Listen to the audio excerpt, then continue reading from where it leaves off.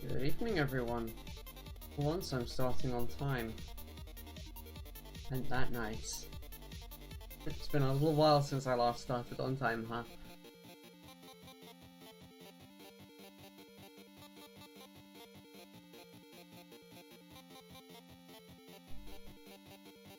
Gonna wait a little bit longer for some more people to be able to join, and then we'll get started, and I'll explain the purposes of today's stream and what we're currently looking at. Which I'm aware is a little on the boring side, but you know.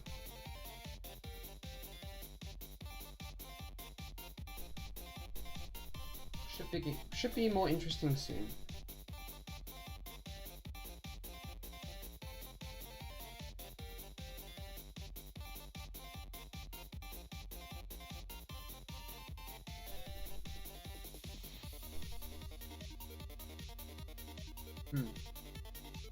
Okay, so today's stream I would like to take the work I've been doing on dragonBoot for Spy Programmer, and as I fix the bugs that we had at the end of last week off stream, which I will walk through how I fixed those. Welcome, Nikolai. We're going to look at porting it onto the ATX Mega that powers MXKeyboard. To start, we need to take the buffer sizes here, which are required for the DFU driver, and we need to programmatically set those in the build system for dragonBoot based on what processor is being requested. So I'm going to transcribe that 128 and 1024. So if we do if chip in the array and then TM4C123GH6PM. It's fun that I just know that part number off the top of my head, huh?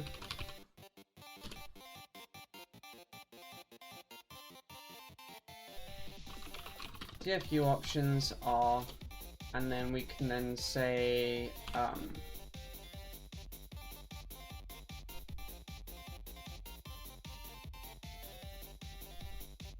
buffer size is 128, and the page size is 1024. We can then pass those in here as a default option. Technically speaking, I can put it as a plus on the end of default options, but this will work just fine. And we can confirm that.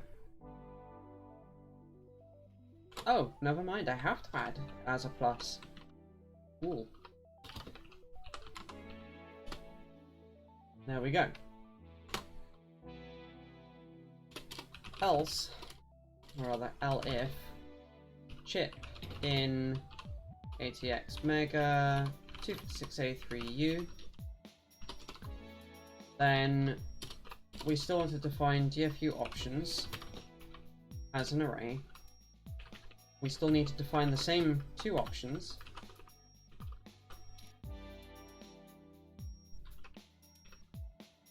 But now we need to go reading the datasheet to be able to find out what the ideal values for those are. Before I go doing the datasheet dive, however, welcome Alekter. I will quickly show what I had to fix in order to make the DFU driver work smoothly. It's two things. The first of which, if we look in platforms here, I've introduced this boot magic value. This value is pinned at a particular location in the by the boot script, linker script. And if we see this magic number when we are doing a reboot, so when we come in through must enter bootloader, if we see that magic value and we're not on a power on reset cycle, then we know for sure that the firmware caused the reboot and wants us to go into DFU mode. Otherwise, we don't know. We check if the firmware's okay. If the firmware's not okay, again, we're in DFU mode. Otherwise, we boot the firmware as normal. That fixes the inability for DFU util with capital R to be able to reboot the chip properly. It was actually rebooting just fine, it's just that the bootloader didn't realize it didn't need to run. The other problem, which was entry into the bootloader, that was the firmware. It was the firmware or the bootloader, one of the two, was ending up stuck in a loop that meant it never actually did the reboot. It never actually got there. So that was fun. Fixed that. Now it reboots cleanly and works. Which was a fun bug to fix.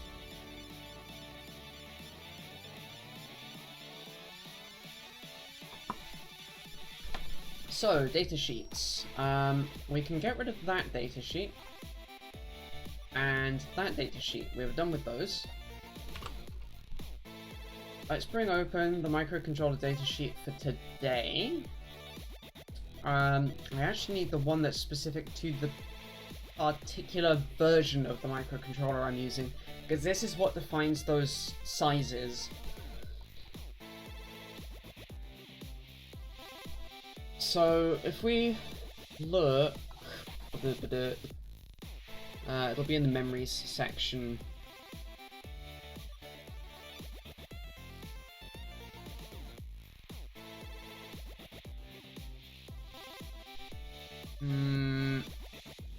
Here we go.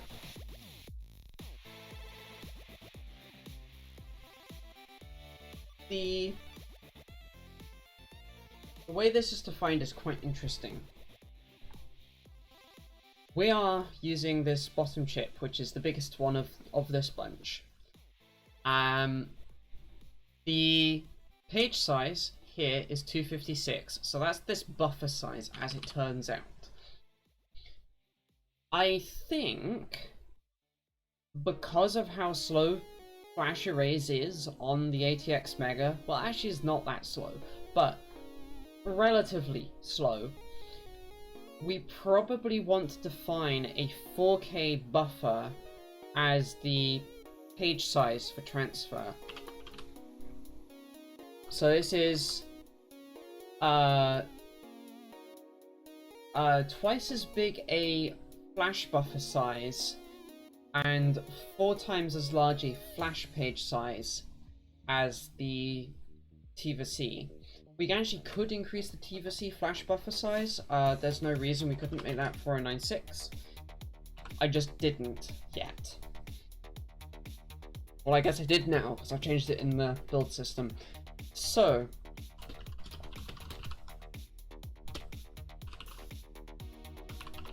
let us do a run of the build system. I think there's nothing terribly special going on here. Yeah. Other than I haven't copied the cross files required in. So if we copy from Dragon USB cross files AVR all 2 cross files locally, that should do the trick. Hey Dark Moon, welcome. Ooh, fun. Oh right.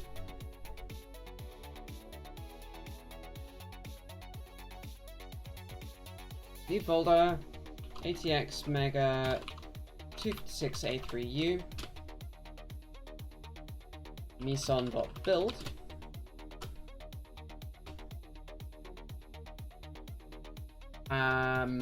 I need to get that bug fixed. That's a bug in Meson. They know about it, though. I already opened a bug report. This will be... Actually, which wrap redirect is this? I bet it's Dragon AVR. Yep. You can work around it.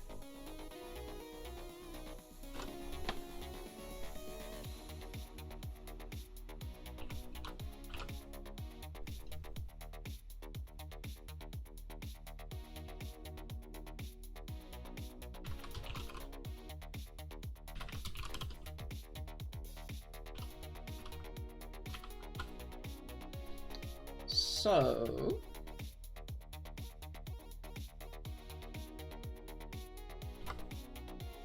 wrong thing. I think I also need to copy the wrap file in for Dragon AVR properly, because if I look at, say, Dragon Thai, that's an actual wrap file, that's not a wrap redirect. Easiest way to do that would be Dragon USB, steps, Dragon AVR wrap.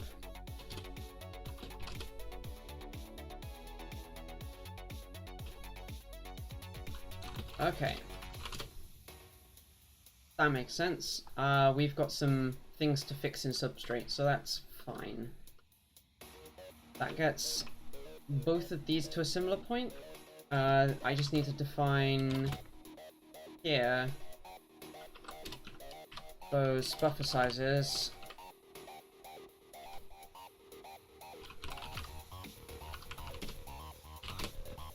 Cool.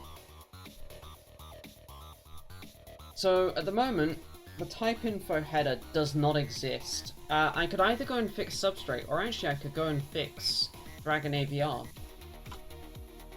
The latter's easier to fix in terms that we might as well dummy define the header.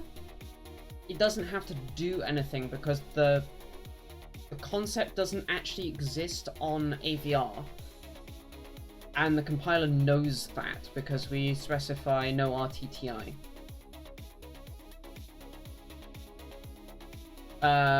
So that's in programming. Dragon Mux, where is my handle gone? There it is. Dragon AVR. Okay. And if we just create a stub file called type info, I think that was the header name. Yeah, type info. And if we make this have header guard stuff, we don't have to do anything inside the header, just type info, type info, type info, like that. That's solved that compilation bug.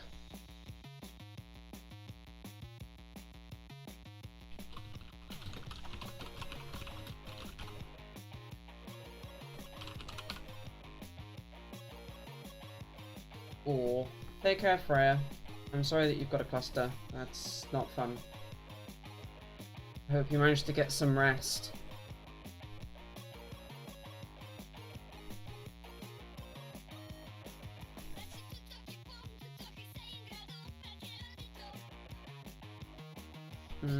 To satisfy substrate.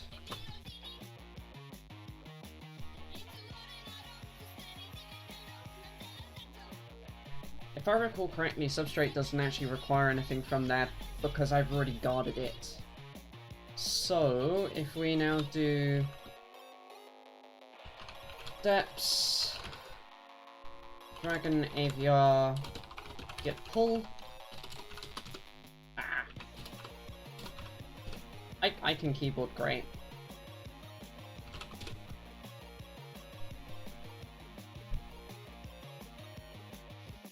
Huh.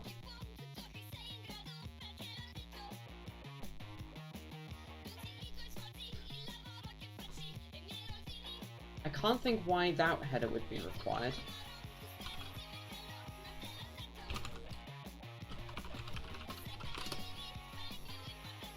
But we're having to write our own entire STL anyway, so whatever.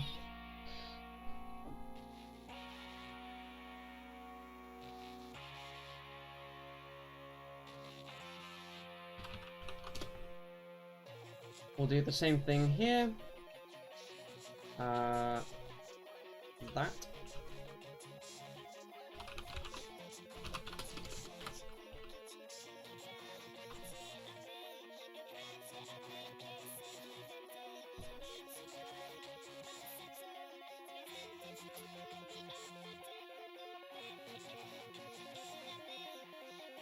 That's having a moment.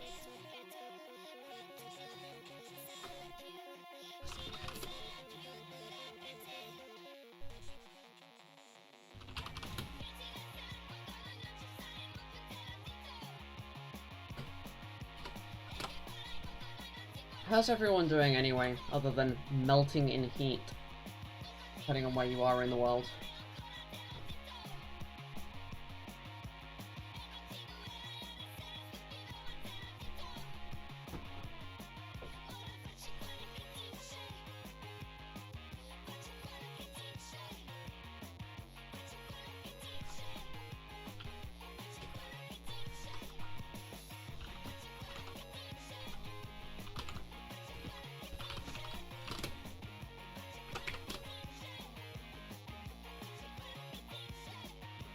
Ah, understandable. Also, congrats on your first Pride.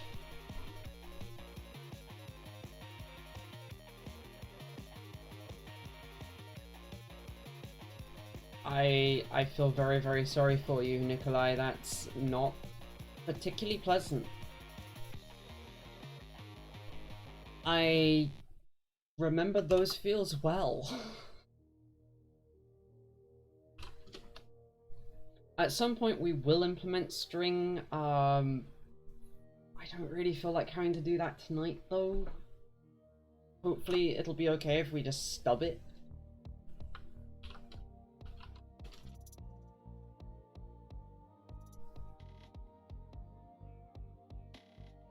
Because we're not actually using the types from there. Oh, the header probably will be though.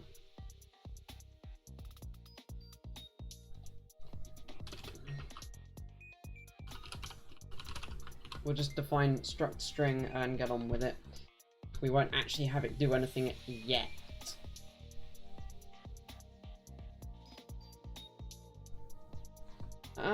One hopes, right? One hopes.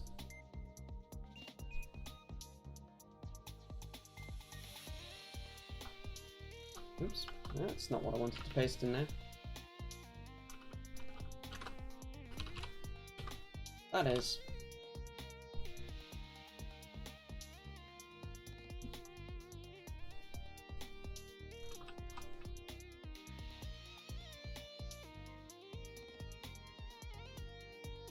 I would trade a lot right now for only 7 Celsius. It's, let me just check. It's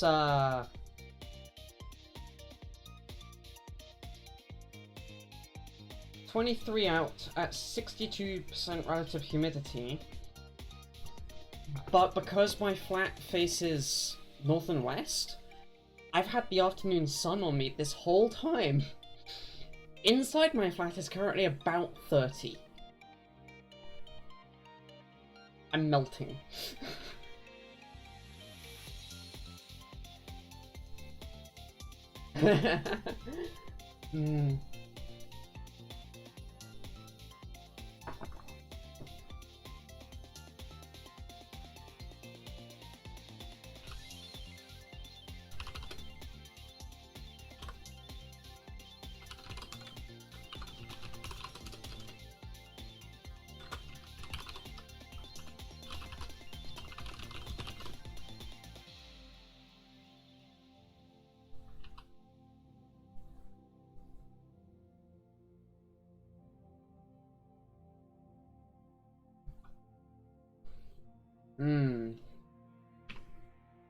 You're not my only Argentinian viewer, interestingly enough.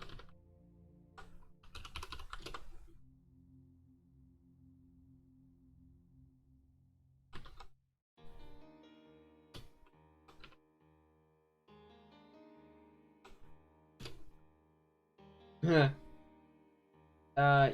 that's a mood. Oh, come on. How much stuff does our utility header and substrate pull in? Also, I'm gonna have to open the window again because it's just too hot.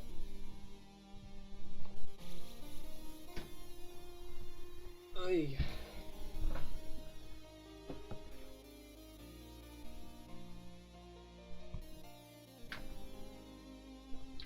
Let me go get substrate up.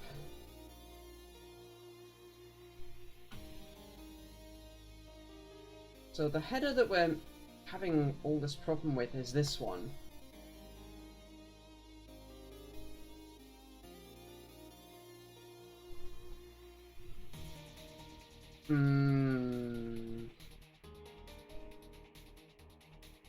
Something makes me think that this could be quite a tricky header to get building.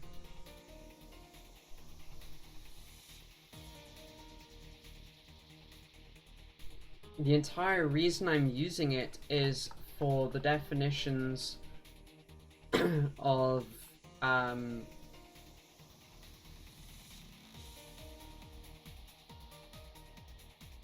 where's it gone?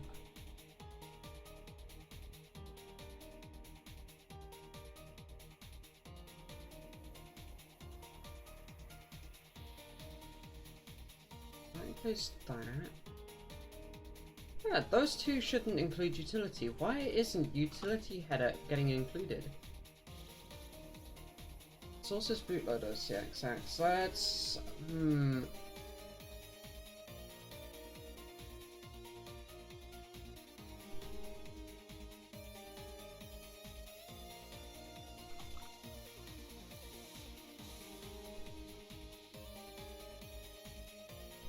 Oh, for substrate span.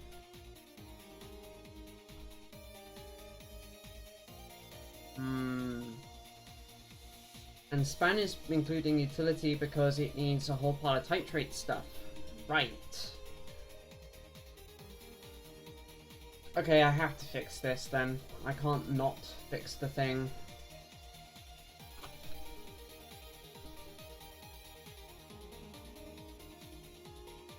So to explain a little bit better, we have an implementation of span in substrate, and this is including substrate's utility header for traits related reasons. All of this is arraying and remove reference to, etc., so that this is all back compatible with all the C++s, and as a result of that, I pay the price in header complexity, essentially.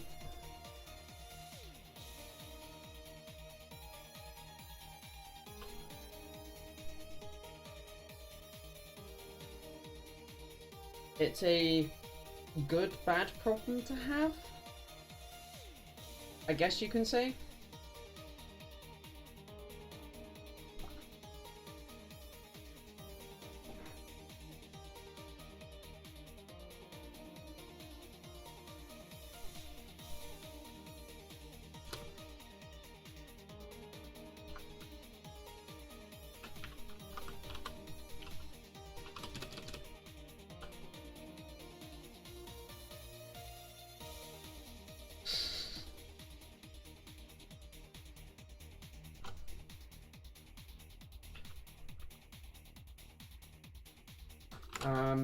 Yeah, right. I need to add that to the thing. Added a dummy Chrono header. Gonna take a few more of those.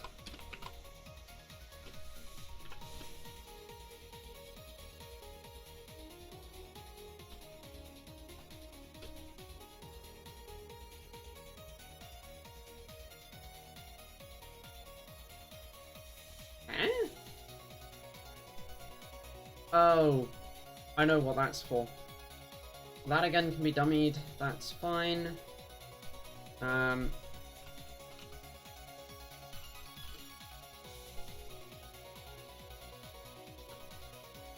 Technically, oh, it's technically a .h.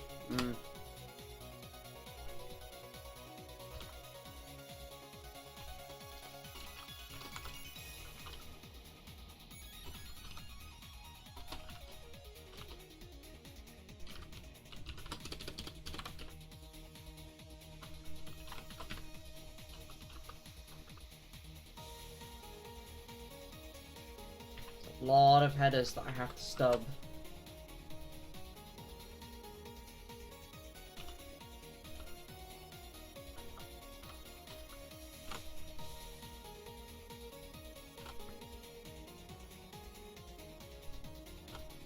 I mean, to be fair, the temperatures we're getting here are not normal.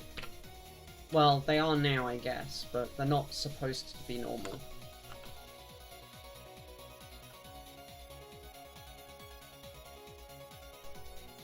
That was Iterator? Yeah, Iterator.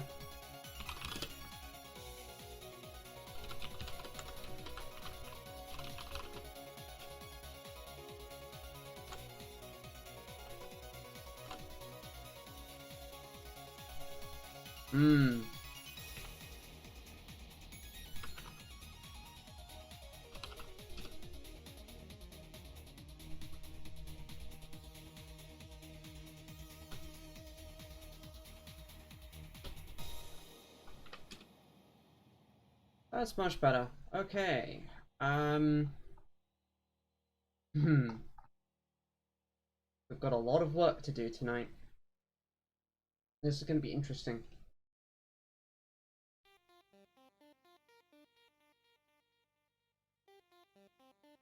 So, of the headers I just stubbed,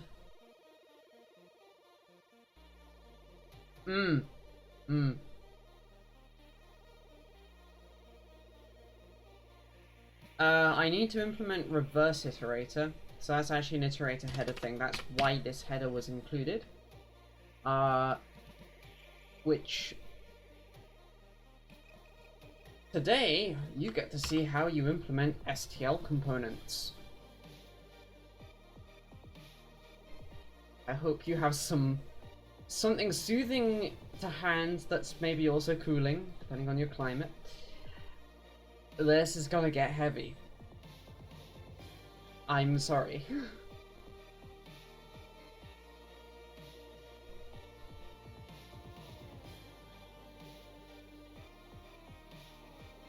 We'll also, well, I need to tell it that this is C++.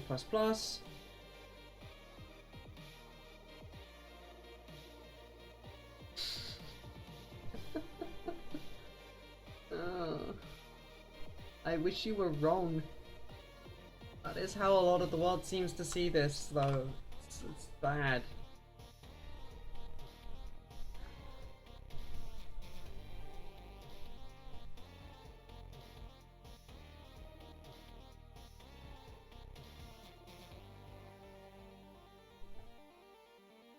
STL iterator. Oh. Ah. Fun.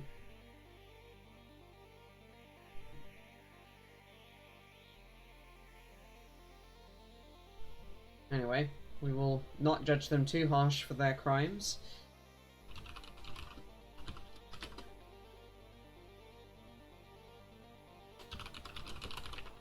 It is not often you get to do namespace stud and it not be undefined behavior.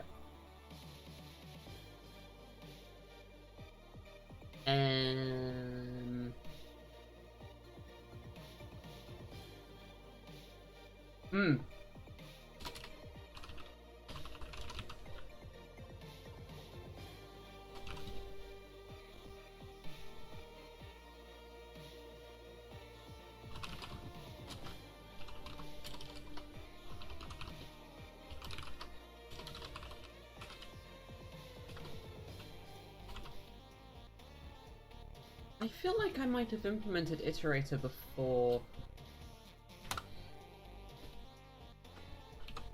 Wish that would refocus.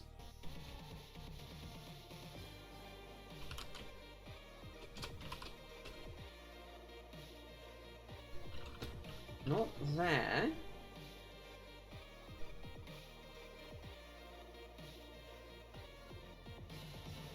I have a funny feeling this might be in substrate.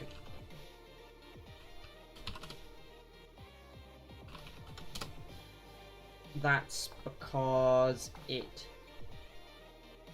is partially. I also just noticed a bug there. Or rather, indentation error. There we go. Fixed it.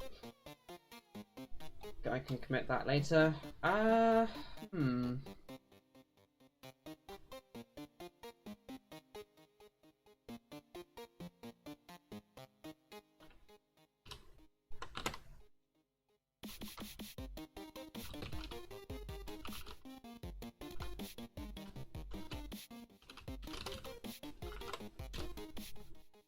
Oh, that was a mistake.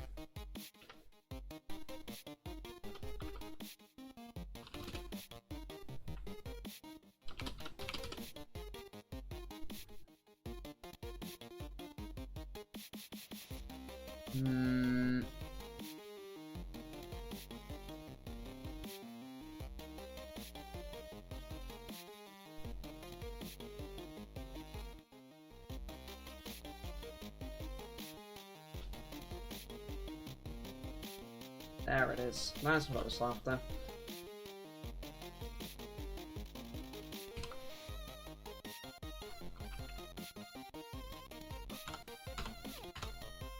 Don't worry, I will make this nicer.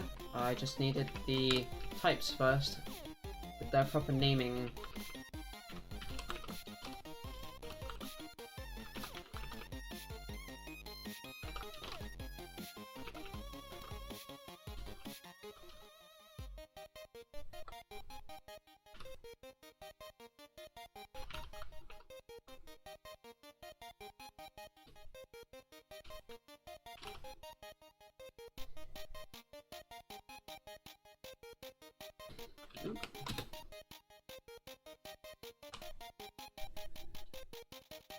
Because this derives from Iterator.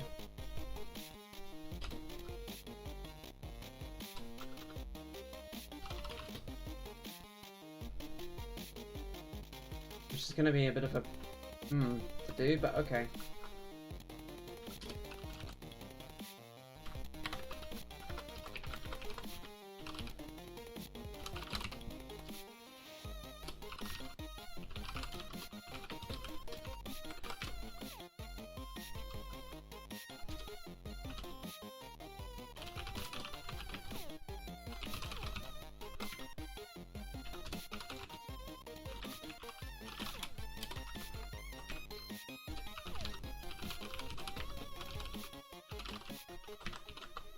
So what I've just done here cleans up this type so that instead of using the old syntax, which is type def, which requires a lot of extra fluff, we're just writing exactly what we mean, which is that the thing on the left is the thing on the right.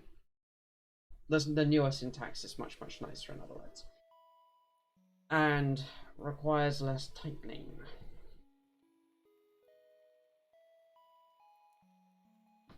Because by virtue of it being a using statement, the compiler already knows that we're talking type names.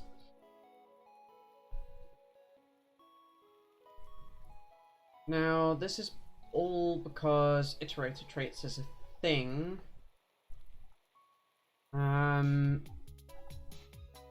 Here it is. This is the pane I'm looking for.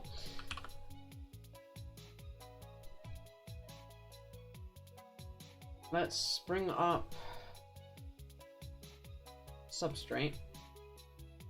I don't really care which copy of it right now, because one of these I'm pretty sure I did implement iterator traits for. Okay, no, I did not. That's frustrating.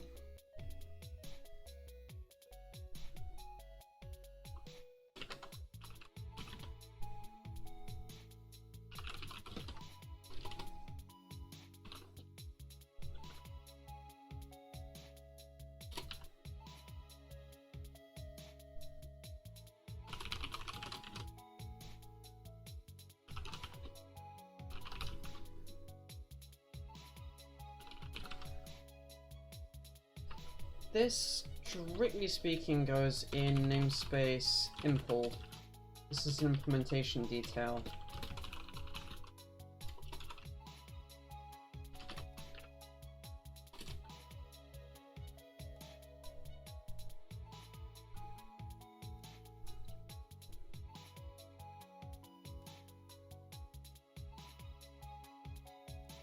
Just checking to see what my style guide for this is.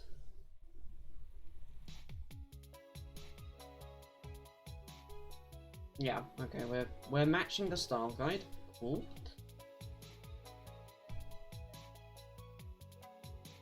So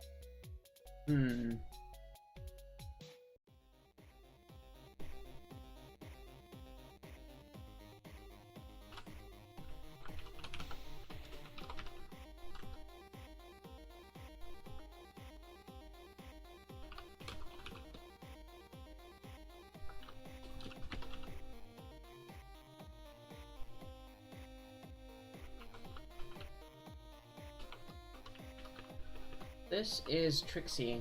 There's like 2 layers to this onion. Also void T. Ah, I know what that is. And that means we now need to include the type traits header and probably add to it. It's always fun. Hey Steffi, welcome, welcome. Today is the day that I get to go mad implementing part of the Iterator interface because stuff we're trying to use needs it. I am melty and trying my best to cool down.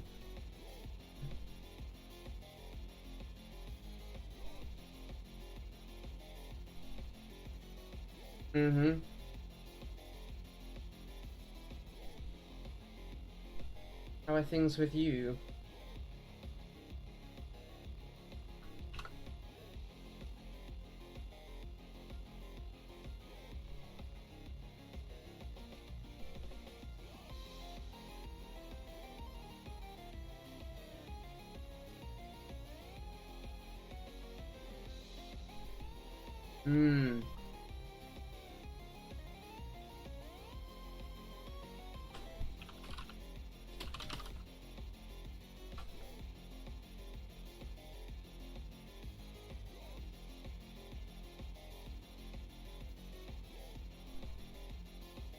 I mean, that is heat for you.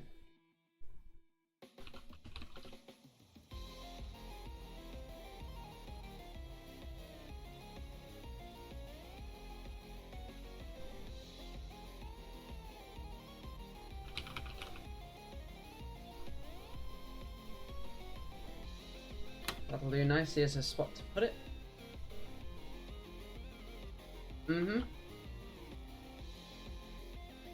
I wish I could say I was surprised, but it's been grueling.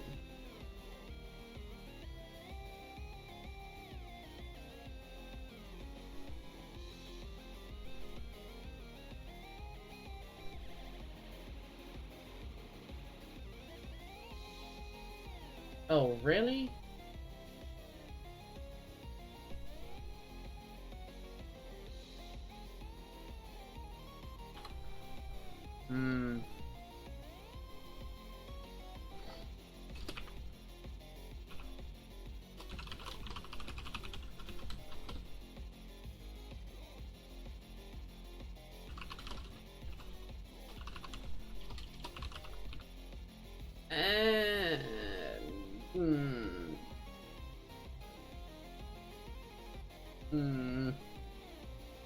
The evening temperatures are higher than last time.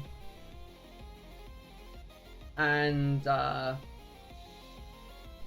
can tell you, with the evening sun or the afternoon sun, yeah. Pretty much. In a nutshell. Bug.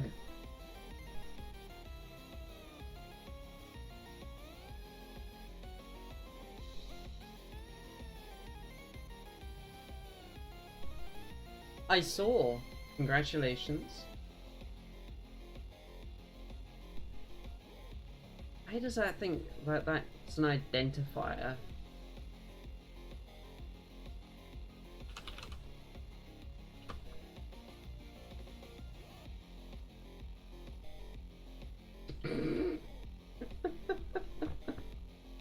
Careful, you might void the warranty.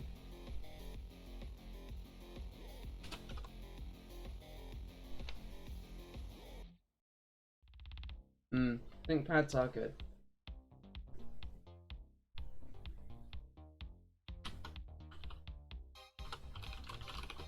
It was a joke, Steffi, because, like, I'm pretty sure there is not much you can do to void the warranty on one. Seeing how they're designed to be field strippable.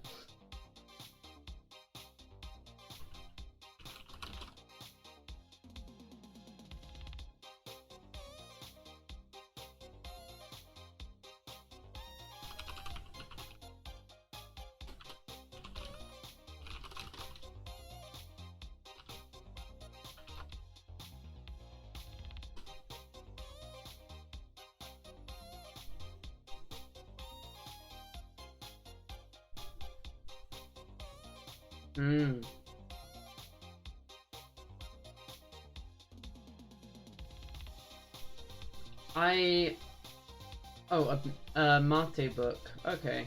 Or mate book, rather. You mean they took after Fruit Co?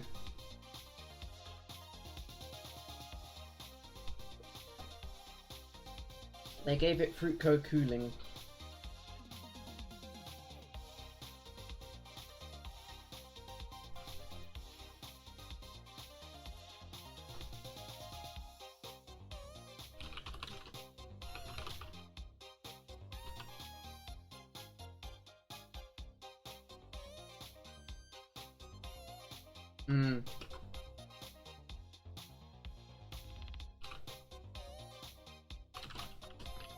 Ah, right. This needs type naming everywhere.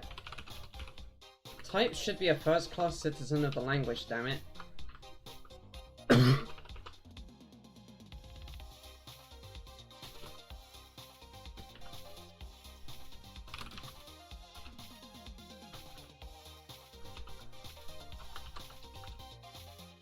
That is my only complaint with C++.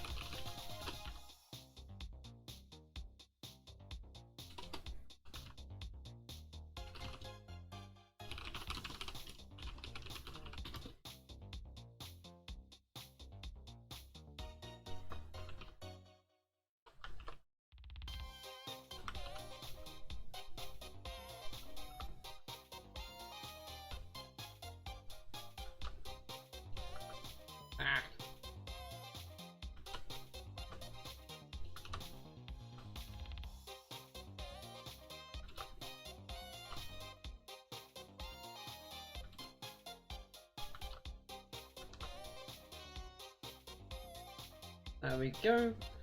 That's one version. The other one that we need...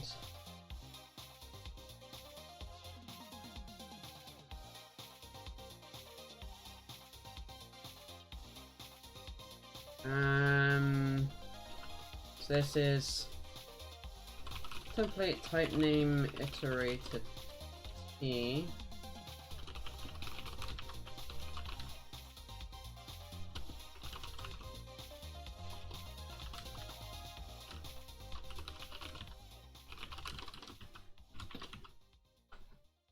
That form.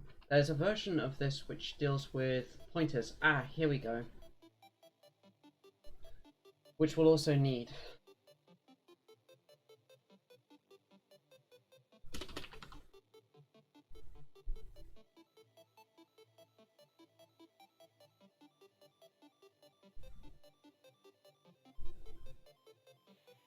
Hmm.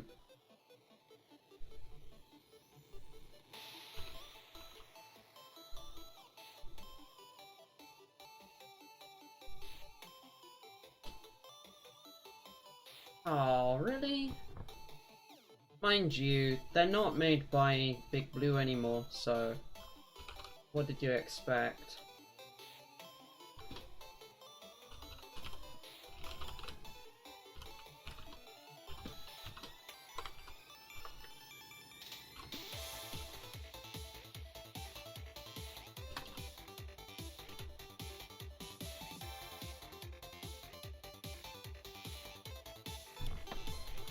Yep. And they're very easy to replace and fix and just keep going and... yeah. That kind of move should be made illegal. Right to repair, but also environmental damage.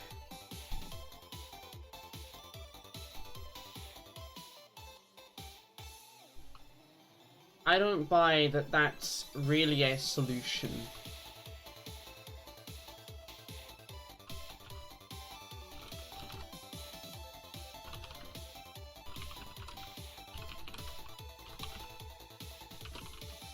We'll define the tags in a moment.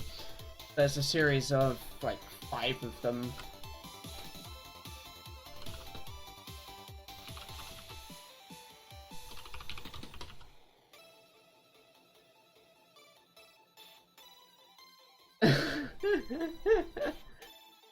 Right.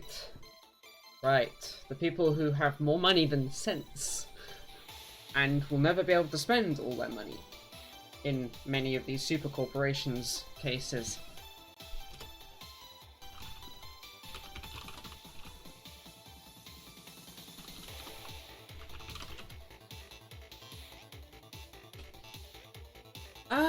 Yeah, you're probably right.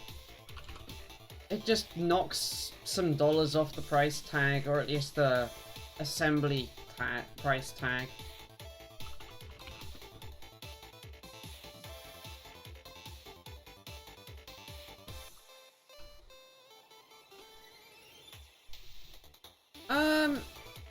You can get really tiny screws.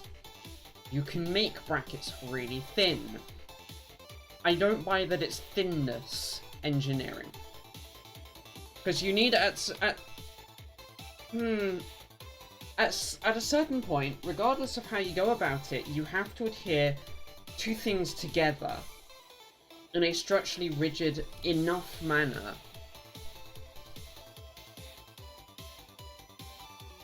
And glues don't necessarily make a smaller bond because you have to engineer big flat surfaces for them to work on.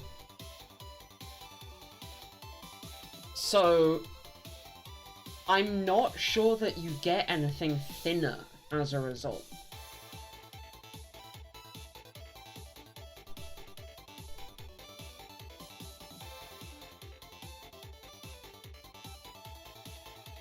Yeah, exactly. And also there are ways to be able to do things like the brackets fit up inside the bezel away from the panel to hold the panel in place, and you've got like thin pieces of metal that protrude out from the sides of the panel to attach it to the plastics, etc. You can do all kinds of things that get around needing glue.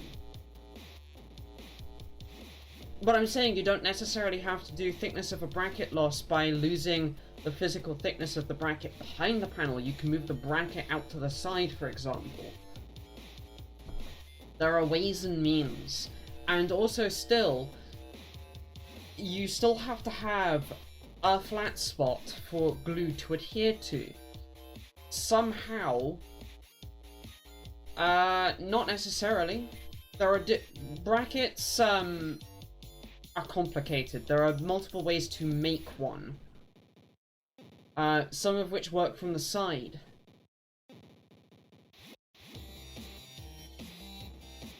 With screws.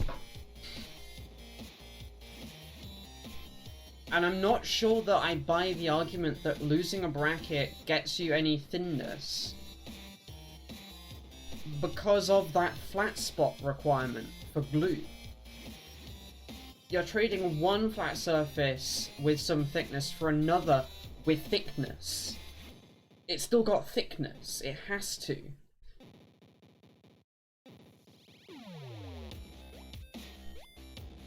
No, what I'm saying is you have to turn part of the plastics of the bezel into a flat spot with all of the proper mold reliefs, etc. if you change to glue.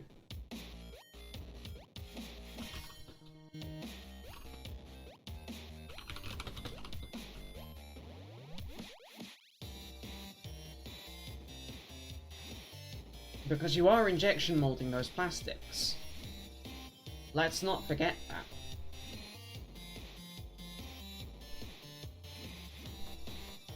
You still have to have a flat spot for the glue to adhere to.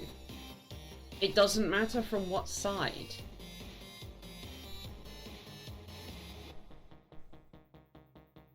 I guarantee it's injection molded. The plastics of the bezel, no way they're churning that out on a CNC machine.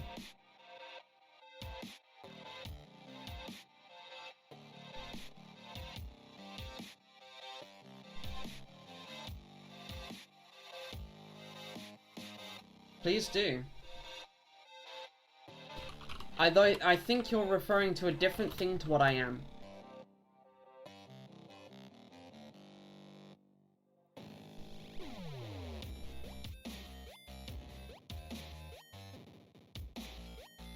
Really?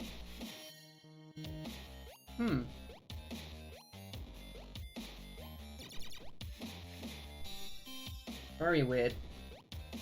So that's, what, 2 lots of glue then? One to hold the screen to the bezel and one to hold the bezel to the back bezel?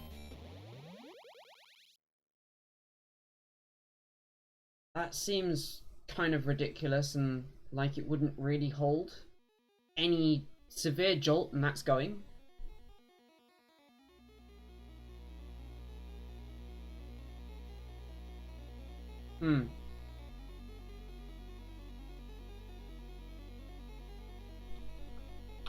Anyway, there's the Iterator traits.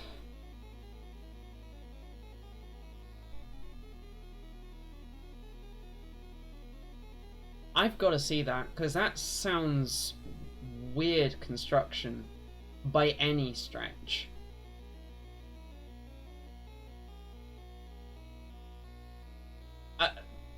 Oh, you're not referring to the bezel, you're referring to the screen.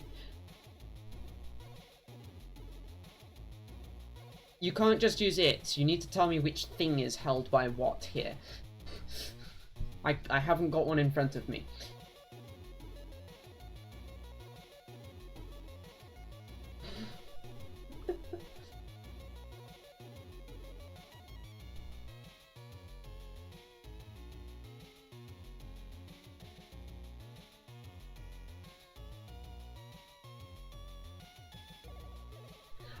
Understandable.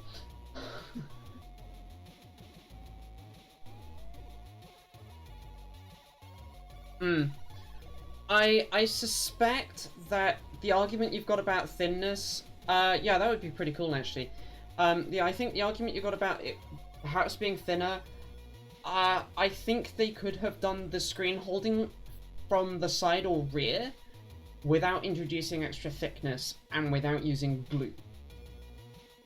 I don't disagree that the bezel itself, the front bezel, can be glued if you're doing that, though it is a dick move, in my opinion. I don't think it gets you any extra thinness.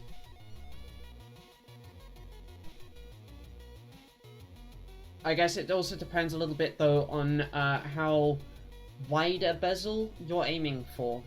If you want to make the bezel thinner in terms of width, then sure, you probably can't engineer it with an actual bracket. it's complicated.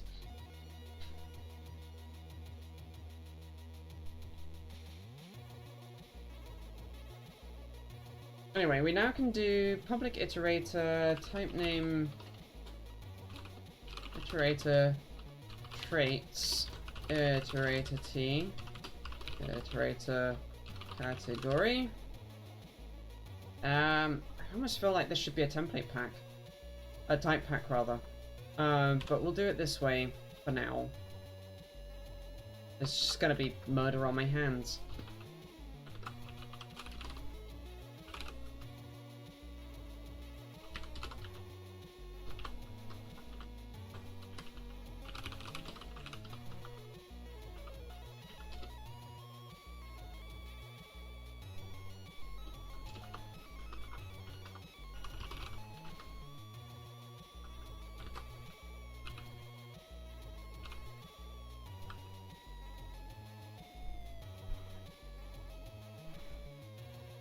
So to explain a little bit what's going on with this type, this is a reverse iterator is an adapter type for iterators, where an iterator is really only a pointer, although it can be more complicated, it can be an entire object type, as long as it implements a very specific interface to do with operator overloads, that turns a given iterator type, let's say it is a pointer, just for the sake of argument, from a normal iterator type where adding 1 goes forward an object and subtracting 1 goes back an object, into a type that adding 1 goes back an object and subtracting 1 goes forward an object. It reverses the iteration directions.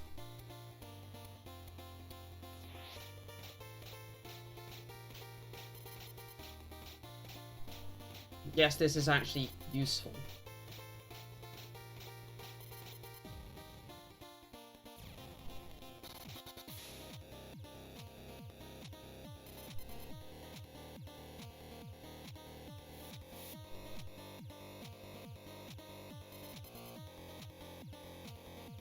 This isn't C, this is C++.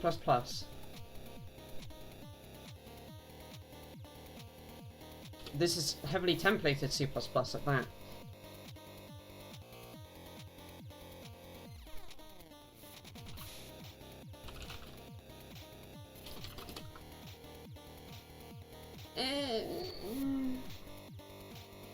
C is more whack to read than C++, Steffi. Honestly. No. That's the thing. C looks nice and basic. However, C has so many foot guns, so many sharp corners that are what appear to be valid code.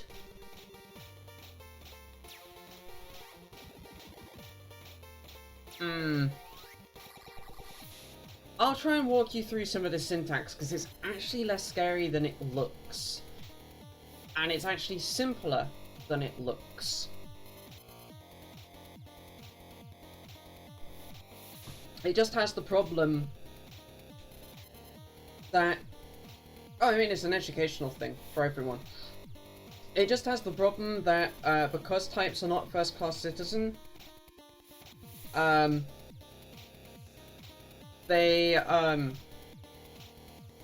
working with them requires a little extra syntax, which is unfortunate. That's where this type name stuff comes from. So let's do iterator t current, and we need a copy of the traits object.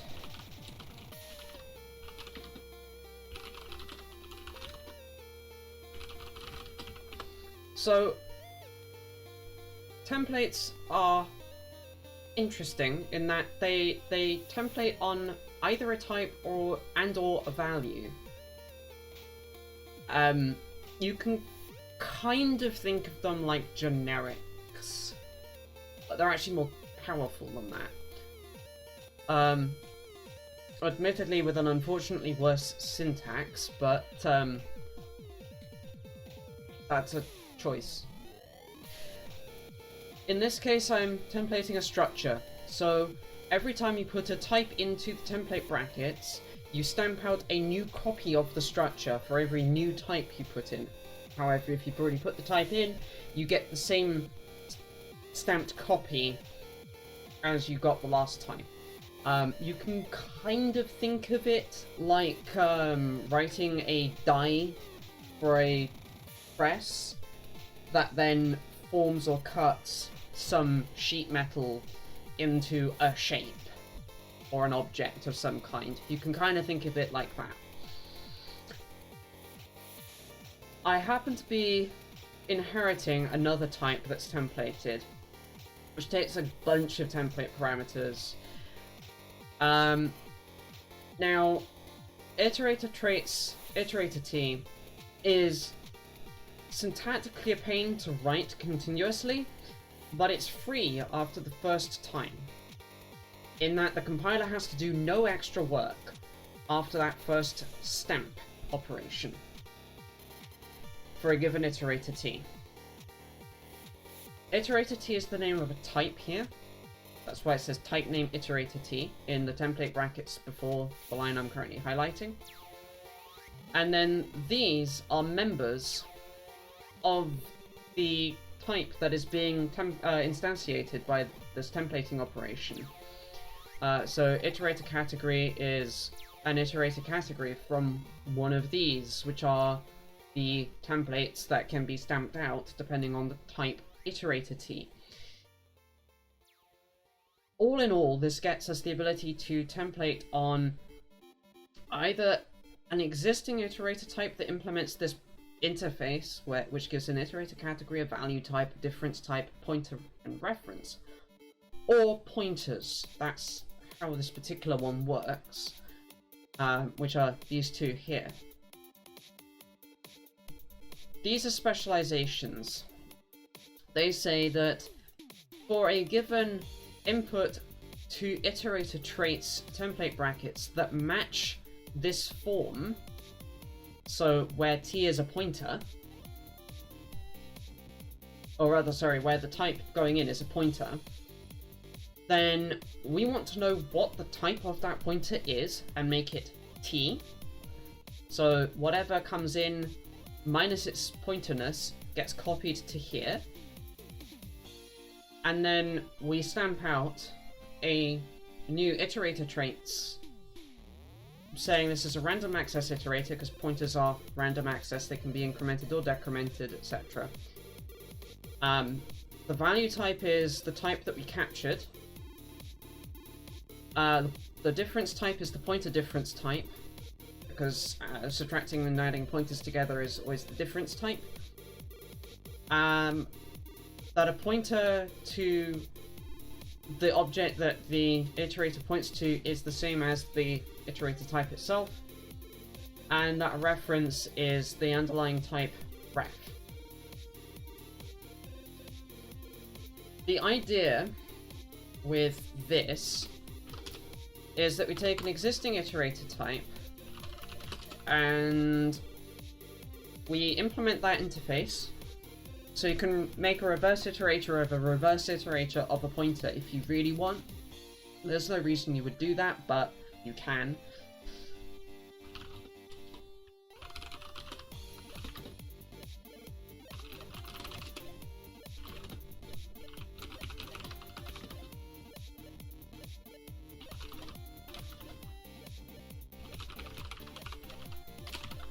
And because I'm reaching into traits type here, and this is a type itself, I have to say type name on the front. When I can spell, wow, that was every possible typo in type name I could make. This is just a side effect that types are not first class, they're second class, unfortunately. However, if I wanted to go and pull a value out of traits type, then I can just do traits type : name of the value, and there is the value. So we've got pointer type name traits type pointer reference. So that's the interface that's required. We then ignore that.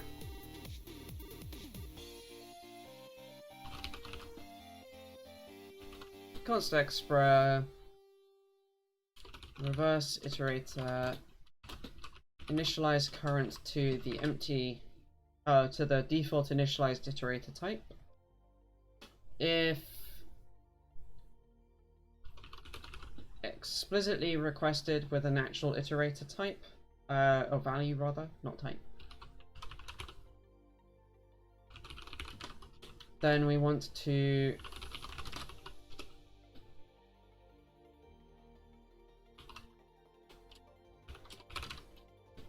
initialize current to that specific value of iterator. We then have const explorer reverse iterator.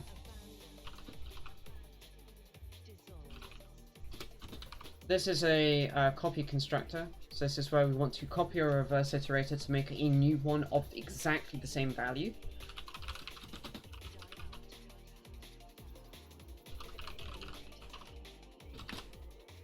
In actual fact, let's call this iter in both cases.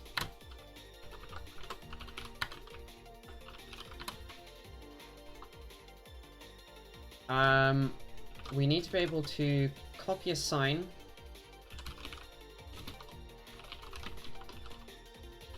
but we know that the compiler can generate this for us.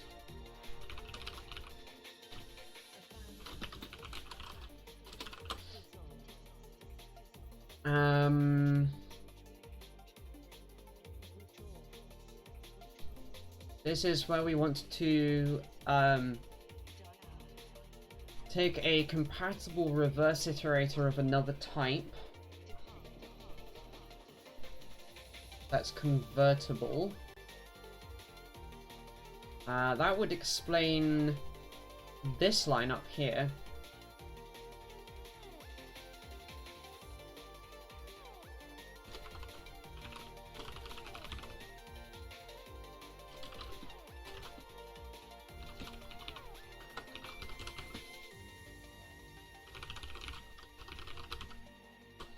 Which makes all reverse iterators friends of each other. That allows us to reach inside other reverse iterators and pull out their .current member. Otherwise, that would be verboten. So let us do that.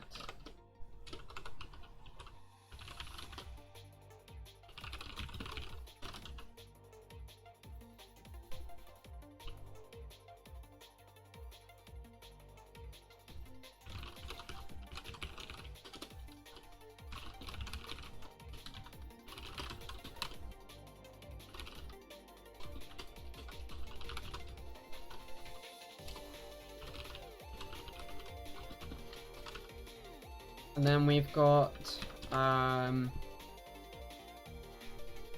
copy assignment version of that.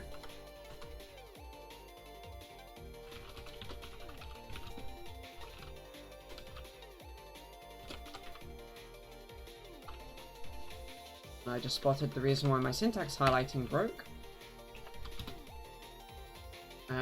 So this is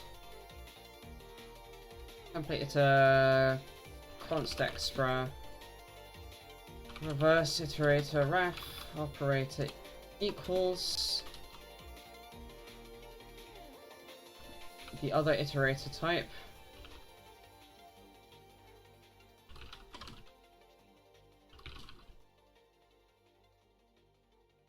Interesting that that's not no except, but okay.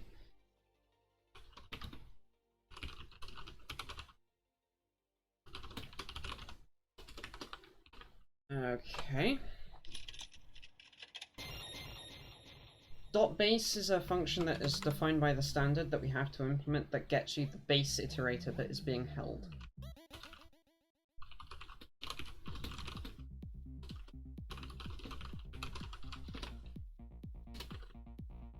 Actually that should be iterator type, not... I'm intrigued that that's not no except. It doesn't matter too much in our instance though, because this is all going on a platform that can't throw exceptions anyway, so... let's see... Operator star is how you get the held value out.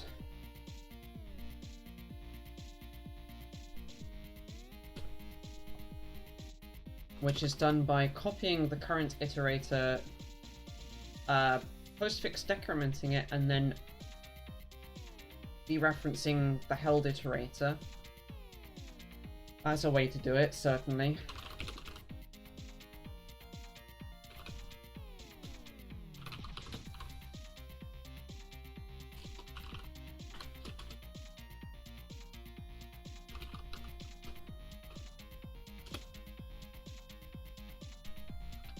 Actually, I'm going to use auto here, because I can.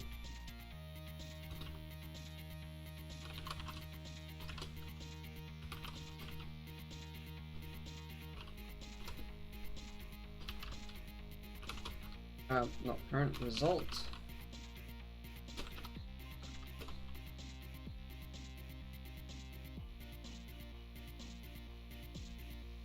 Yeah, at this point, type information is not really forthcoming because I haven't instantiated. That's fair. Context for pointer, operator arrow. So this is access of a member within the held type, because iterators are kind of treated like they're pointers, funnily enough.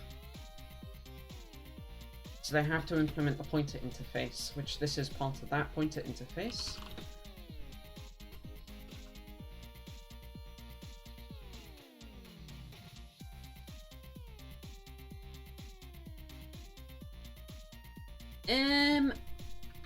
Not necessarily. Shall I show you a crime? No, not even always to no, they're not always pointers. Let me show you a thing. Easiest way is going to be to bring up MXKeyboard, and I'll show you a helper type we have that implements iterators, but are never ever pointers. This isn't even code crimes. This is completely supported by the language. No, that's the thing. Iterators are not, conceptually. They are comparable points between two things. In this case, between two numbers.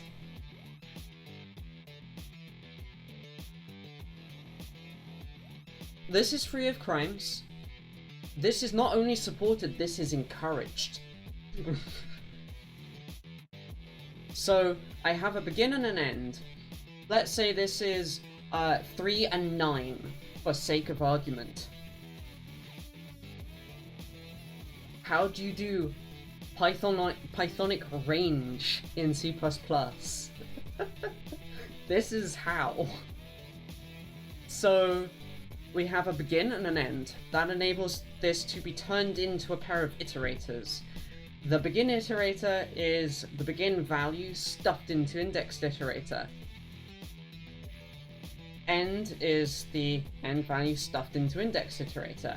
At no point are these pointers or anything conceptually like them.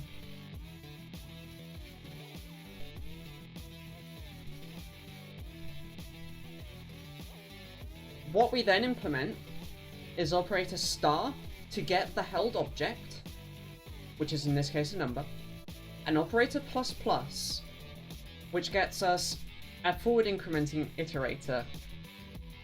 They are, exactly. That's my point.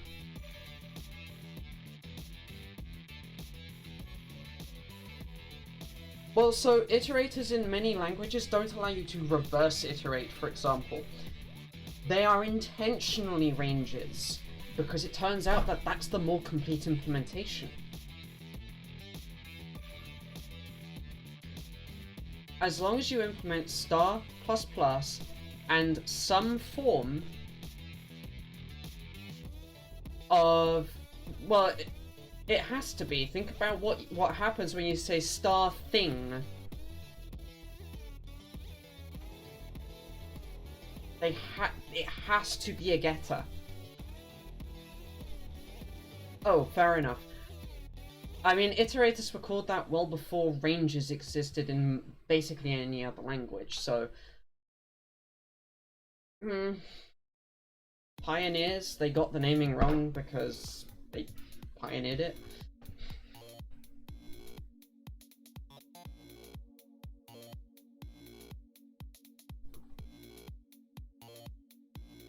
Kind of. I do agree that ranges is a better way of describing them. But what they do. C++ is just lumbered with that historical, we called it this before anybody else was naming this concept, so yeah, what you gonna do? So a comparison function is the only other thing you have to have. I've implemented the comparisons external because I've got operator start and I can compare two numbers. That's easy. This enables you to do Python-style ranges. I am a software engineer, yes.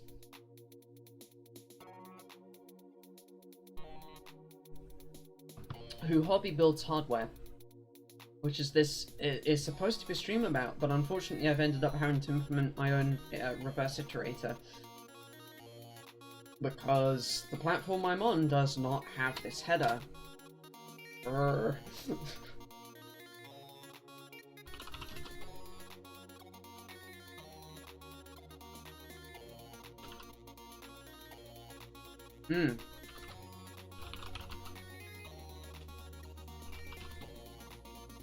Yep, I am a female software engineer. It's fun. It's a interesting industry to be in.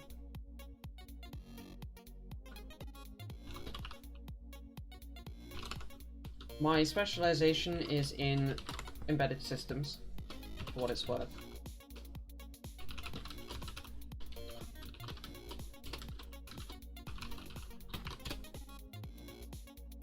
Okay, that is supposed to be in this header.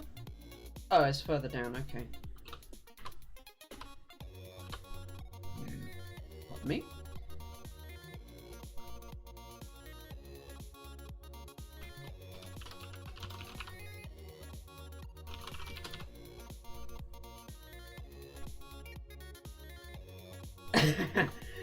Yeah. Ah, well. It's a living. Can't complain too much, right? Oh, I know, same.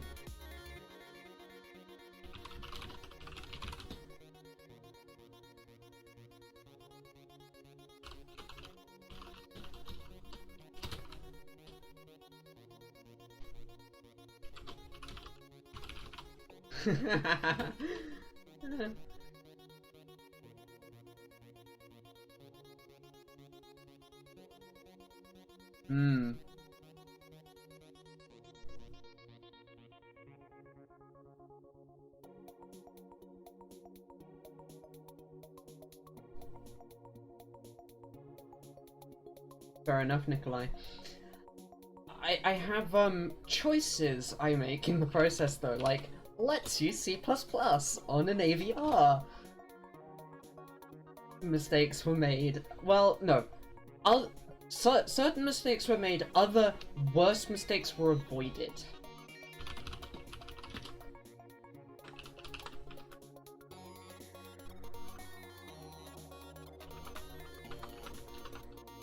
Well, I hope you learn something from this then. 'Cause, like, I said, I have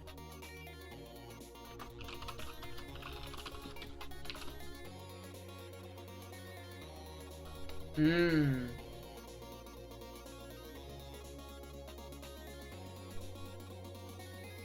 But I hope you learn something from this then. even if it's the many ways in which you do not want to have to implement your own STL, but you really should appreciate the work that goes into the STL. Yeah, I don't recommend having to do what I'm currently doing.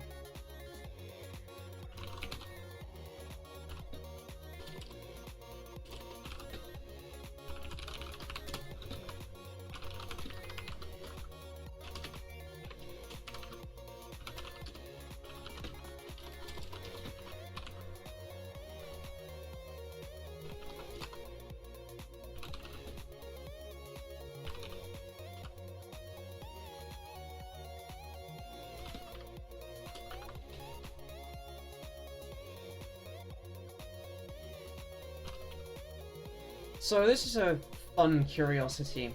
There are two operator ++s implemented here. One is prefix, and one is postfix. The postfix version takes this argument int, never has an actual value, it's just there because the language defines these two different operators that both do the same overall operation, but they do it in very subtly different ways that have consequences. In our instance here, we want to do auto result this minus current return result, because the postfixed version, and this is why it's discouraged from using it, has to copy the object that you're wanting to increment or decrement, do the incremental decrement on the object that you are applying the operation to, and return the copy, so that you get the pre-incremental decrement version of the value back. However, the prefix version is able to be far more efficient. It's able to just do the operation, return the type that it did the operation on, the instance that it did the operation on. So you can then extract out the value.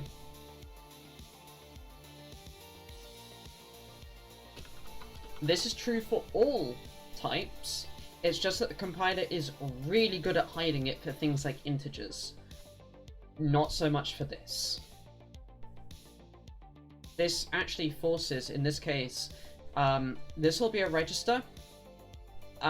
This will be either register or stack, or heap.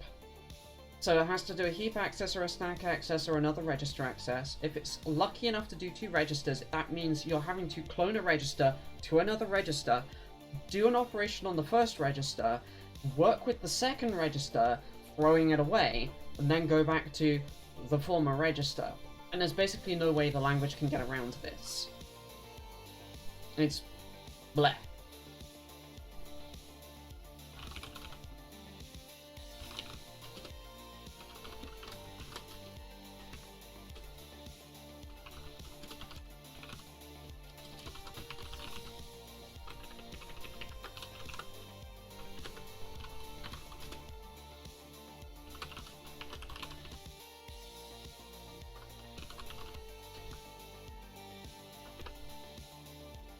There's those two. We're down to operator plus. This is what makes this as a truly random access iterator.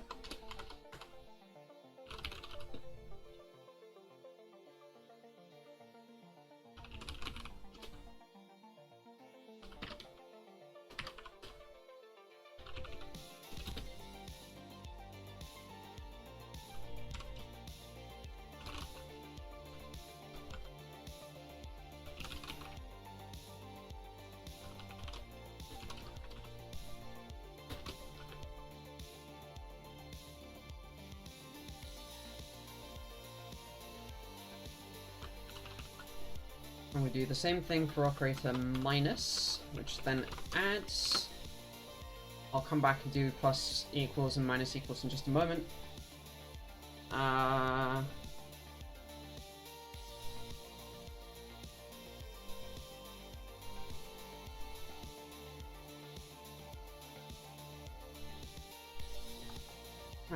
think I haven't yet implemented, yeah, I haven't implemented the tag types. I've got to go do that in a moment. So this is a reverse iterator ref.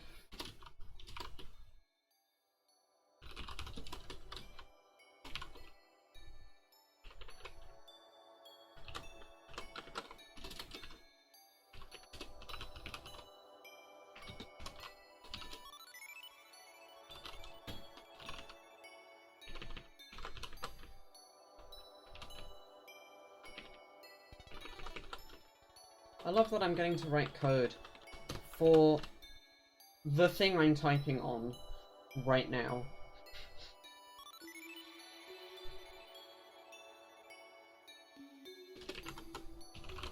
It is the ultimate dog food.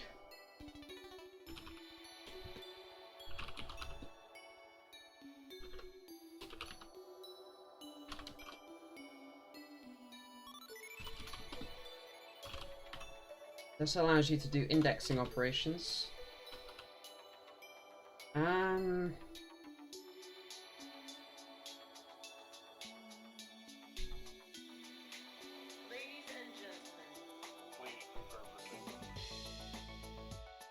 That's a way of implementing that.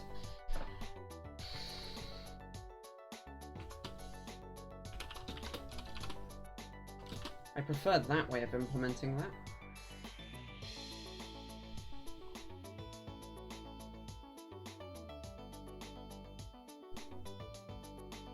What this is trying to do is use operator plus here to make something that can then do the business with. Also, that needs to be a minus, not a plus. That's probably why they did that. We've done those. Those are there. That is the end of the iterator type. Yep, that's the end of the iterator type. So we now come into comparison operators and similar things that can be defined outside the type. So template, type name, iterator t, const expr, inline bool, operator equals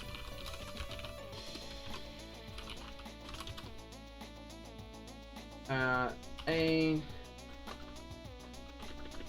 and then b,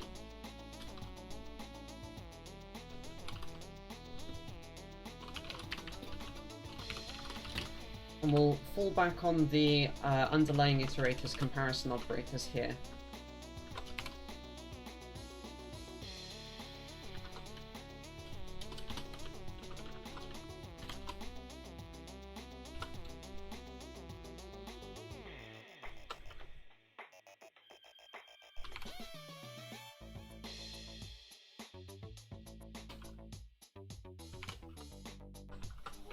And this goes and uses the one that's written above. So this is fun. This takes a reverse iterator and another reverse iterator. It does the reverse iterator compare operation above and then inverts the result. Don't worry, that gets optimized out really very efficiently. So we don't have to worry about that. And this is b less than a.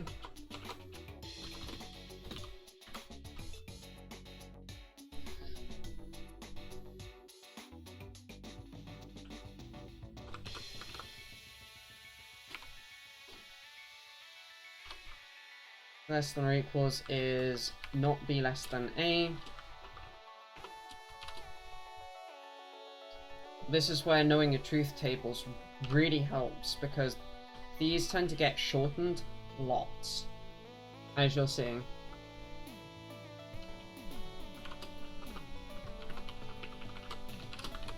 So you've only got like 3 operators that the base type has to implement. Operator equals, operator less than, actually 2, sorry, 2 comparison operators, and everything else can be derived from that efficiently. This is where the 2 iterators are different types. I guess we can implement those.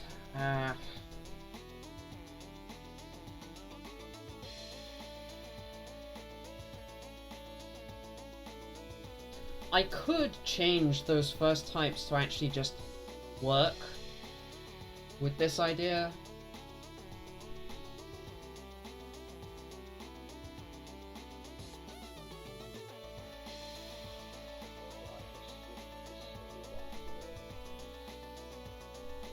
I'm gonna do that.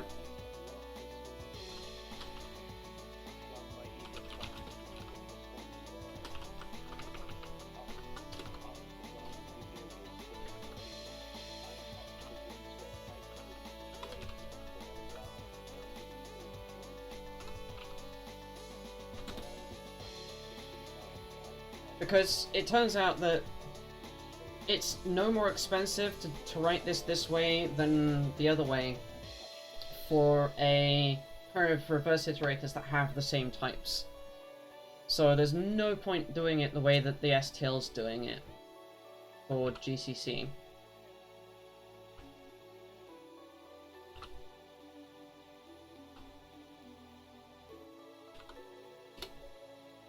Yep.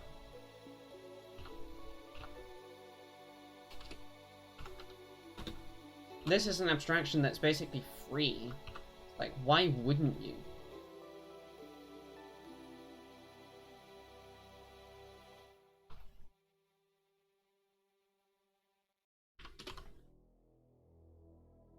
And this also means I have to write less code. So it's like a negative cost abstraction.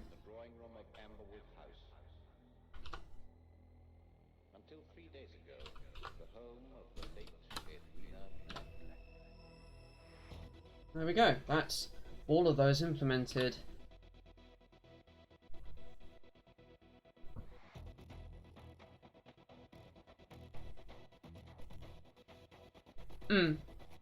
That's why I like C++.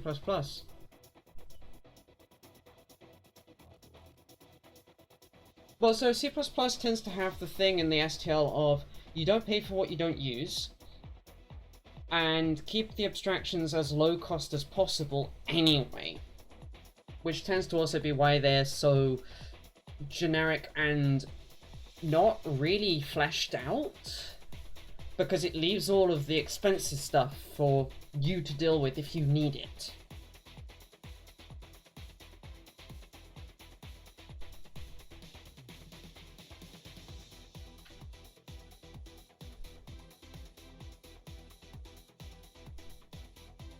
I could implement all of these other things, but I'm not going to use them, so... Well, Go doesn't really do abstraction. Let's be honest.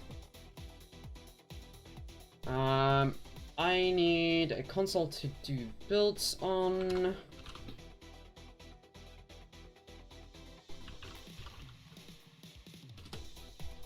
It's not what I would consider abstraction. If that makes sense. Oh, I can't just do a build. I just have to assume that I've written this okay.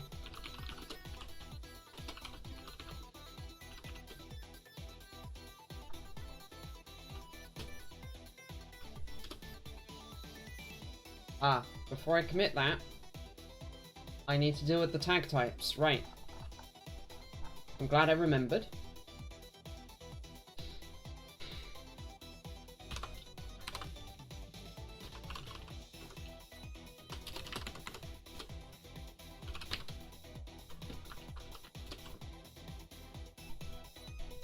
These are defined... where are they defined? I used in a lot of places.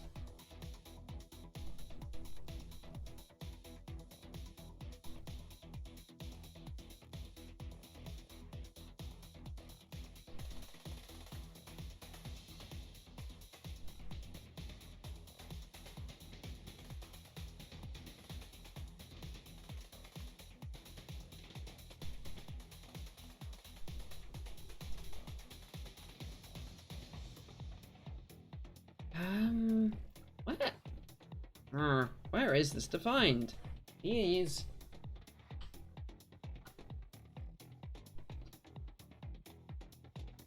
It ain't defined in that header.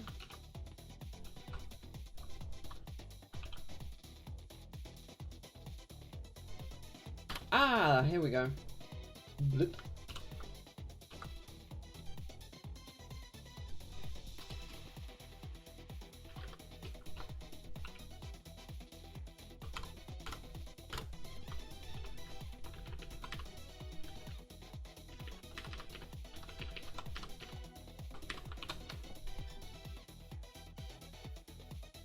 Yep, there we go. Cute.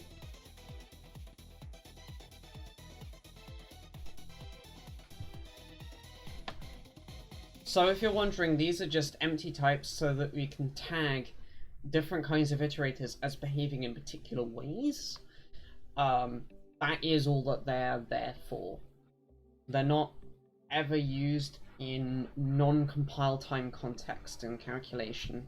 They're there for compile time dispatch. So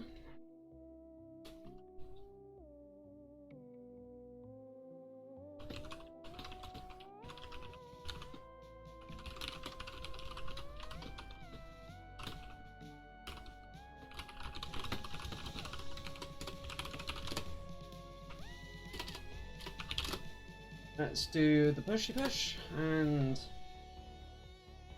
pull that to dragonBoot. Much better. We didn't get a huge amount of extra template spew, so that gives me confidence that what I wrote is correct.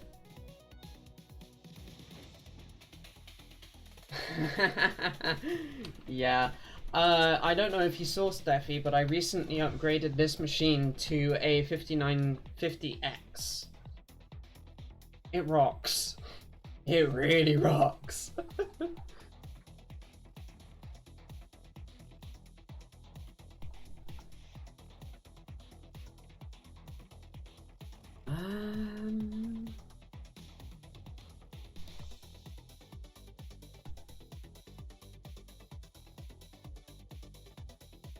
Initializer list needs defining.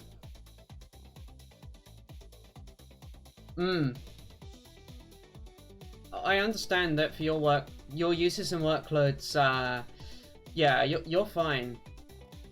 For mine, 8 was, I mean, 4 was bad for me, which is what I had before, so. Actually, no, I lie, sorry. My older desktop is, the early octa-core from AMD, the Bulldozer one. So, this having only 8 cores was just like, sideways step. I got the IPC improvement, but I didn't get anything else.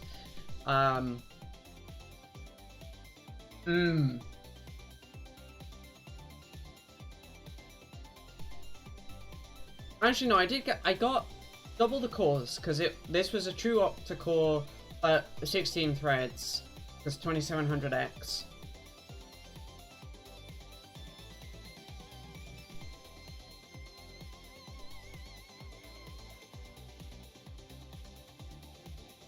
But Vector is not a member of Stud. That's probably because I messed up when I... Yeah, I didn't put this in namespace Stud like I should have.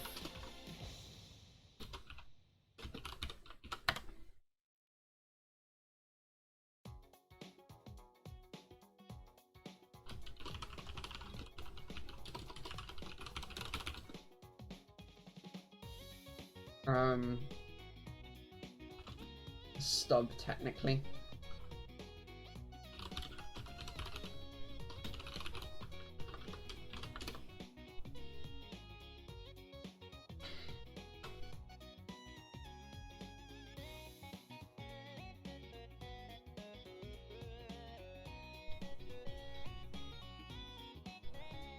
Most of the rest of this is type traits. We can reasonably easily even fix quite a bit of this by implementing some type traits. So remove const, remove volatile, LNR value reference, make signed, make unsigned, yeah.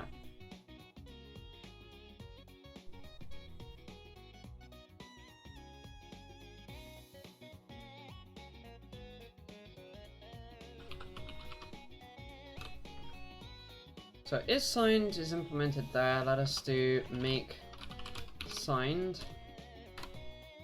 And oh, this is going to be a bit of a pukey type, isn't it?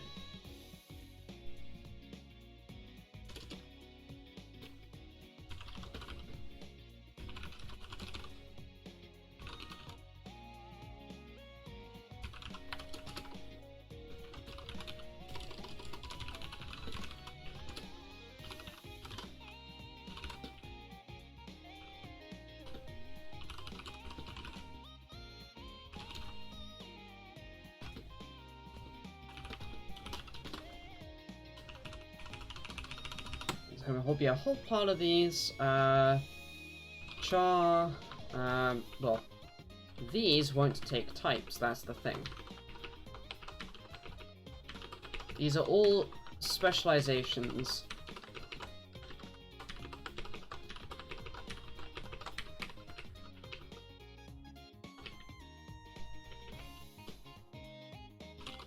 Okie dokie.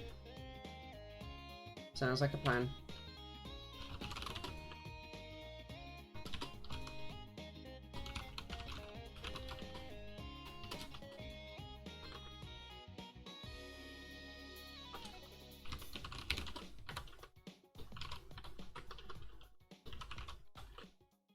Jana, have a good evening.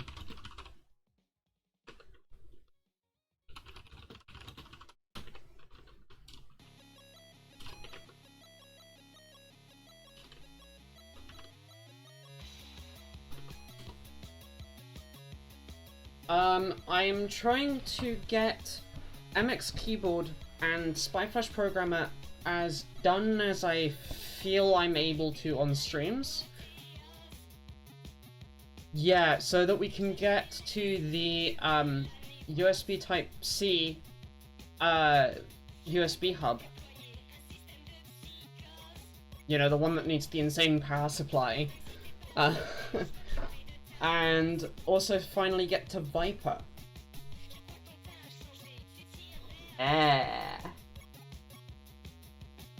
That's my plan. I've also got some upcoming off-day...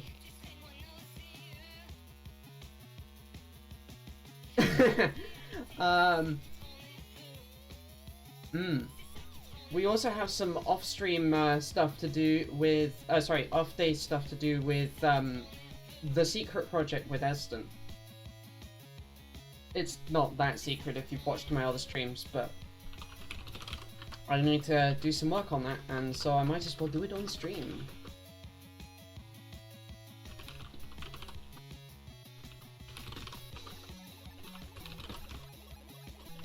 It should be interesting.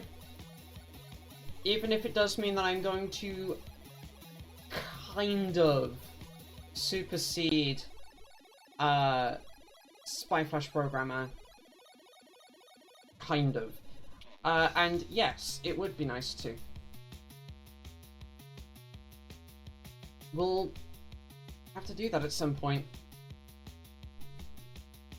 1 second, smoker guy just decided to light up.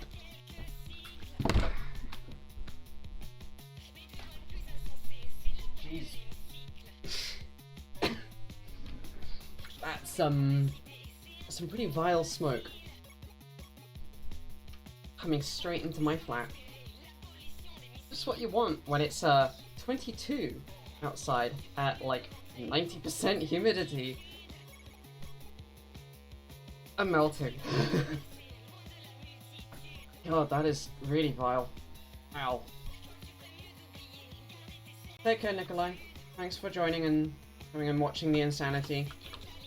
Sorry, this has mostly so far been me implementing core type stuff to make other things go. I swear I wasn't trying to make stream this boring.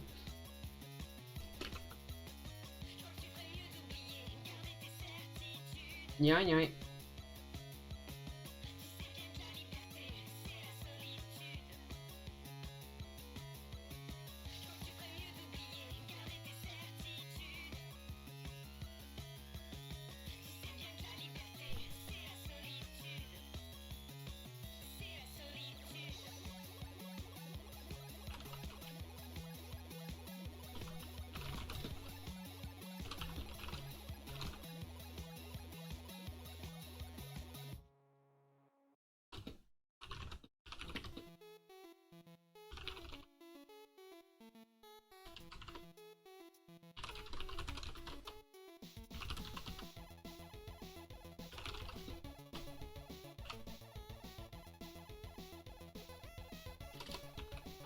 So,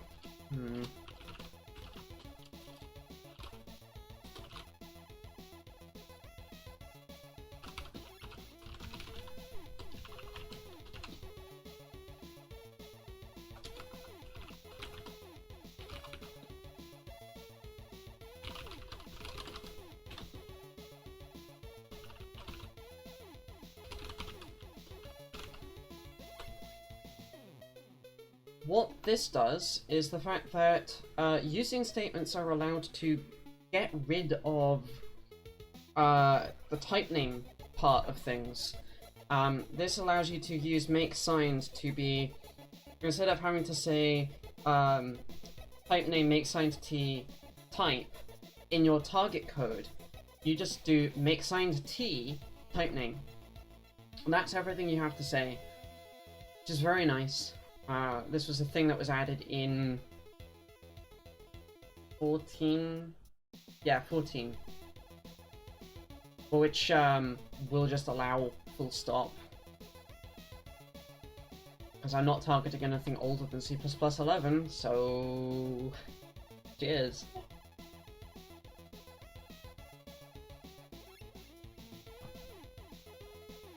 Right. There's this make sign selector that we need to implement.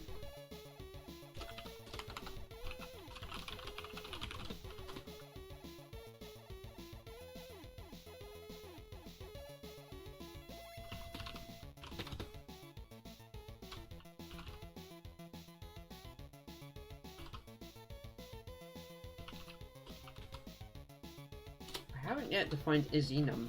Ooh.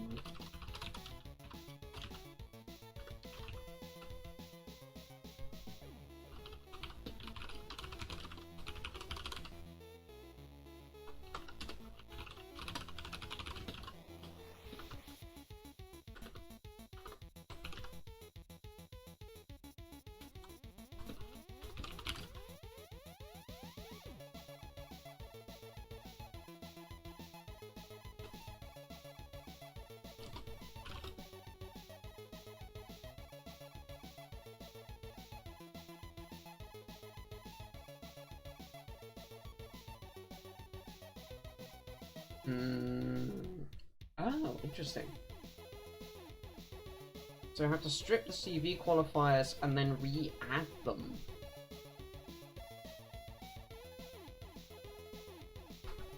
That's a little nice trick that they've pulled in the STL there. I actually kind of like that.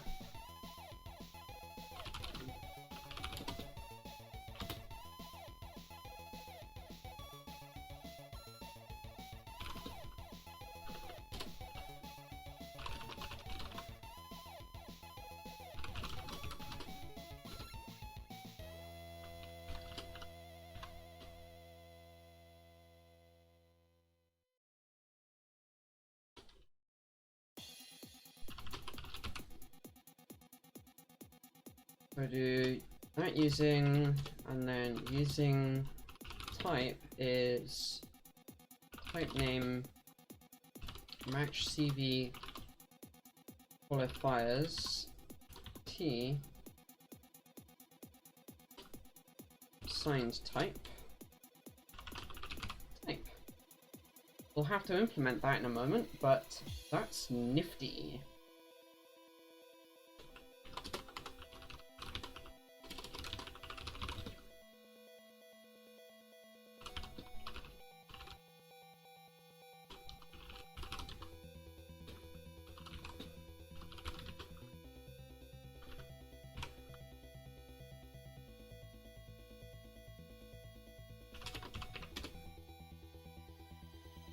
This is where we are playing with a enum.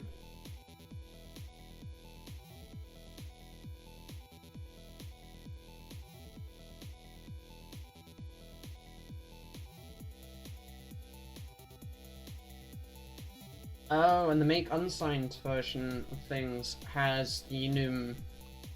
Right, right, that makes sense.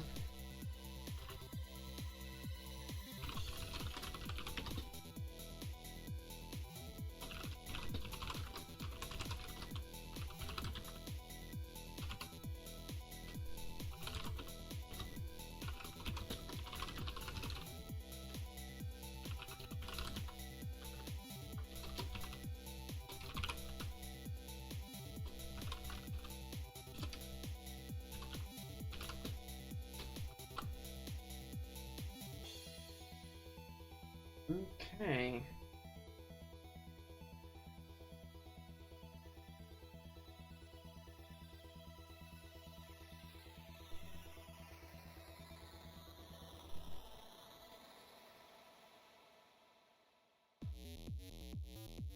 I could do those. But I also... Do I bother? I guess I might as well. They're all just implementation details at the end of the day.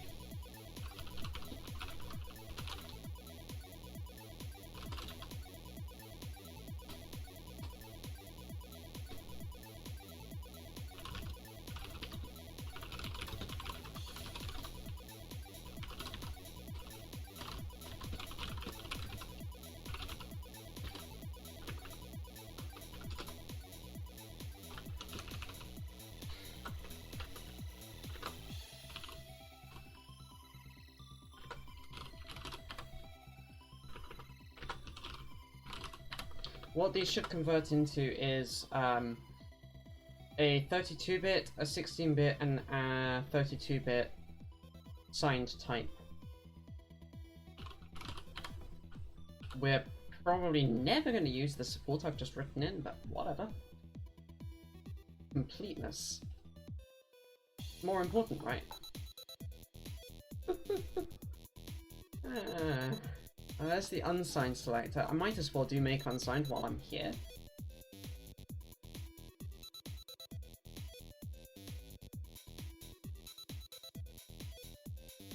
Yeah, especially as this is actually a pretty reasonable spot in this to put it in.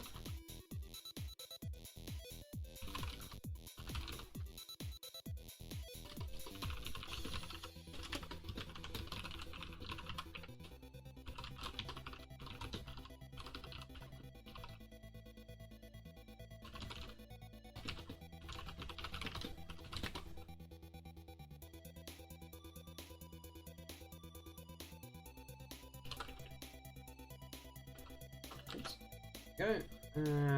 Copy that.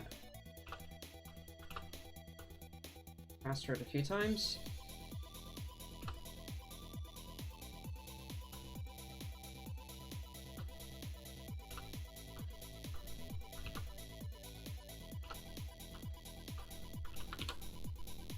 Okay, that's those ones done.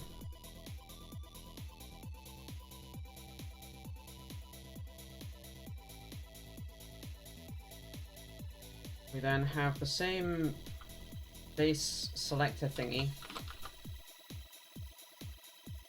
This integral is in make unsigned selector. Then we have the version that's true false.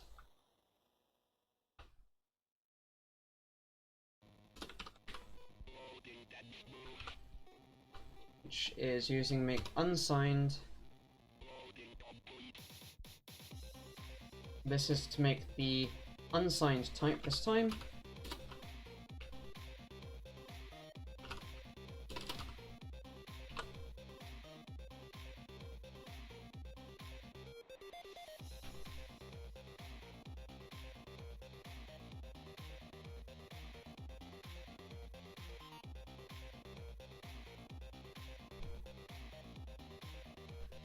Then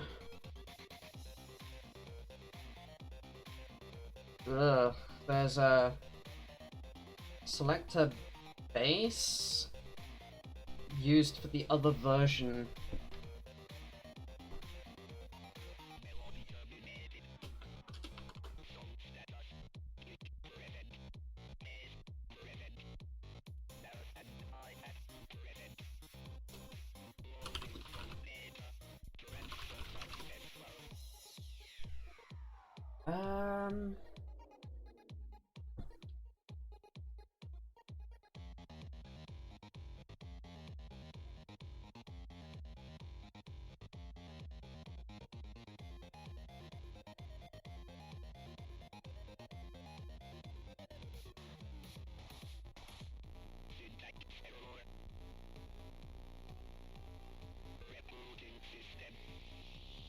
Just trying to work out how this has been written and why it's been written this way.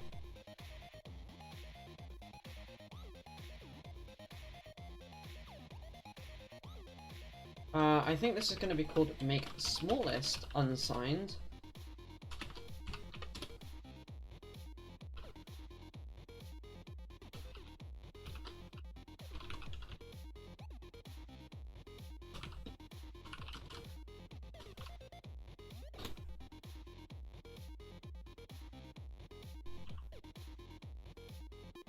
Do I even need to define the list fully like that? Well, only one way to find out.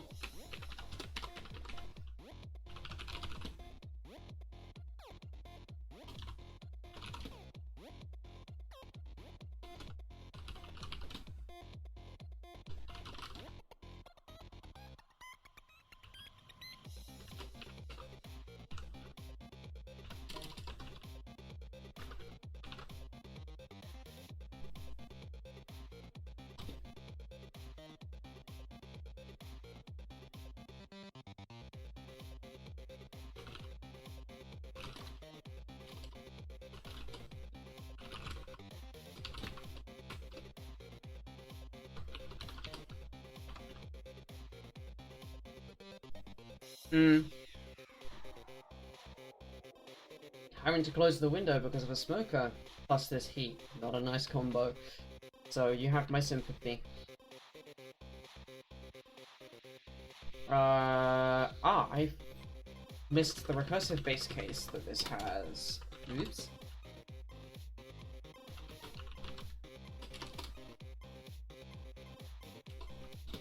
Yeah.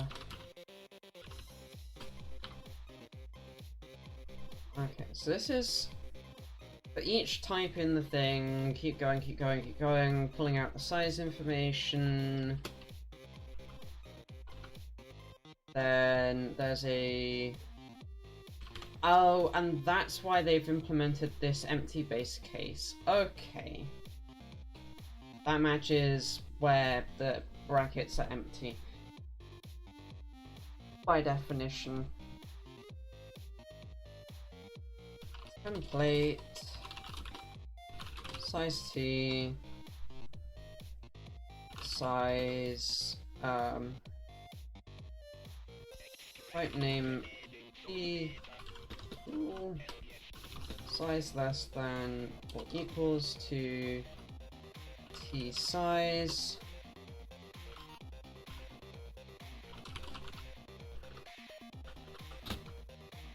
Select T. Which is used to then pull a specific thing out. I'm actually going to move that up so that things are defined in a slightly more sane order.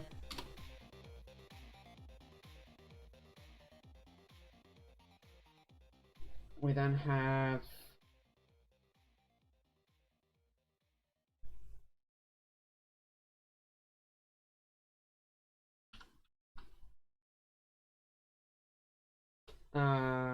template, size T, size, type name, uint T, type name, pack, uint, E, I'm getting myself a little lost in the STL code that I'm trying to use as the base here. it's not very well written.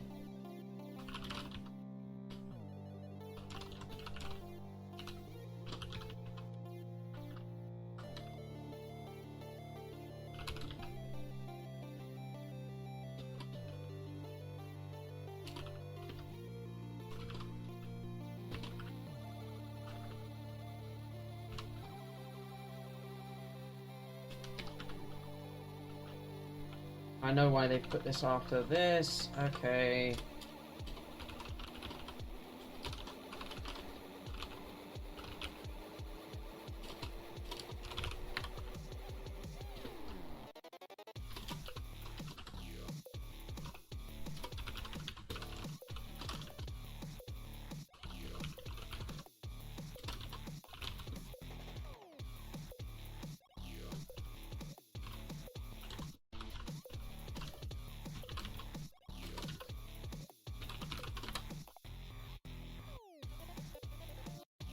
And this recursively calls back on select T with slightly smaller list.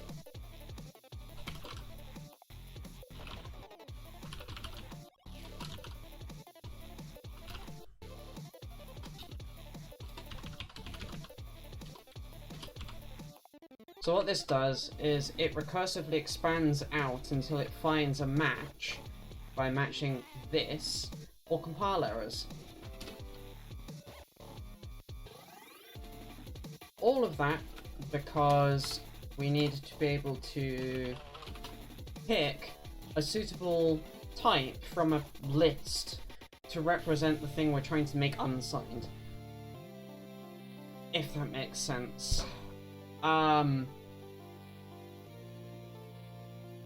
also inclined, instead of using these, I'm inclined to pick from uint8 to uint16 to uint32 to uint64t. I think I know why they've not done that though, so let us try this.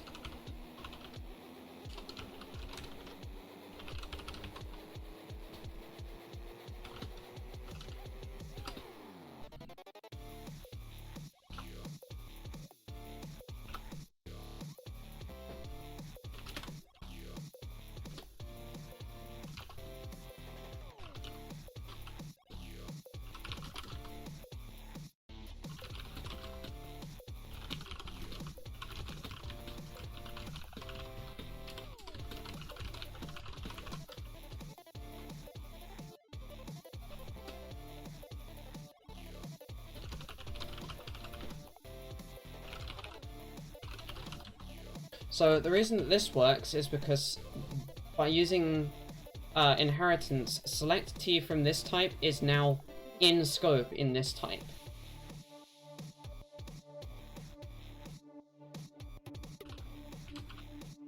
So we can do size of T for the list uints T. Whatever type it got back is the unsigned type that we need.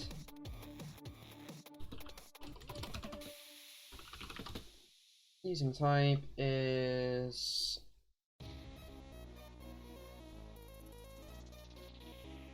that.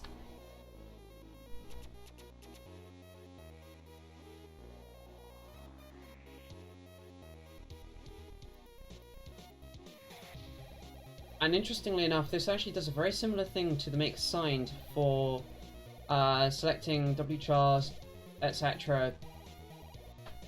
type conversions, but it is able to do it completely automatically because of how this is written. That's actually quite nice.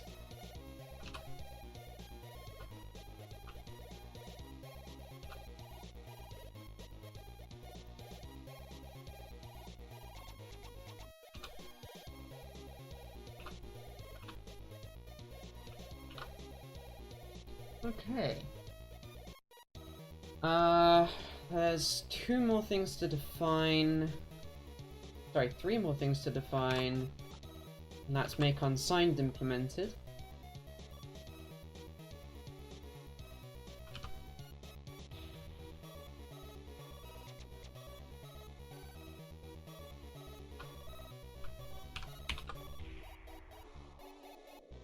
Then we need isNum, defined way up top. That's his scalar isNum, there we go. And that uses an internal thing.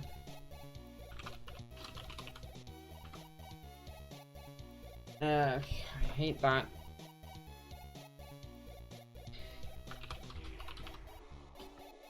It's like is constructible. There's an internal type specifically for whether it's an enumeration or not, but you can't actually get at it from in the language, so it's an intrinsic.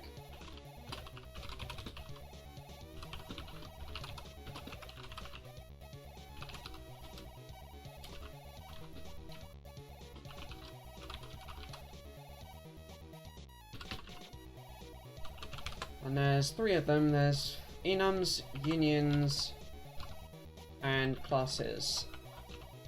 None of those are detectable outside of using intrinsics. These functions just magically exist. The compiler automatically defines and replaces them for us. Yay.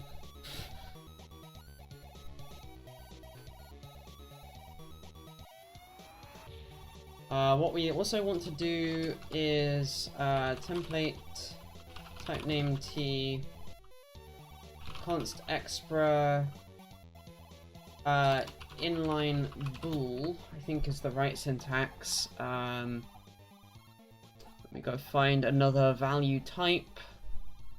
Yeah, inline const extra bool.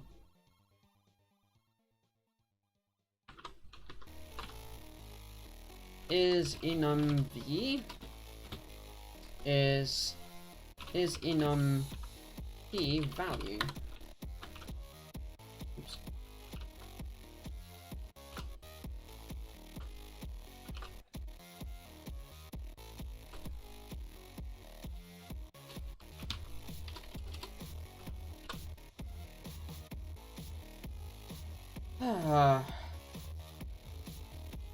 In theory, that works.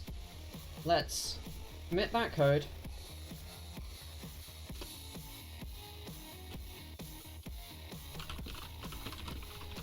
Implemented stud is enum, stud is union, and stud is class.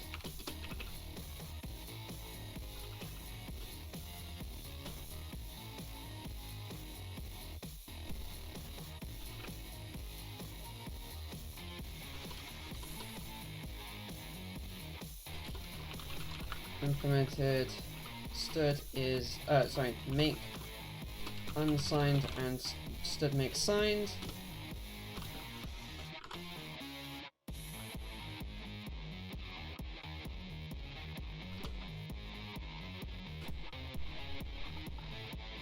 That definitely knocked the error list down, that's nice.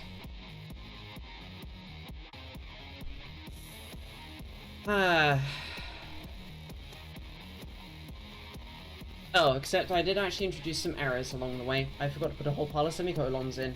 Oops. That would be all of these.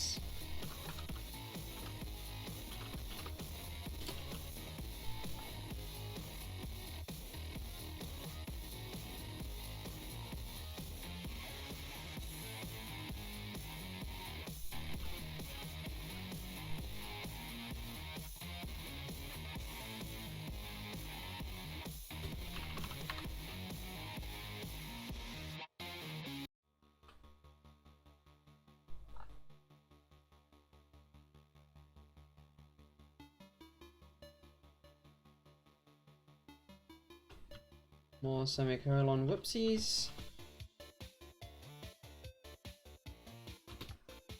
Then that. And a couple more semicolon whoopsies. That would explain why the editor was really out at me. It did. That's why those were actually all red. If I do that again, and I save, it's marking it, but it's marking it on the next line. And I didn't pay attention to that.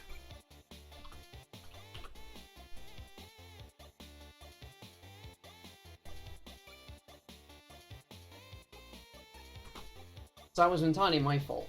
I could have saved myself this fix-up commit, but I didn't notice the thing that the IDE was telling me.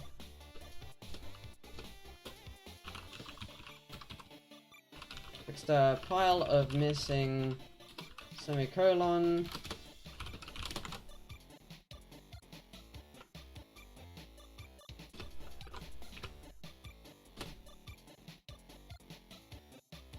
Yeah, the commit a shame. Oh, that actually did improve the error rate quite substantially. That's good, actually. I need to open the window again. I'll be right back. Okay.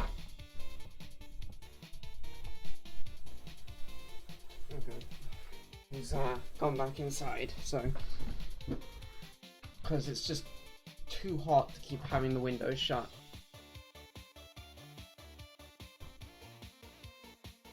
So, match CV qualifiers is undefined. That's fine. And I managed to mistype stud size. It should. I am surprised that this didn't catch that. That is right there. Oops.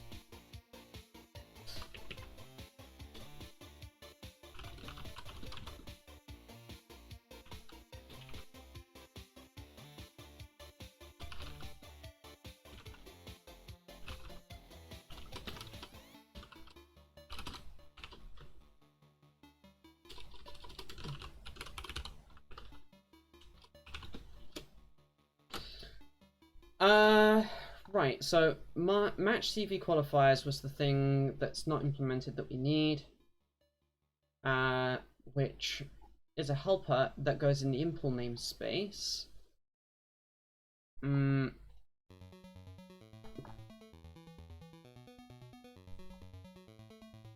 Here it is.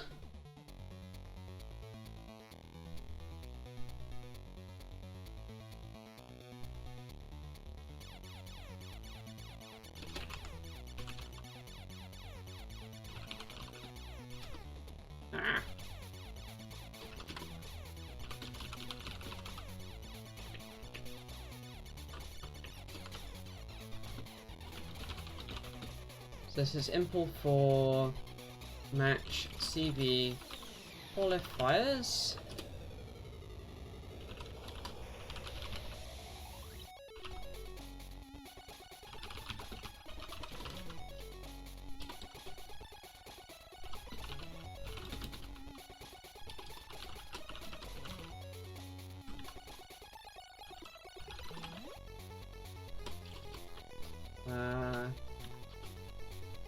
Bool is volatile. Stud is volatile. E qualified. Okay.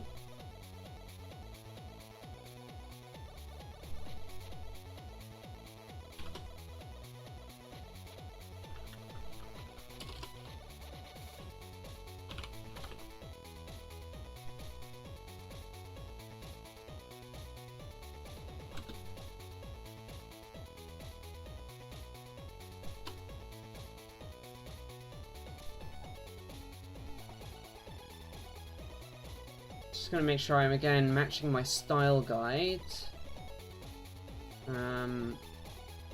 If I have any examples of any templates I've broken in this manner. No, I don't really.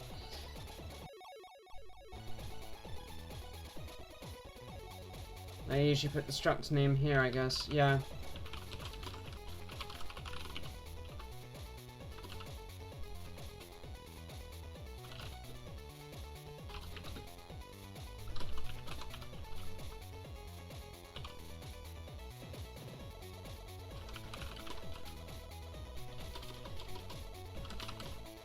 Unquality is const is volit.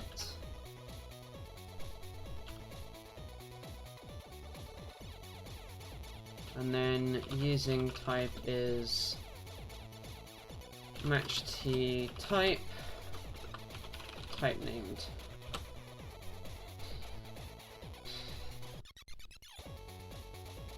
Either he's smoking again already, or there's a bonfire.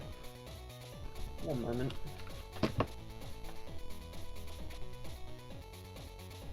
Oh, that's him smoking again. Bloody hell. He is on like really strong tobacco tonight too, so it absolutely reeks.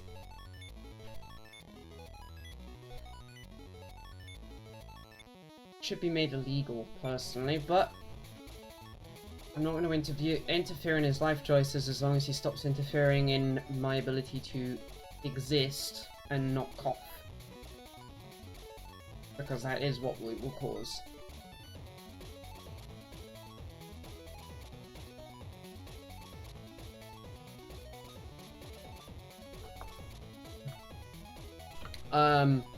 And the rest. He's out there every quarter to half an hour in the evenings.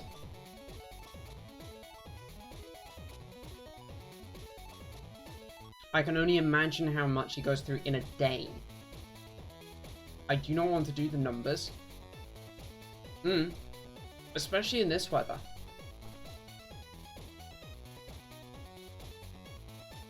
You're already melting and now you're forcing... I'm already melting and now you're forcing me to close my window in order to breathe? Thanks.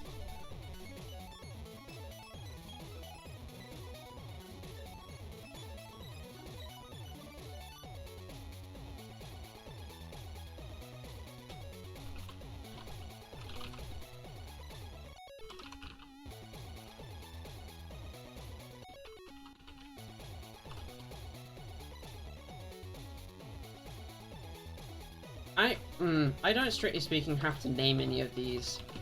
Just template, type name, bool. It's what it is. Guy moved in a couple of months ago.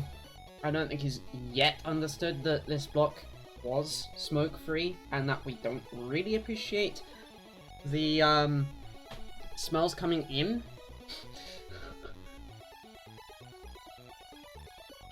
As a group of people. What it is, though.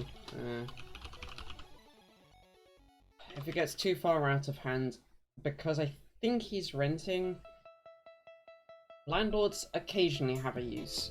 I hate to say that because, yeah, really. It's technically implied, by the way, in the UK.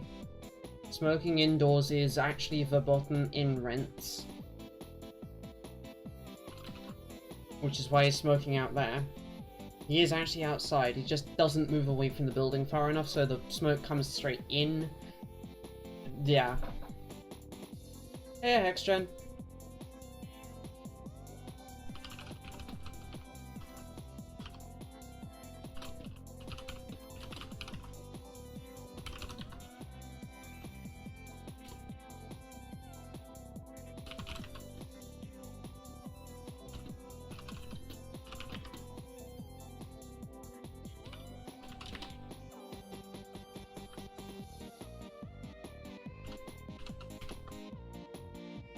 The look on his face if I did that would be, interesting to see.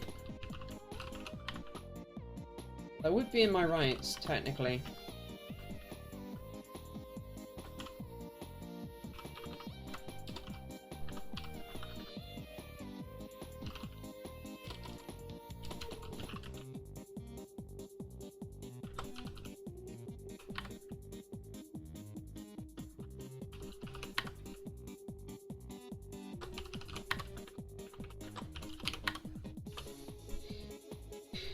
This is definitely a very interesting way to go about const volatile matching. But it works, so... let's see, I thought I had is const. I do. No, that's just constructible.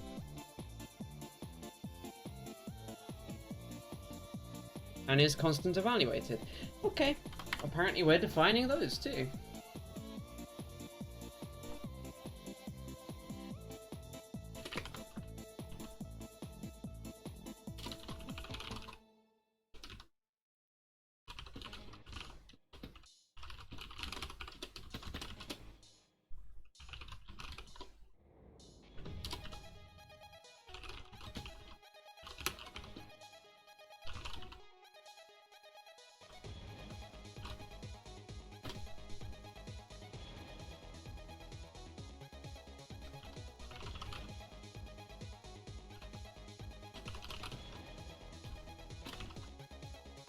So that says const, and is volatile is quite similar. And this is because C++ can match on keywords being present or not present in a type. Same as you can match on whether the type has a star to make it a pointer, or an ampersand to make it a reference, etc. It's quite nice that it has this matching syntax.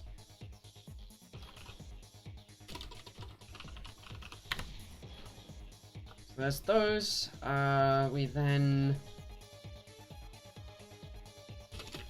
template type name t inline const expra stat bool, not static, is const v is const t value. And we do a similar thing for volatile.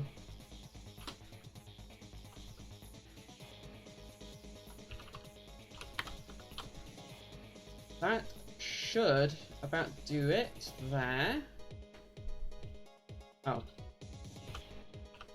Yes, that would help.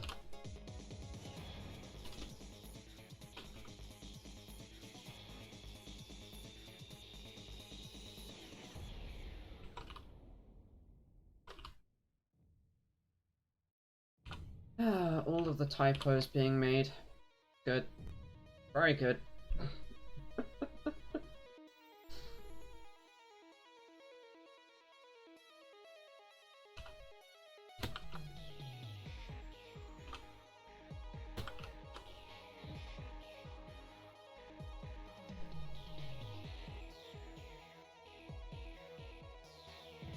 Let's see.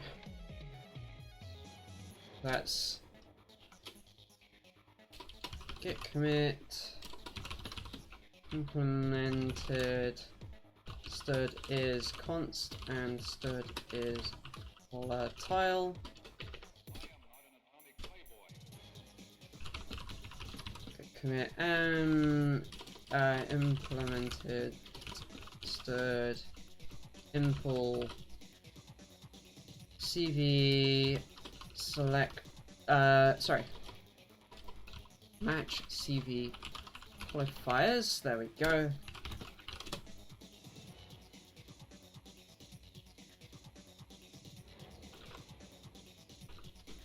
Get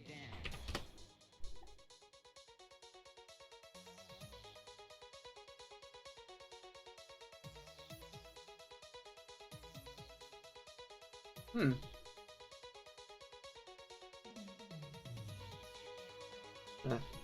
Invalid use of incomplete type. Cool.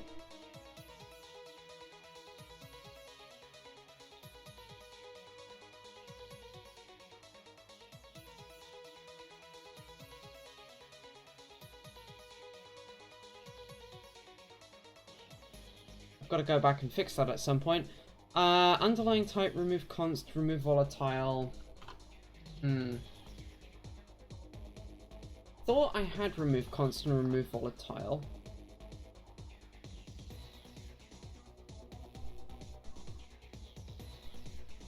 I have add const.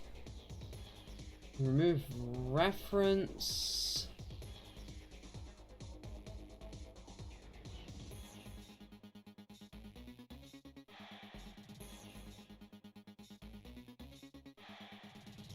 Okay.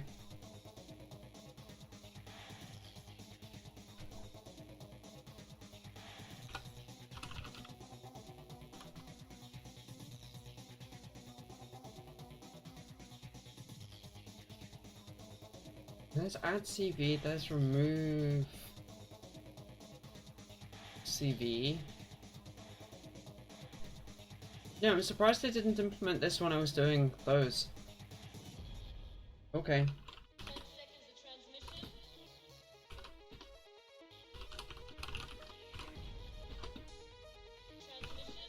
Oh.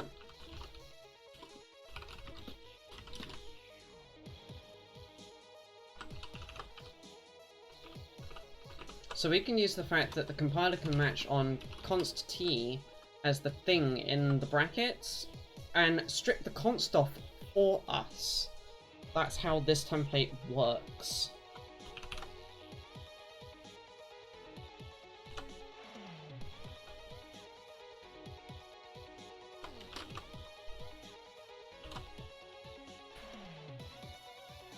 And then we do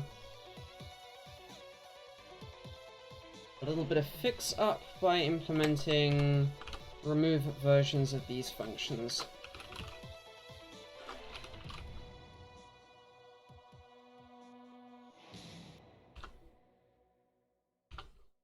I love a good bit of purple motion. Okay, that implements those.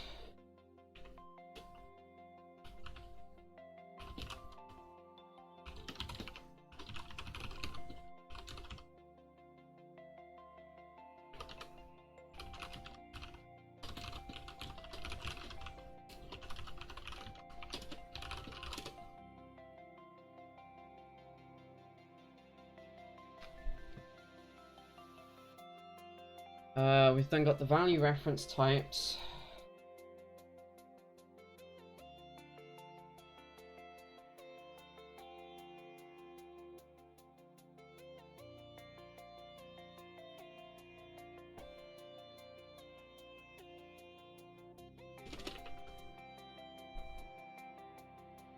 So we've got remove reference, we've got remove extent. But for some reason I never implemented remove L value reference and so on.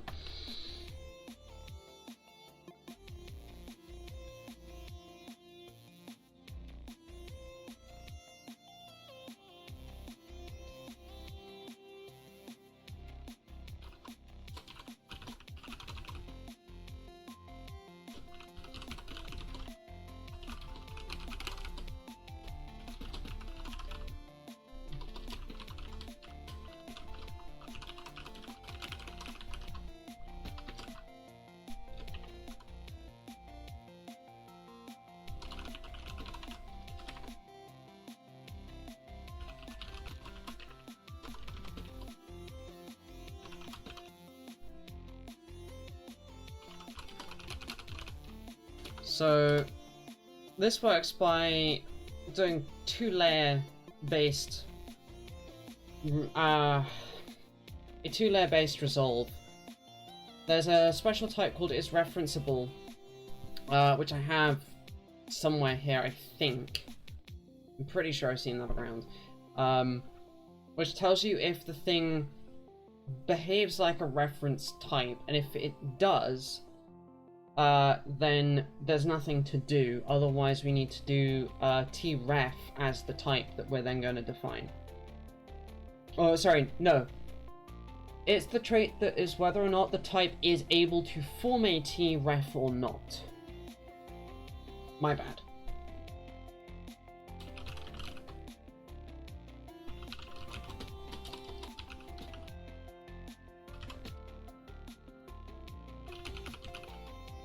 And I do have isReferenceable.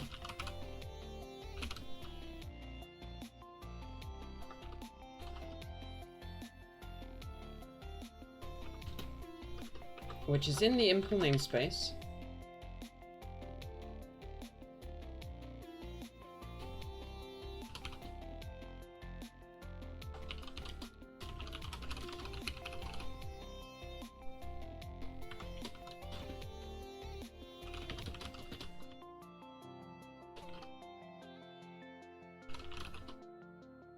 So we've got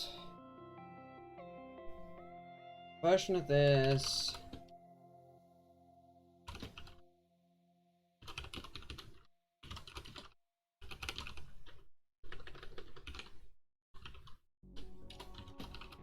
where that is true, which makes us do using type is tref.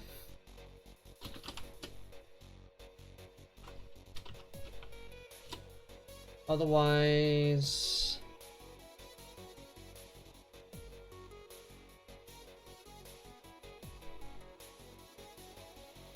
we use it. Okay.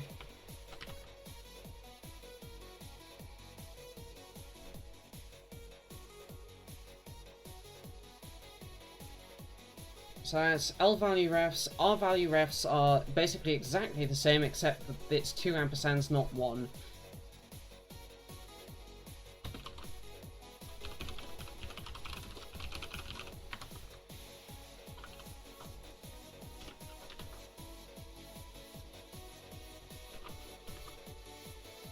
Meaning that it came on the right hand side instead of the left hand side. That's what L and R here actually mean of an equal sign. So this is that.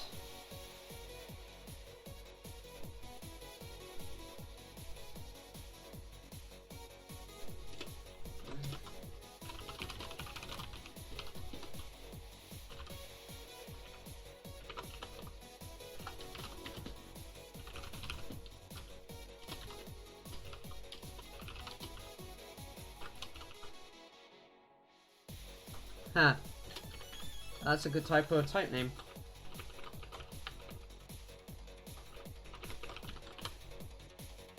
Okay. Where is remove version? Typo name, yeah. Oh, okay, it's just those 2 versions that we're missing. I guess that makes sense. They're actually quite hard to remove. So, i.e. you can't do a remove R value reference, it's just remove reference.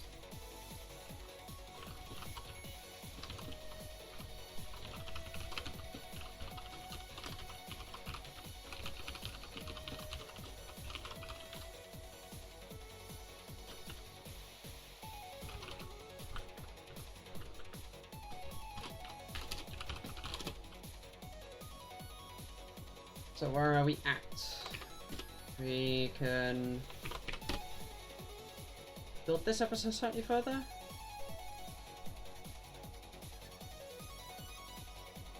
Is referenceable is defined later down, isn't it? Yep. Hey Eston, welcome, welcome. They are going interestingly.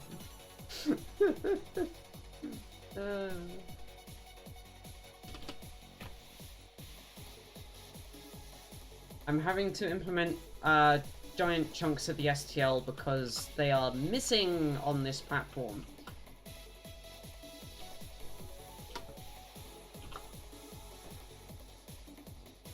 I'm getting the order of implementation wrong.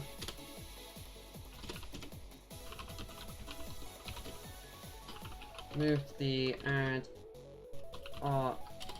L value reference types down to below. Stirred impl is referenceable.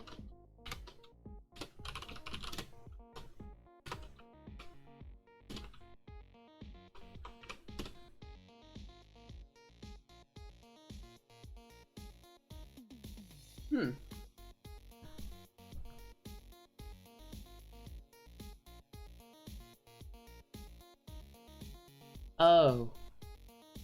Oh. Oh no.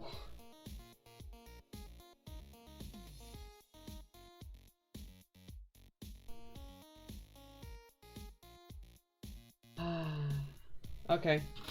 That sounds like you've had a day. I hope you've got a nice cool beer and are relaxed and happier now.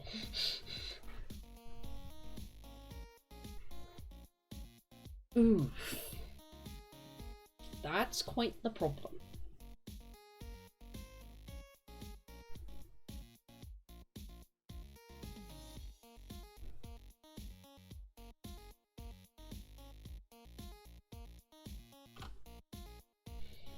course it is.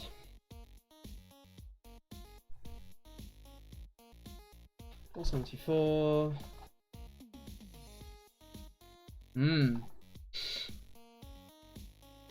I'm fresh out of those. Sorry. Also, I'm gonna open the window again because I am just baking.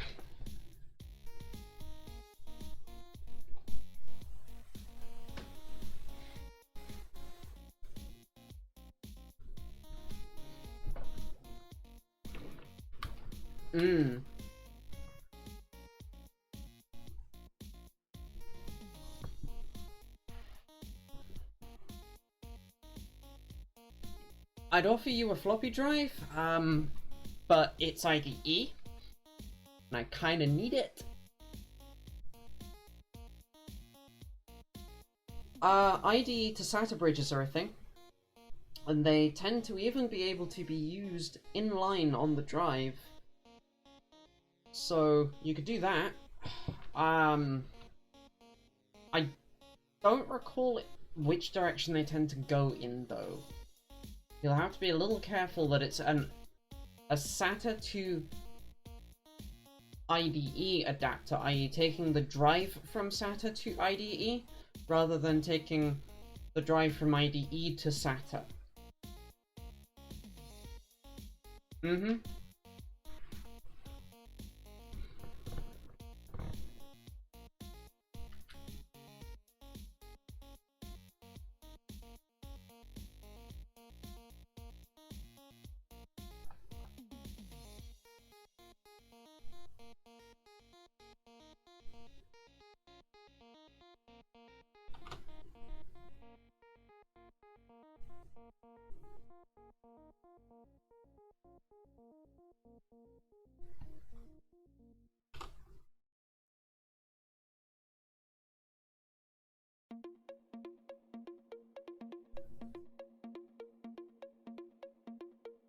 Why is this behaving this way?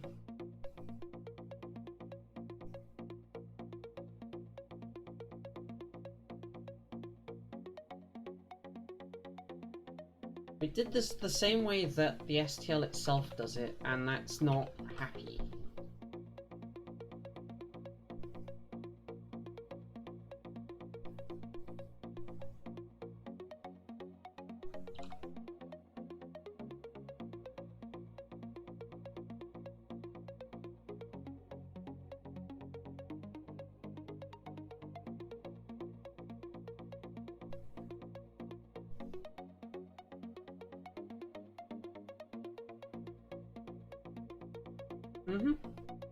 They're designed to be able to be used on, like, backplanes, where you don't have space for the adapter to really be there.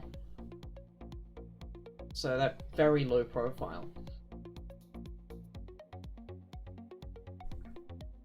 It's very nice.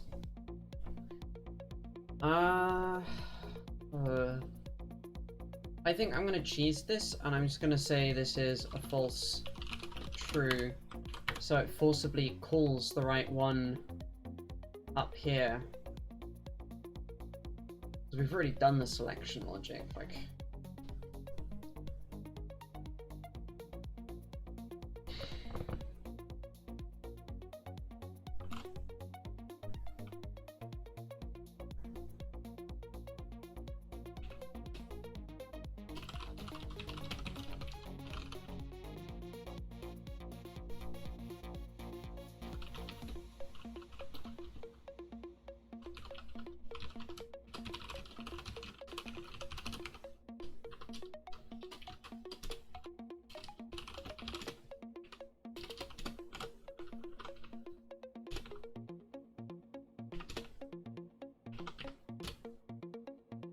Okay.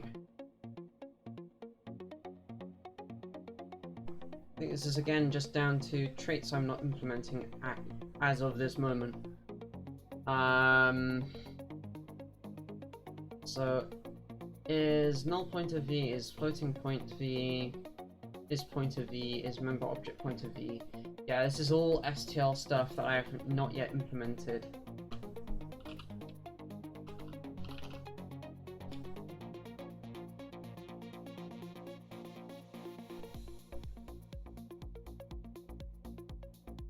Where is array?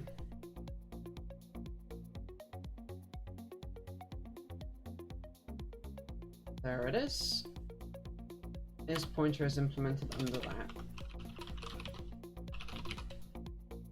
This is a case that the STL already has the order of implementation well defined for good reason. It knows the dependency tree that you form by writing these type traits, so I might as well write them in the same order. Saves me a pile of pain.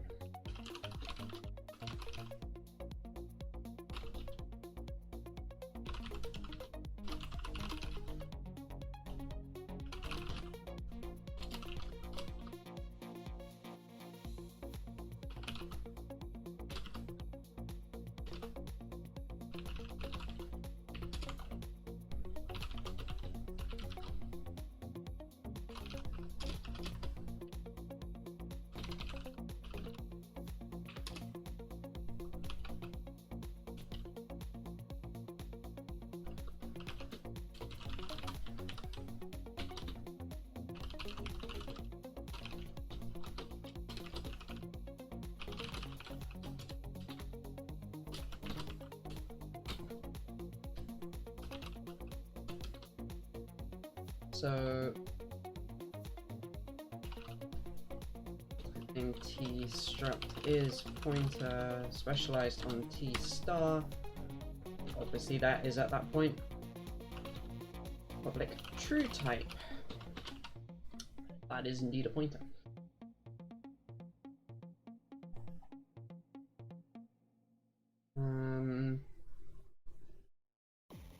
We'll need template type name T inline const expr rule is pointer v.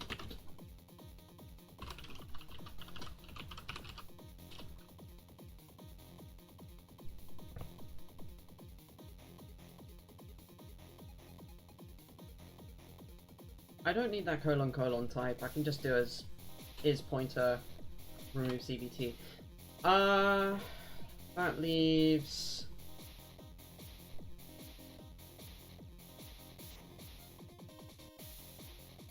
is null pointer. That's another of them.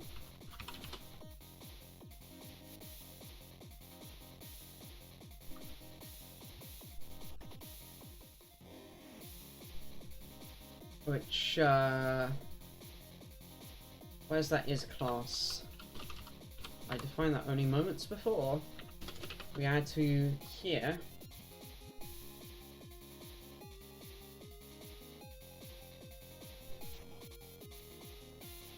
Template type name T struct is null pointer public impl is null pointer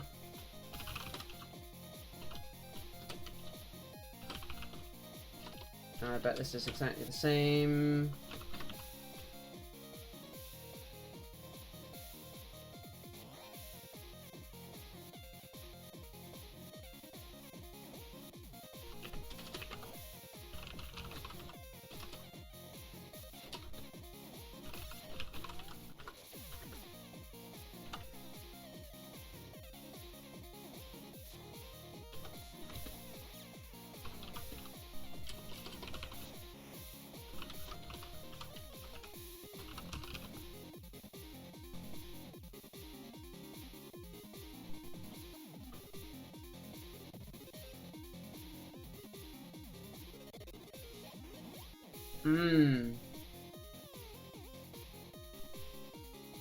I wasn't aware of any unreliability issues of SD cards, as long as you don't do what the Raspberry Pi does, which is to undervolt the damn things in the middle of doing a write.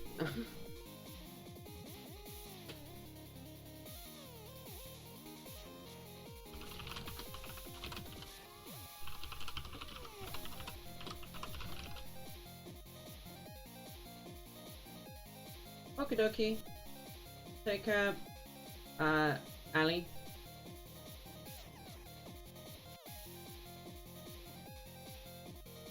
Hmm.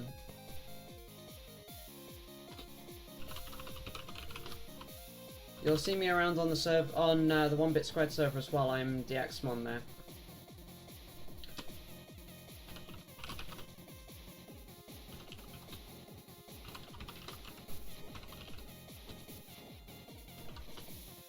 So if it says stood, null footer t, clearly it's a null pointer.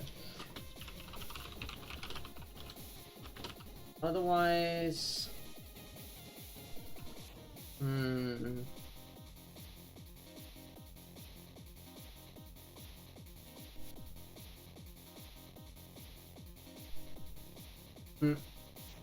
I didn't add a command for that yet. You're gonna make me go and do that, aren't you? Brr. This is your fault. Commands. Add. Discord. Before I do that, actually, I need the text from the timer.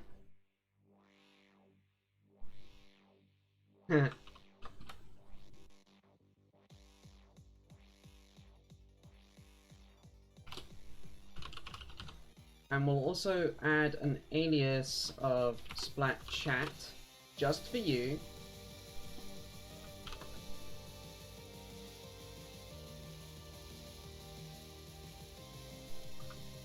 There, happy now?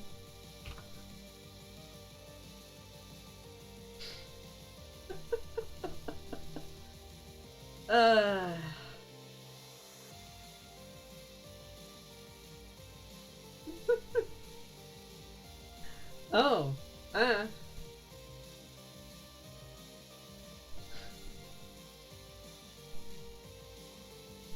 yeah, the Streamlabs console is pretty nice overall. There are things I wish were different about it, but it works for what it is and does, so yeah. Oops. It is free, yes. Or at least, you don't pay for it with money.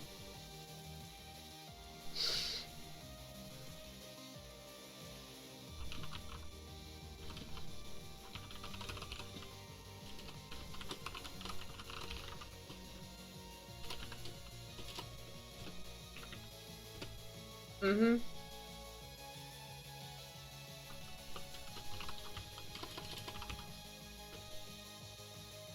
So let's do a bunch of these before I do another pull rebuild, because that's going to get boring in a hurry if I keep doing that way. So we've got member object pointer probably next.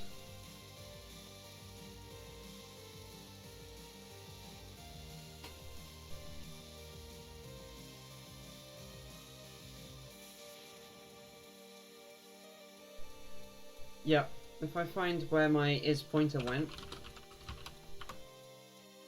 There's also is member object pointer and member function pointer.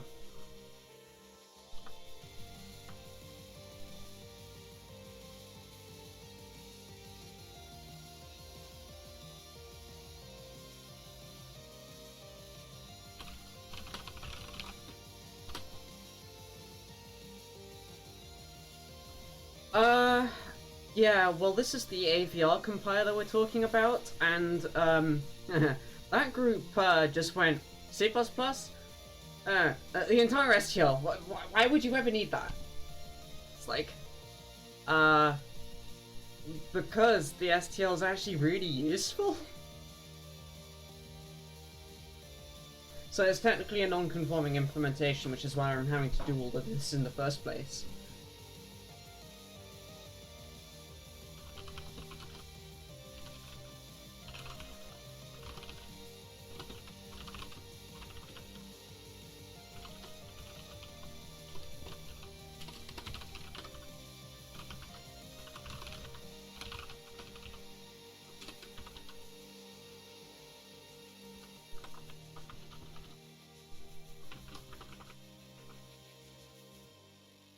It is upstream in GCC. I'm even using GCC 10 right now. It's bad.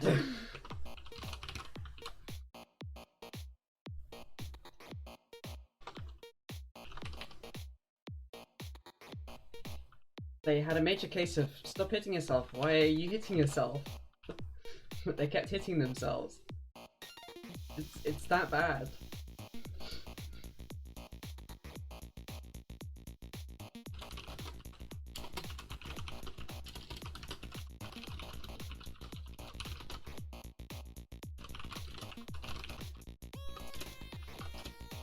Oh, that was bad. There we go.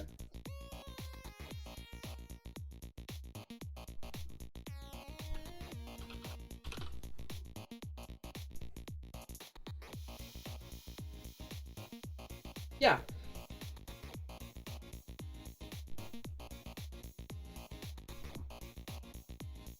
That's exactly how it's been done.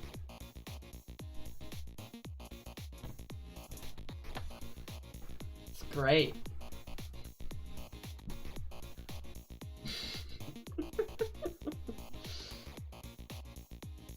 Oh, and the the downstream GCC that Atmel themselves do their thing to, guess what version it is?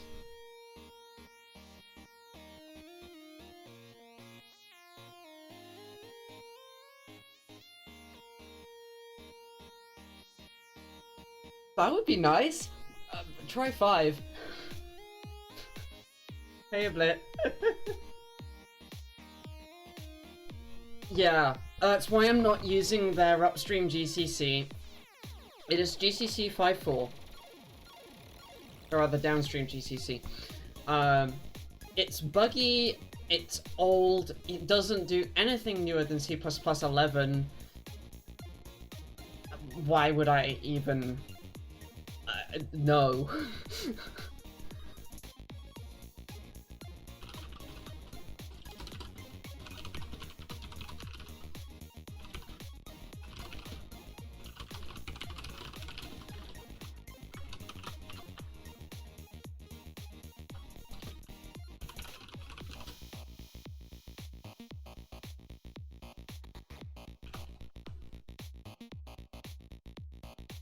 Oh, oof. Well, welcome home. Save for horrifying people with the badness of the AVR compiler,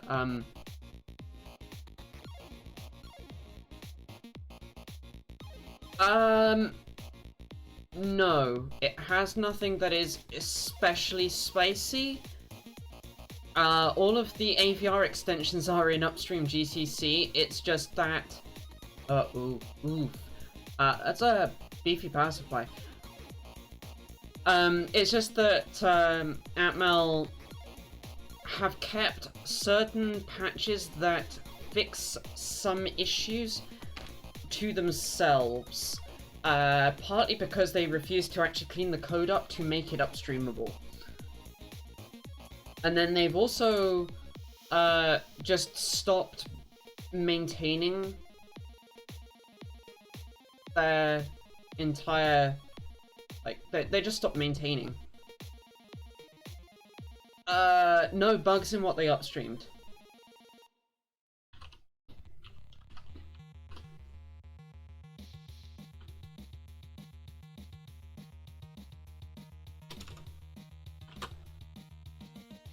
Oh, it's really bad.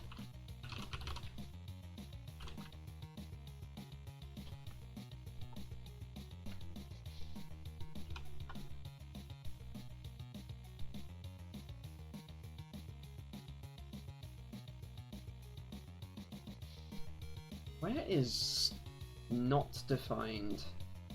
Oh, it's all the way down there.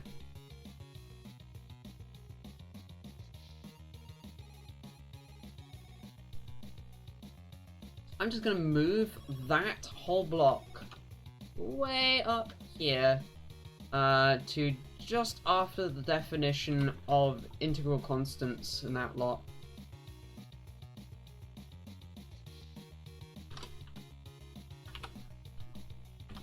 Yeah, I wish it was like hardware bugs it was working around, but no, it's just implementation screw-ups on their part. It's great.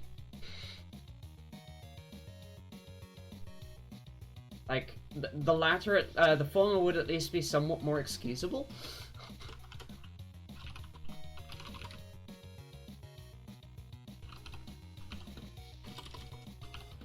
But yeah, they've stopped maintaining the compiler port entirely, and that's why, as of GCC 11, it is slated for removal. There is no one maintaining upstream. Upstream is going, well, if nobody's going to step up to the plate and maintain this pile of bleh, we're removing it. So GCC 11 may well be the last GCC to have AVR support.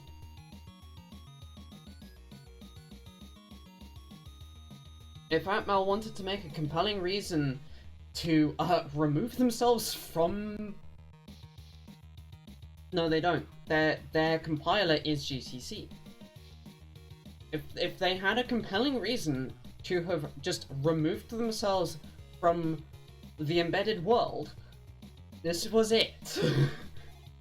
They had one job, and they wouldn't do it.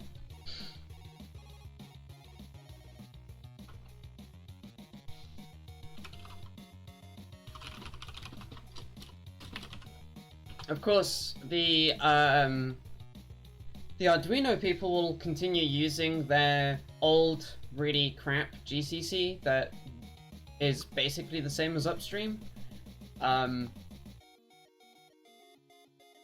But you're never going to be able to upgrade.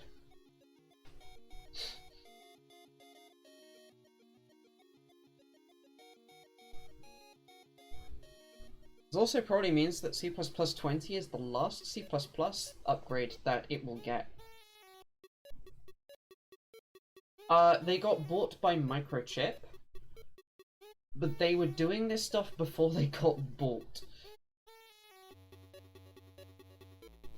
But they're also not letting AVR just die because, have you seen how many deals and how popular Arduino is? How many deals it has, rather.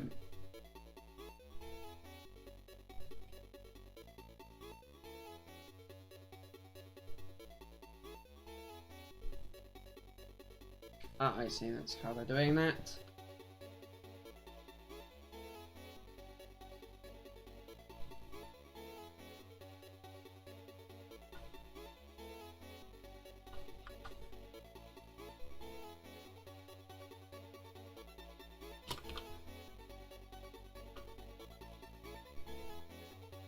Oh, that's lucky. Its function's defined just above.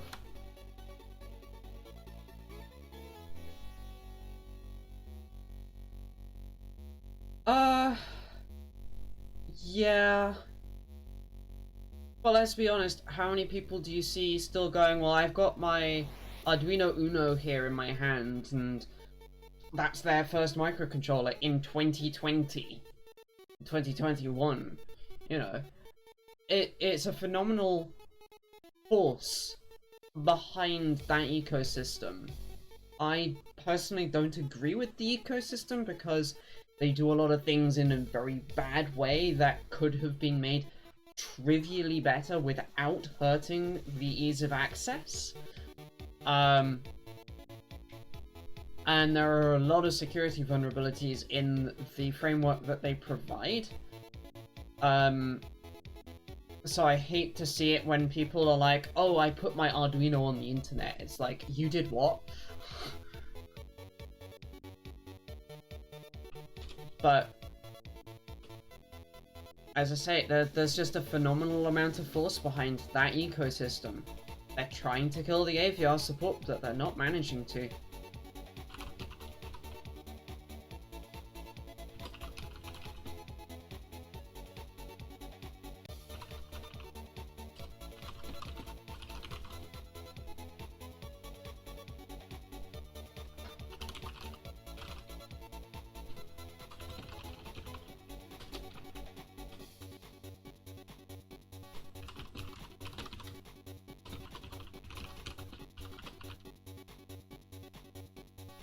Hmm.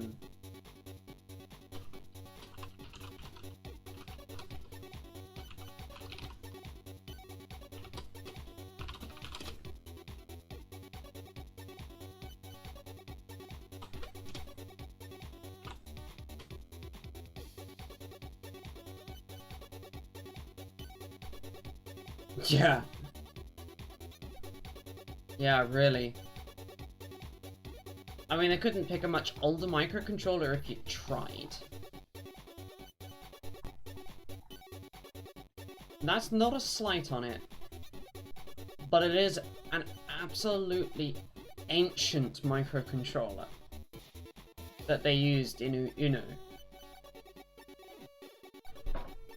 They really could not have picked an older one if they tried. That still has modern compiler support.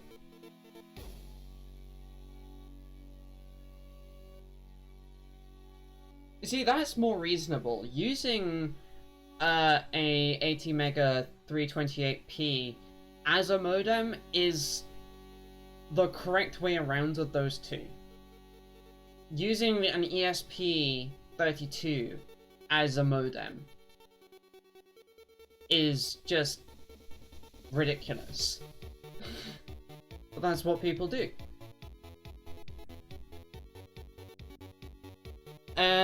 Okay, is null pointer v? I forgot to define, apparently.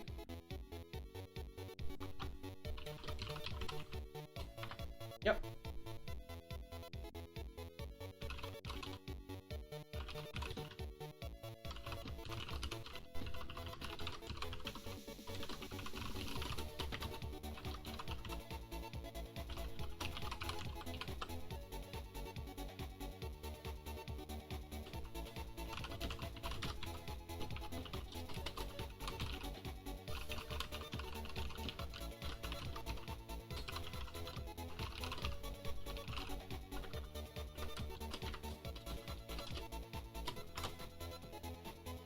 So what else have we got in this list? We've got is floating point.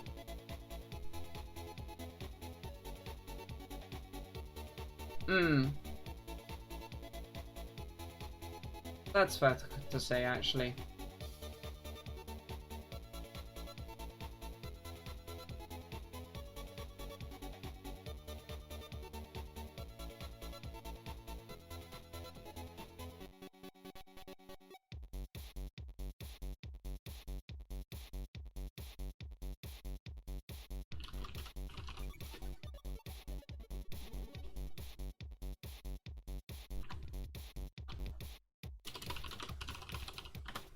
This is integral.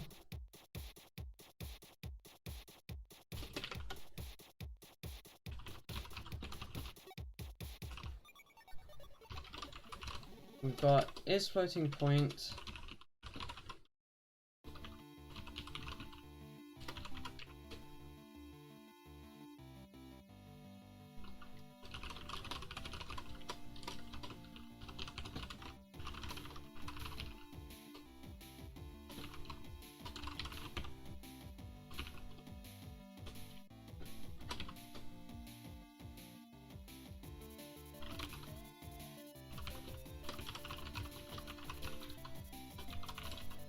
There's is floating point float, which is clearly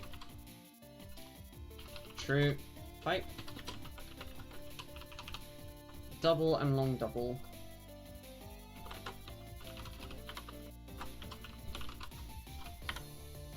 We're not going to deal with that. We do need the base types.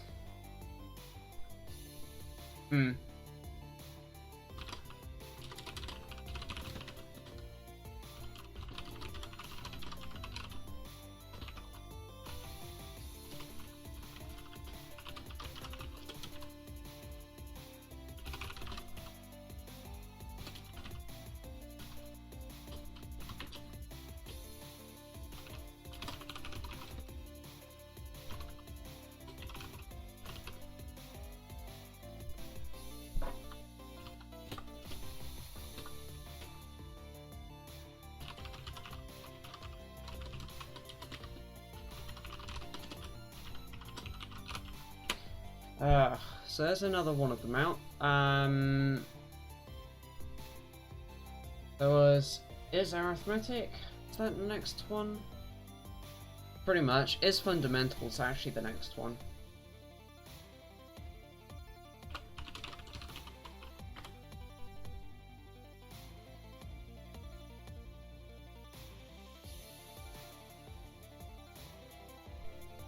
See, I think it's even bad as an entry point because so many things are so poorly implemented. It could have been a very good entry point if things internally were implemented better. For example, the amount of code that is generated just to set a pin to a value in a particular direction is insanity. It could have been done with compile time stuff without changing how it's outwardly used.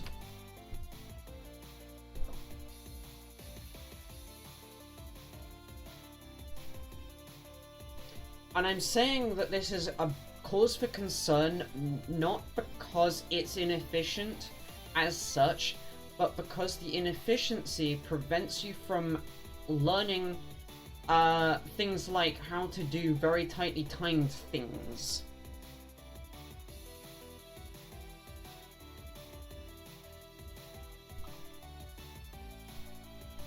Which is kind of one of the staples of embedded systems, is doing tightly timed things. Right?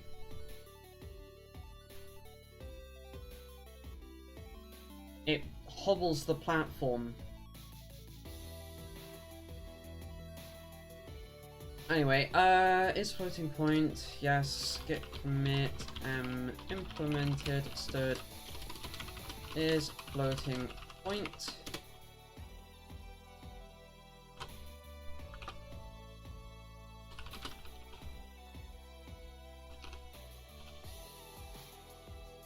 I don't want is referenceable, but rather is reference.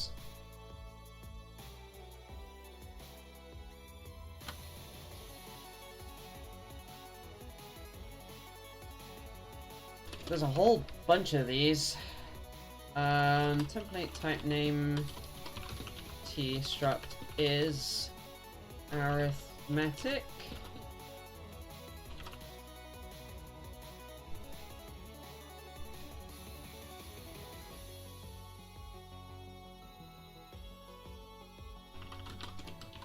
Which is the Boolean constant of is integral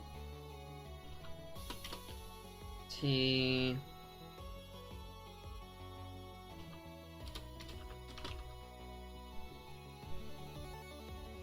or is floating point v t. Hey Aki, welcome, welcome. Hope you slept well.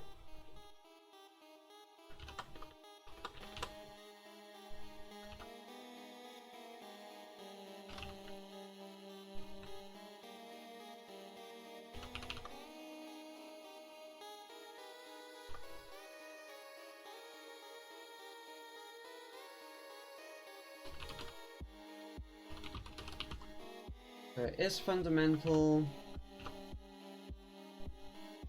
is defined as is arithmetic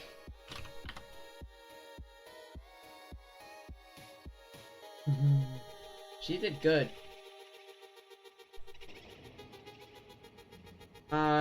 Is void, which we do implement, good, or is null pointer being. So those are it's a fundamental type.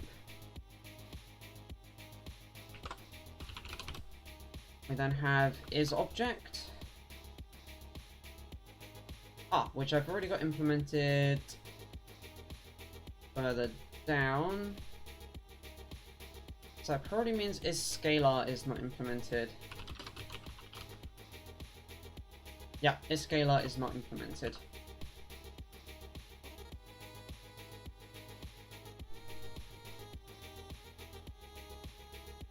And is scalar is arithmetic v. or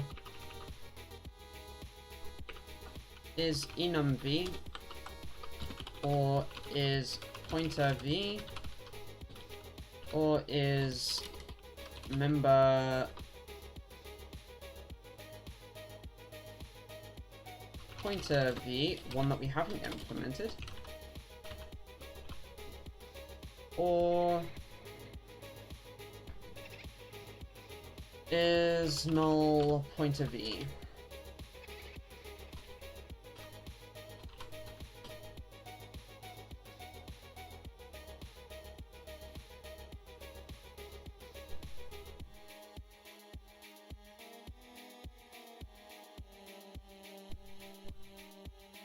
Fun. So there's the definition of what a scalar is. We need to go and find is member pointer and implement that. Oh, okay, it's been forward declared.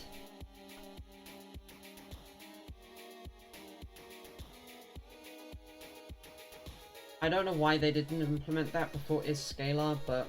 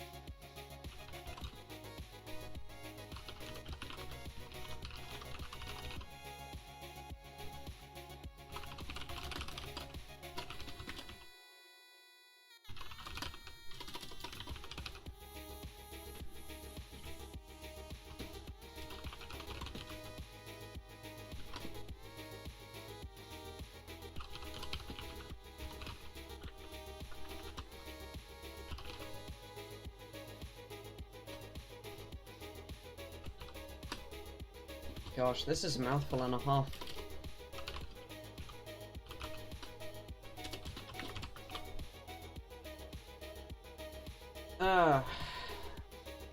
Apparently that should match member functions. That's, or rather member pointers. That's nice.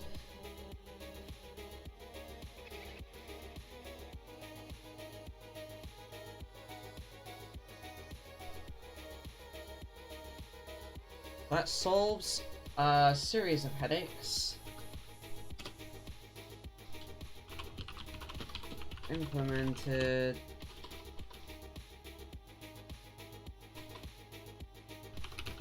Implemented stood is arithmetic. Stood is fundamental. Stood is member pointer. Stood and stood is scalar. Blah. All of this to get one bit of code to compile. Just loving life.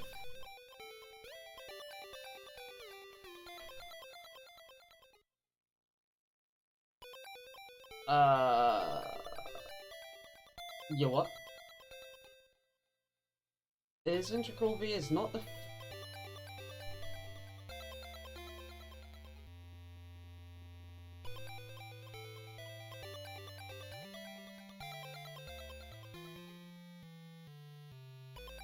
Oh. Because it's defined...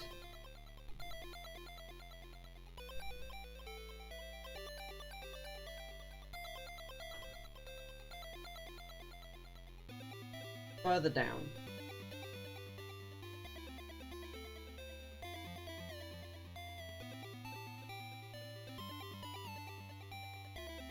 when it should be defined further up.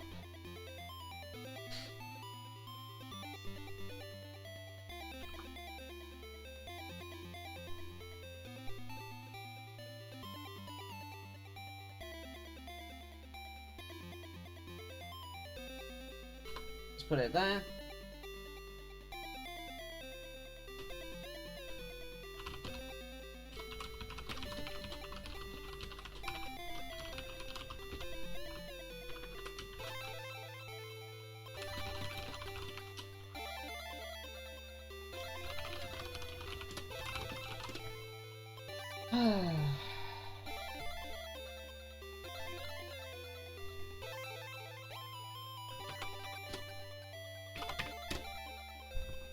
That's fixed one compilation error. Is floating point is also apparently not defined in the right spot.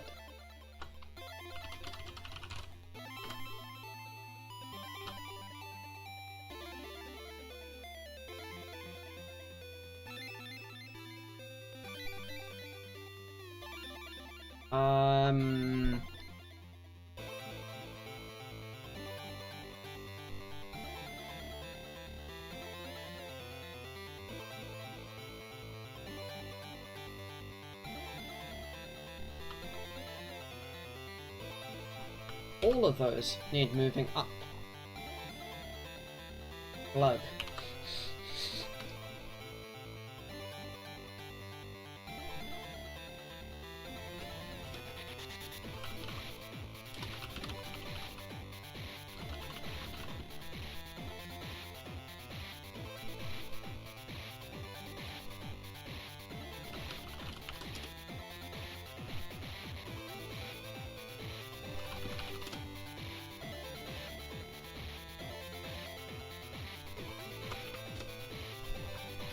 That's better.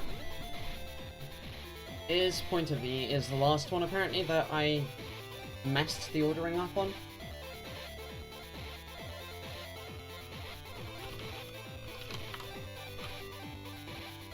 Yeah.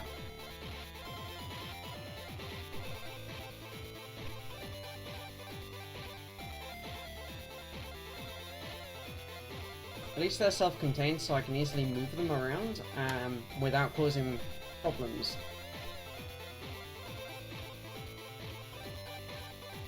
Might as well put them there.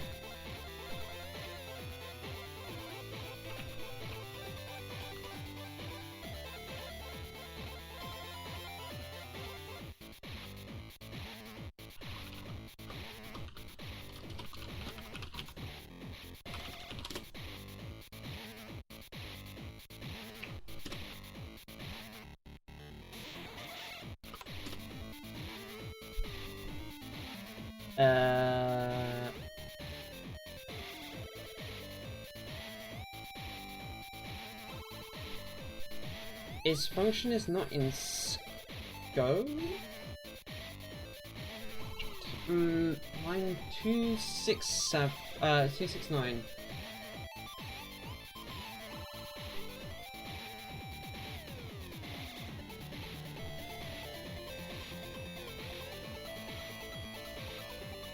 Oh.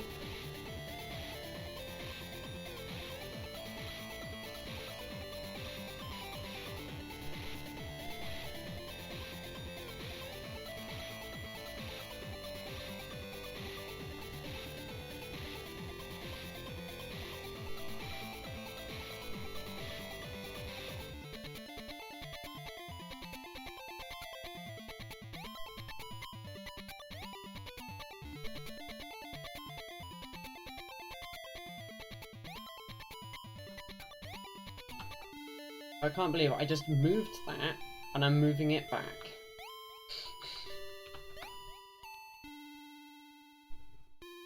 Because this requires is function to work,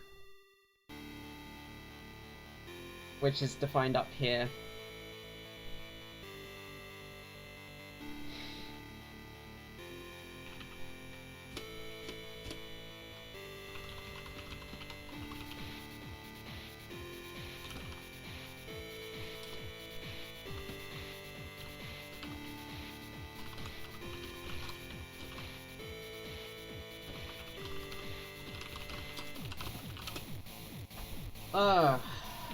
This is not what I want to be doing right now. I really want to be trying to get this to compile on this platform and try it on the board I've got sat next to me. I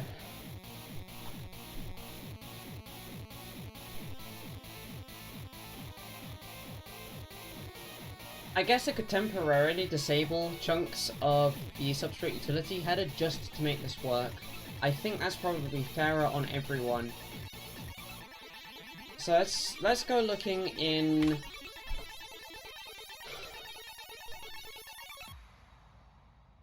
not include, depths, substrate,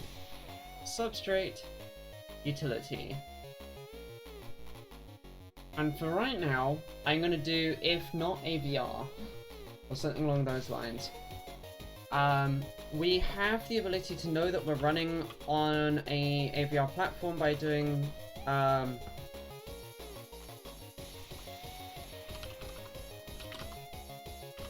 I do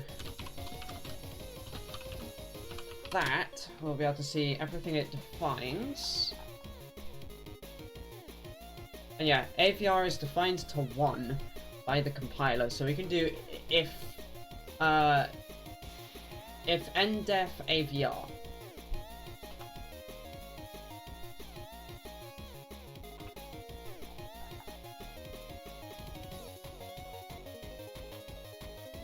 So let's start by if ndefing underlying type line 29.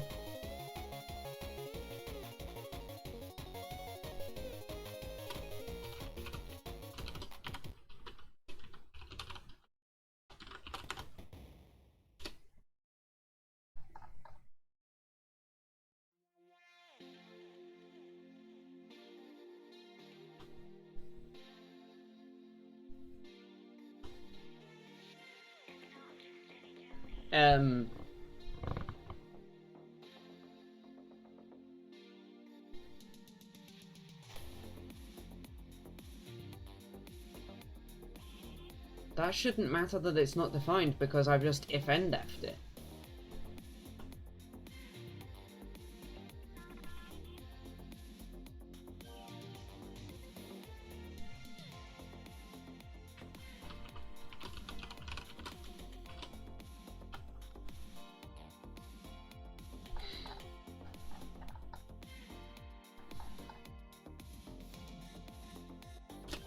What other things are defined that I might be able to use here?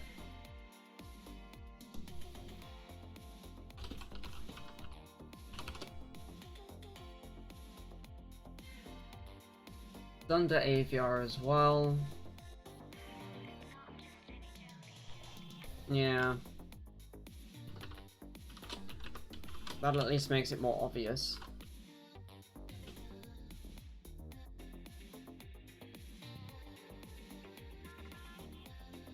Okay, that did work.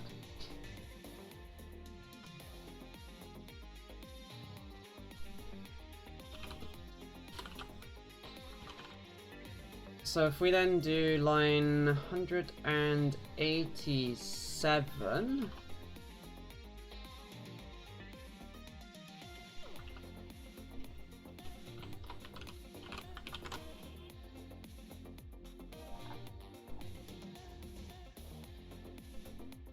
Excellent. Yes, the error list is shrinking.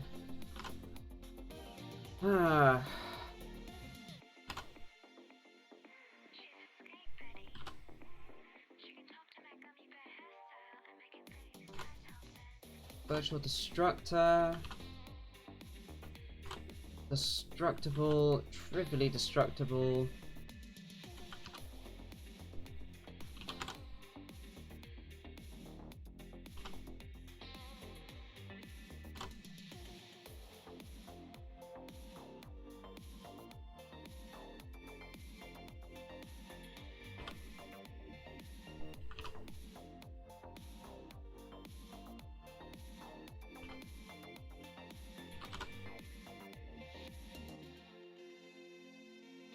So trivially move assignable, trivially oblique. Oh, the no-throw move assignable is implemented. Interesting.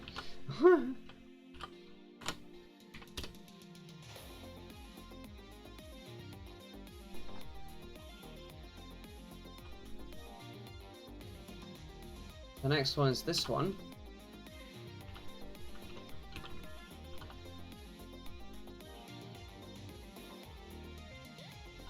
And we've got is trivially assignable.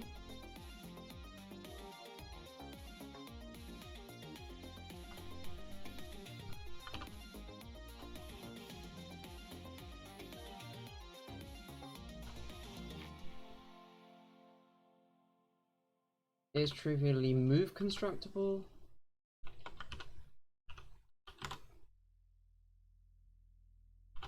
Is copy constructible. Also, I should really tell this that it's C++. Helps a lot to have syntax highlighting on something like this.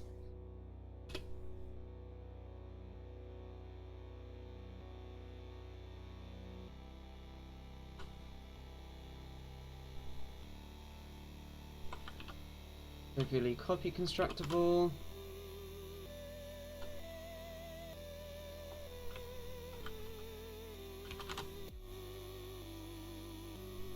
No throw. Yeah.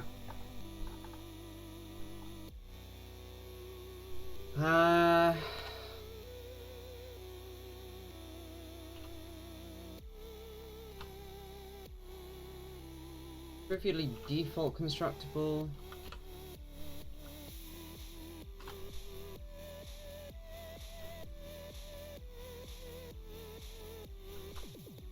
Trivially constructible.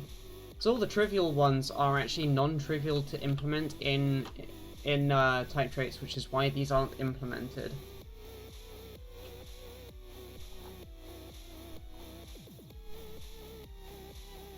I might go and implement is unsigned v. That's actually very useful.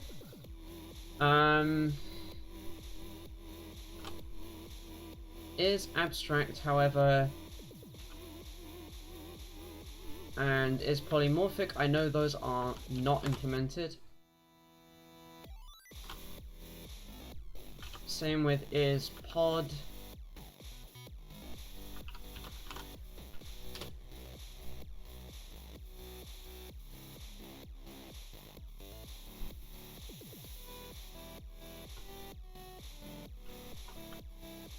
Same with standard layout.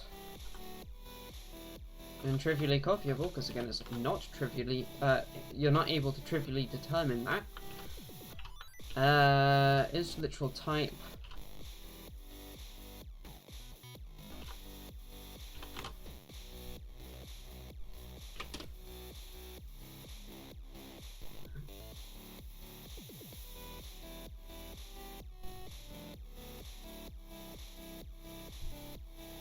I need to define a dummy type for duration in the Chrono header.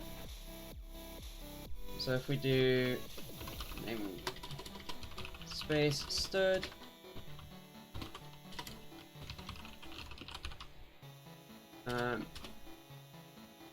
name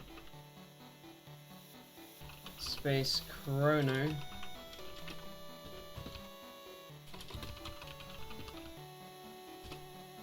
And then inside of there we want to define template, type name R, type name P. Yeah, P. Struct duration. And we'll just leave it as an empty definition. It does not have to actually do anything yet.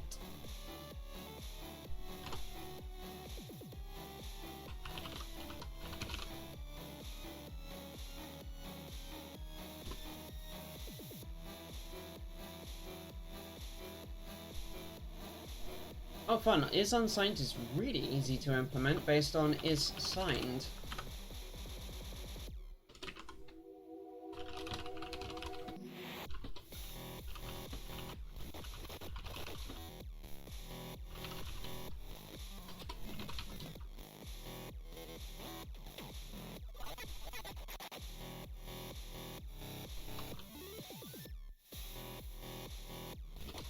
This is internal import and is arithmetic v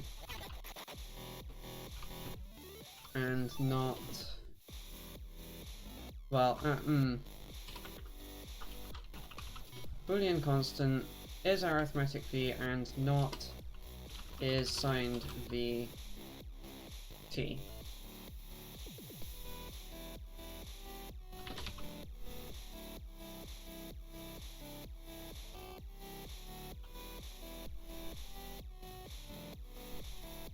I'm going to move that up because I need it up here, and then we can then do a similar thing for is unsigned.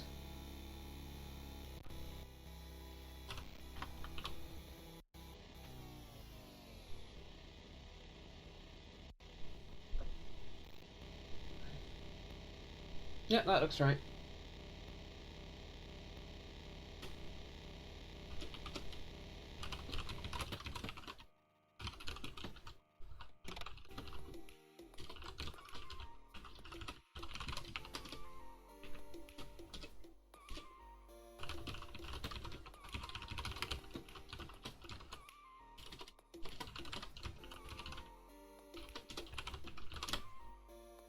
Okay.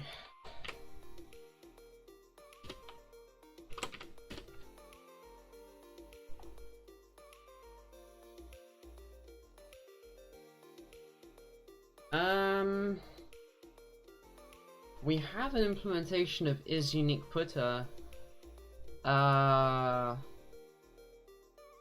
Where did we put that? I'm now trying to remember through all the various things I've had to write in my time, where did I put my implementation of UniquePutter?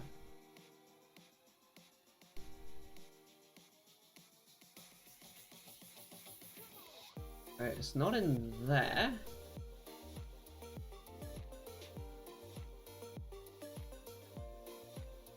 Because that's what should be in the memory header.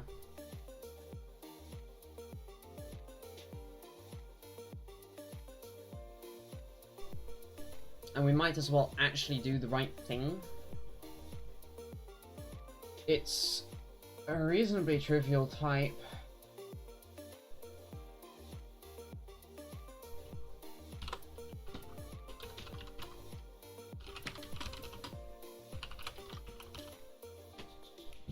That's going to just take time, so I'll leave that running in the background.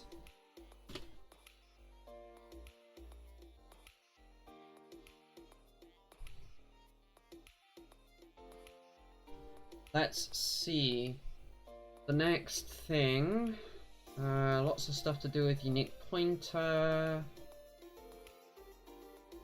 Make index sequence. Index sequence. Oh, fun. That's actually a lot of fun to implement. I think that's in the STL utility header. Except it'll actually be in bits. STL index sequence.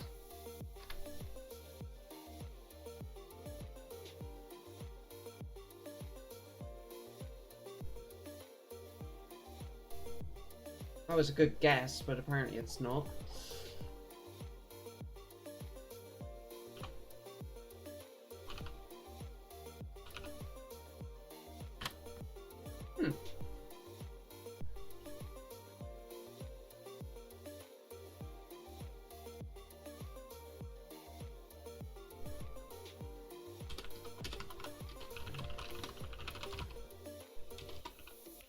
Not type name, size T.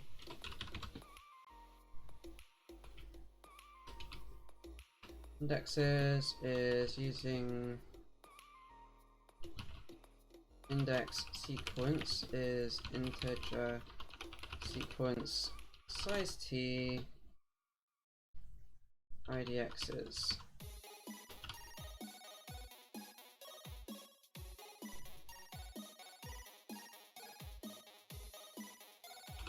template size t num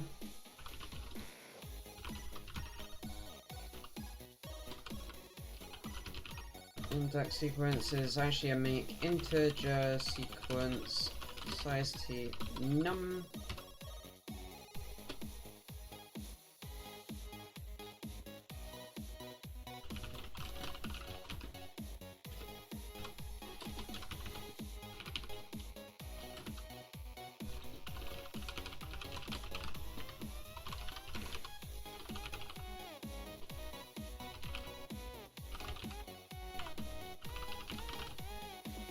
So the size of operator I've just used is a really special one that tells you how big a parameter pack is.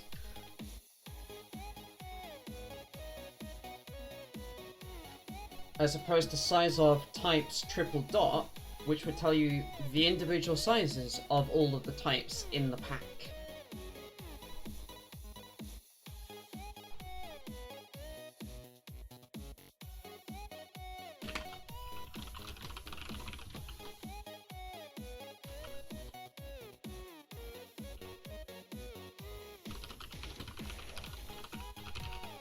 So I've got integer sequence.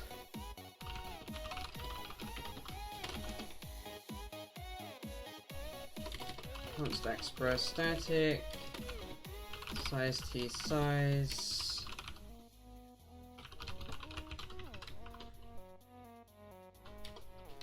Which is that.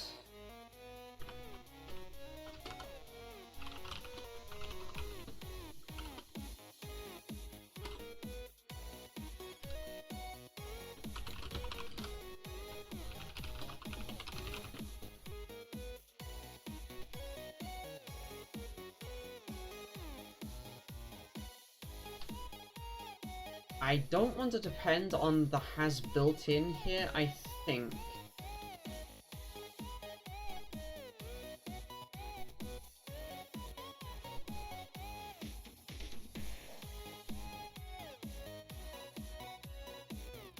Unless, is that another built-in?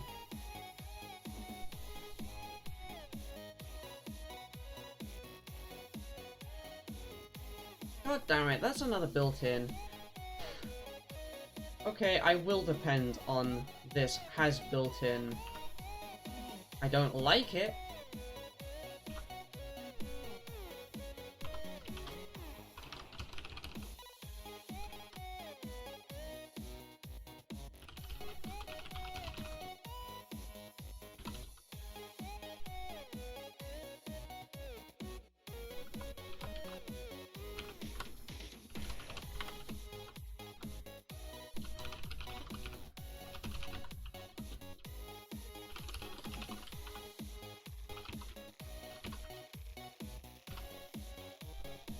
Apparently, that's the hackiness to make it work.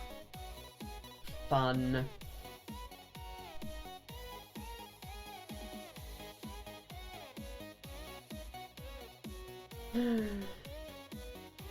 I know how to do that in template land. I'm not going to do it in template land right now.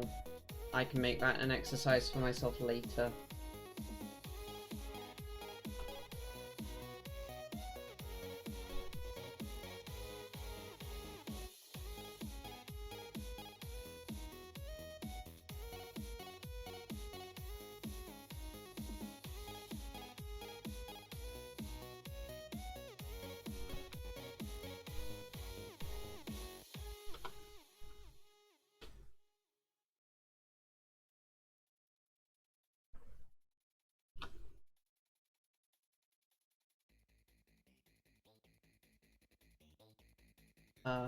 Why is that saying it's insufficient permissions?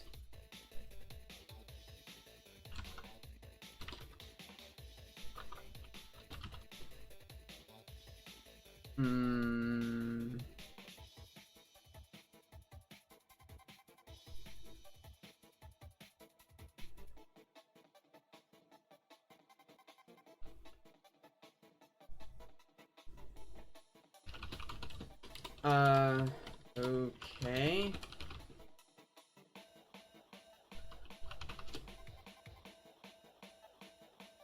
Well, the pool's definitely still mounted read-write.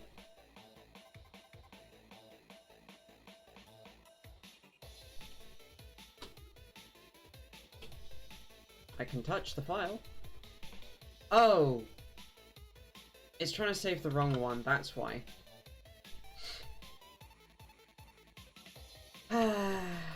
Just giving myself a minor heart attack, don't mind me.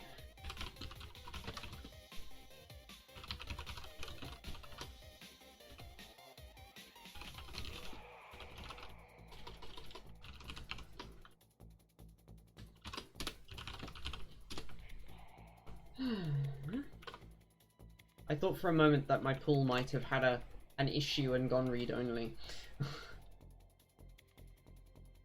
You can imagine why that made my heart skip a beat.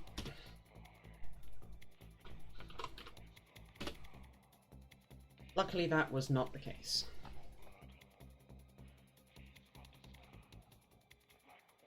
Okay, so integer sequences are now done.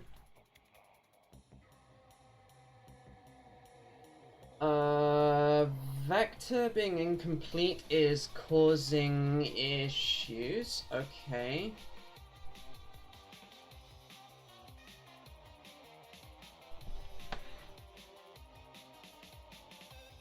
I'm just going to temporarily disable the LED functionality in the same way I was doing with the other bits.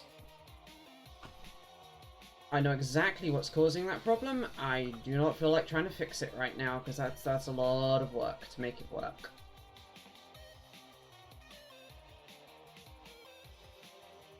It is this.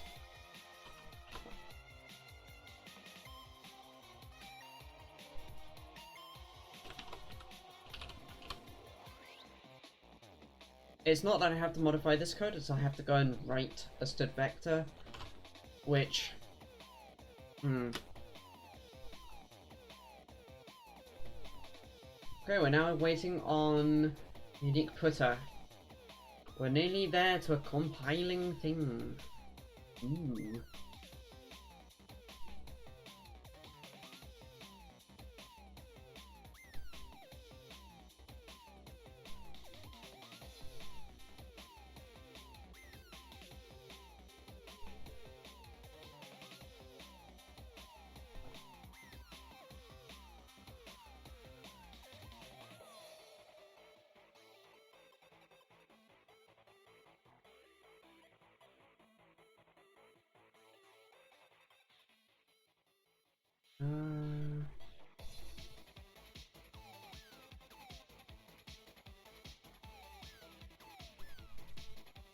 Guess the other search I should also have running in the same time, at the same time, is for unique PTR, because I might have spelled it the other way I spell things.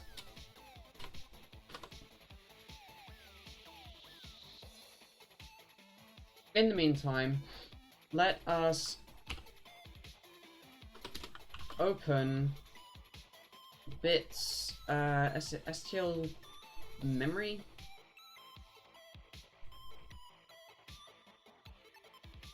Oh no, unique putter H. And start implementing this in the memory header.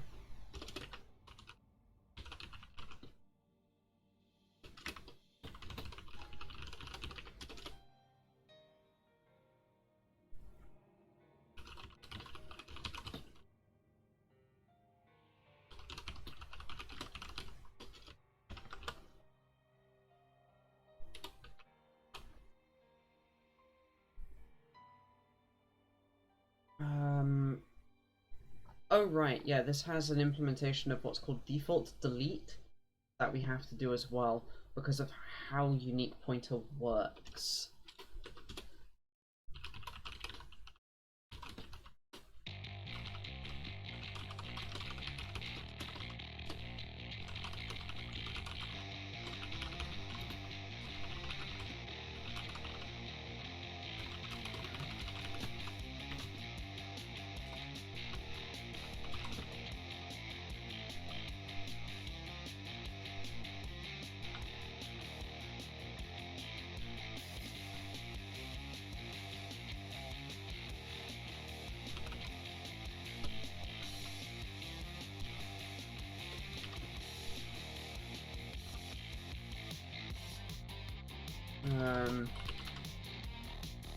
Enable if t, that's what I'm thinking of.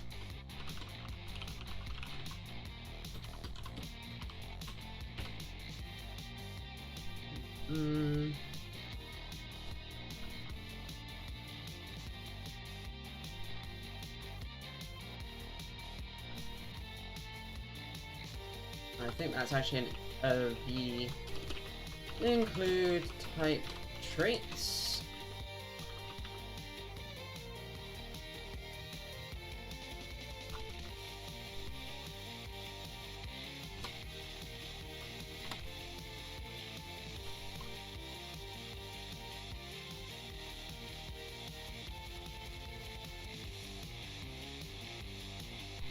Yep. So if enable if is convertible to that.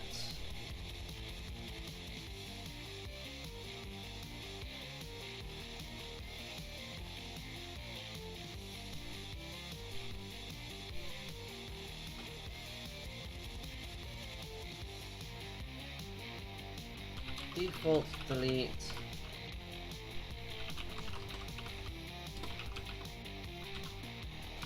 One default deleter to the other. This just has to exist. Yeah, this just has to exist. All the work is actually done in operator call.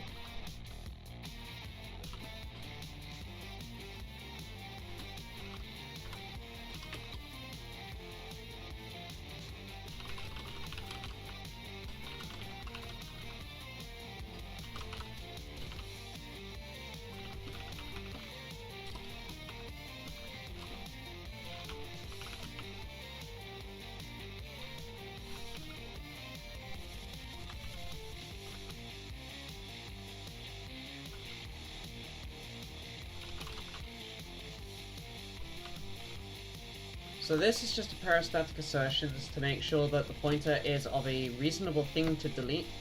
Oh, sure, sorry. I only just spotted that you asked me to skip that.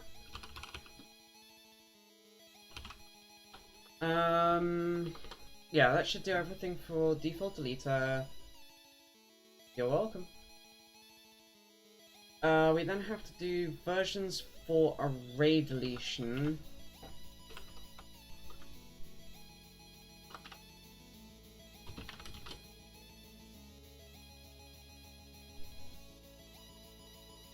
So this is a default.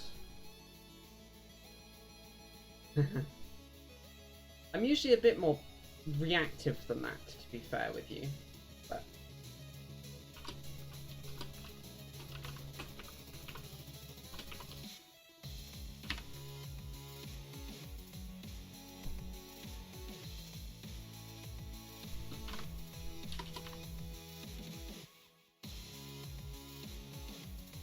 God, that's some awful syntax.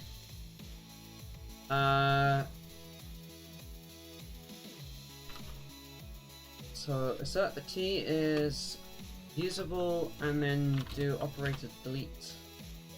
But the other delete.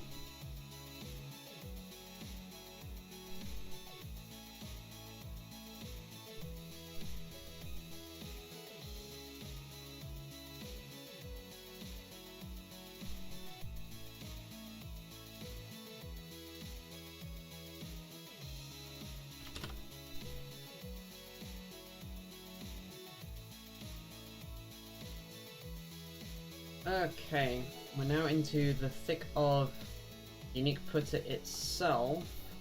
The way the STL does this is just kind of nightmare fuel. I'm so sorry. Let's tell it to indent using 8 with tabs. Convert indentation to spaces. It's now actually indented using 2 width spaces. Convert indentation to tabs. Full wide. That's much better. Things align properly. GNU coding style, everyone. Yes, I'm gonna shame it and name it. Name it and shame it even.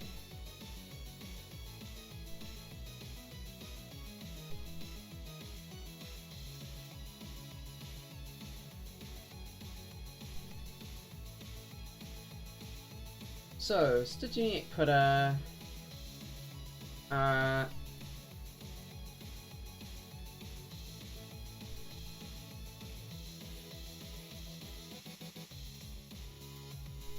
okay.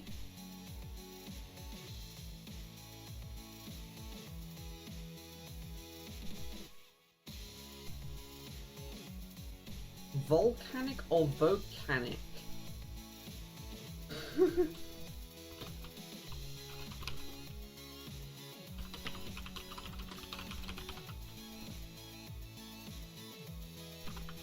So it's the default delete stuff plugged in. This is how it automatically handles the correct deletion of the thing based on whether or not it's got square brackets on the T or not.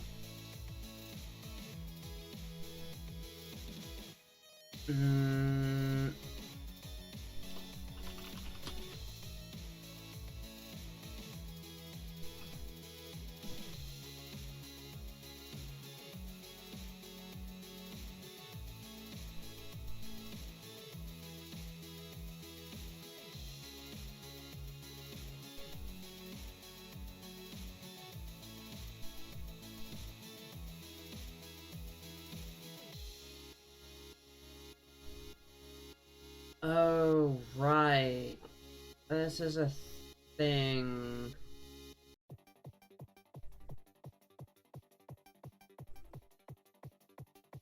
Oh. Fun.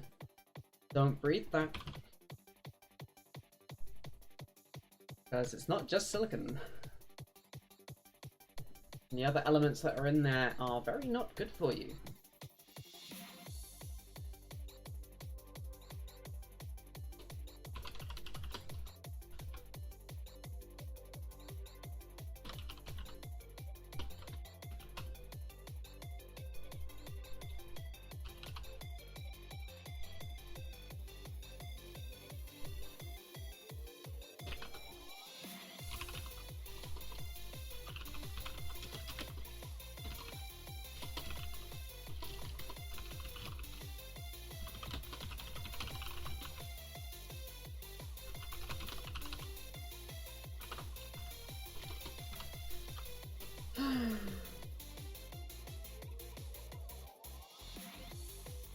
I do need this type.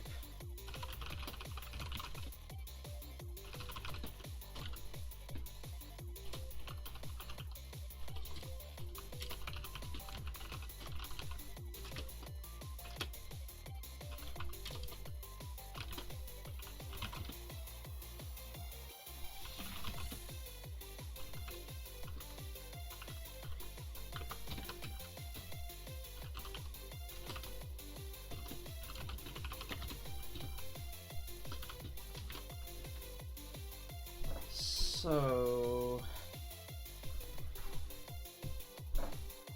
this is for reference versus non-reference type handling.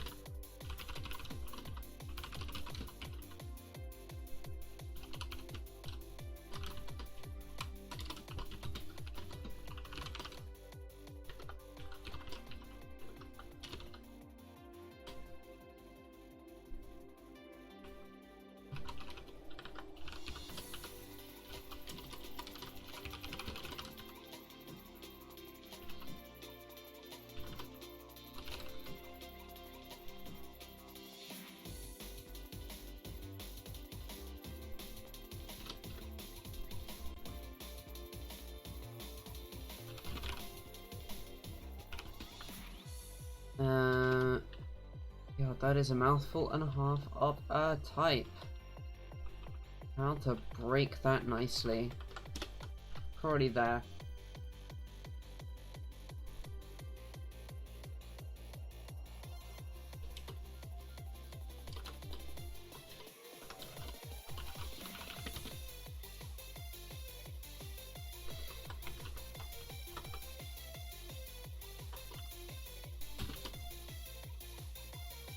Thanks, I hate it. The tricks that the STL has to get up to, right? So, that was an internal thing that was private. public. Using delete constraint t is enable if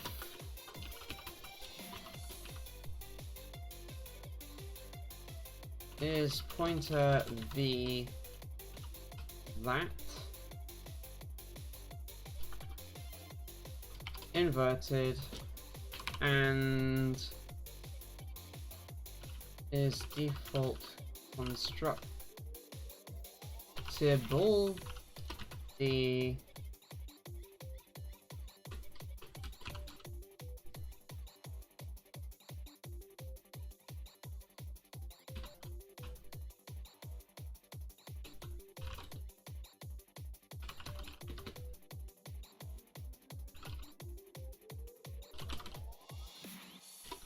put a td type.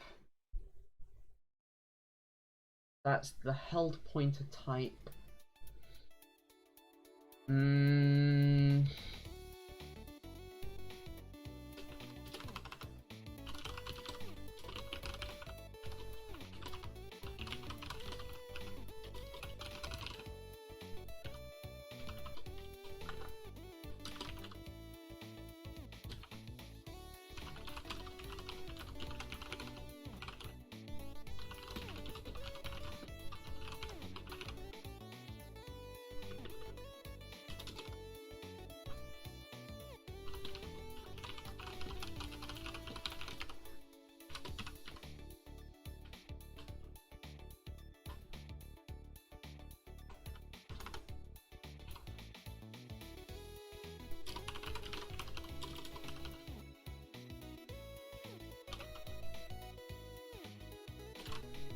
So we're implementing constructors here.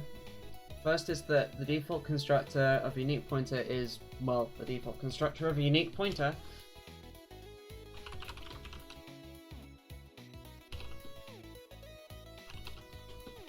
Otherwise we have a pointer type coming in.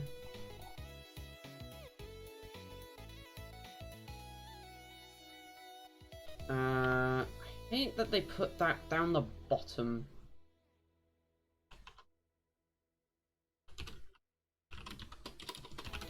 So this is a std tuple of pointer that ptr. Oh, I know why they did that.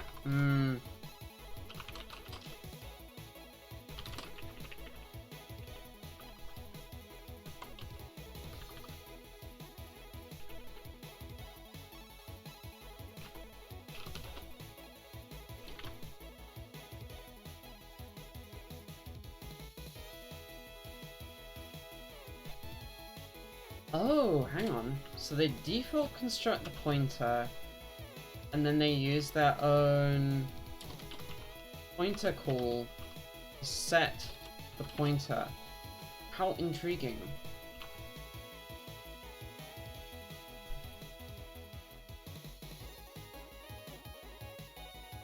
Pointer is defined right there.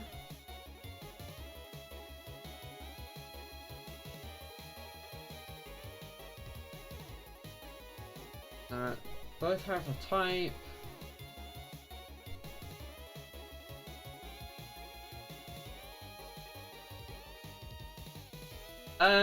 Efficiency. Tuples can be bound using oh, and I now know why it's just a tuple. Sorry, it uses that pointer access function.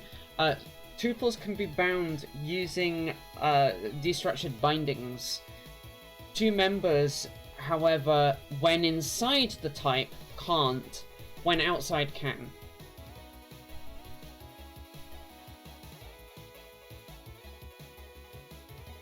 So right now, if I want to write a function that needs to get both parts, like the deleter, then the implementation of unique footer, tilde unique footer could look like this.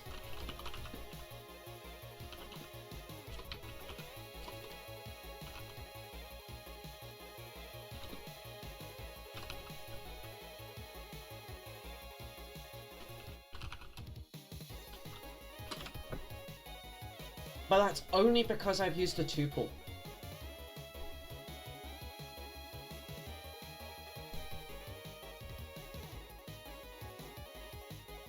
And the reason that this works is, if I open the header,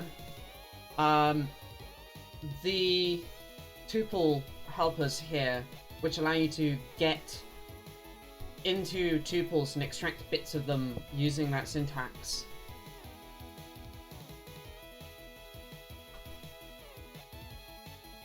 Well, I mean, at that point you wouldn't need this. That's overly verbose. But that also comes with some other downsides to do with how unique footer works. But you're right, technically you could do that.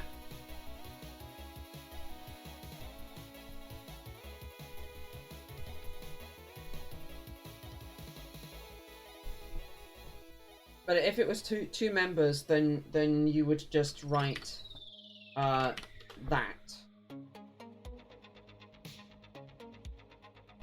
Well, it's not that you'd have to avoid your own operator arrow. This arrow is overly verbose. We discourage it a lot in C++. It's... Don't repeat yourself. You're repeating yourself by saying this arrow when you're in the type. It only makes sense to say it when you're outside of the type. If you've got your naming right. If that makes sense?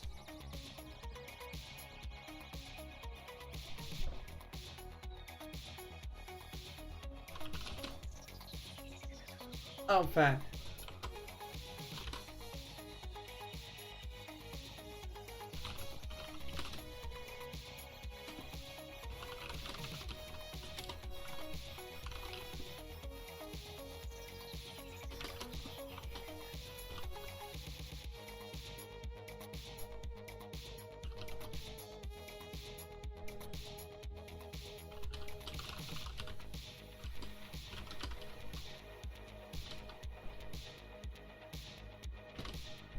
That's a fun one.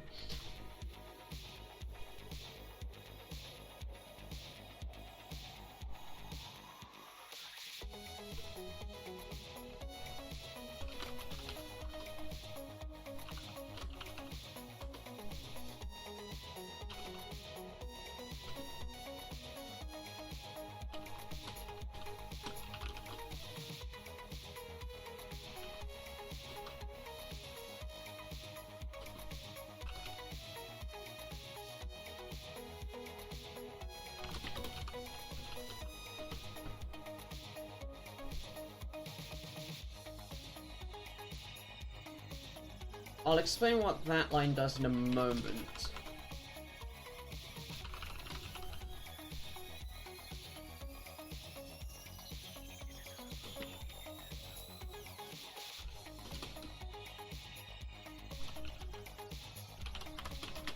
So what we're aiming to do here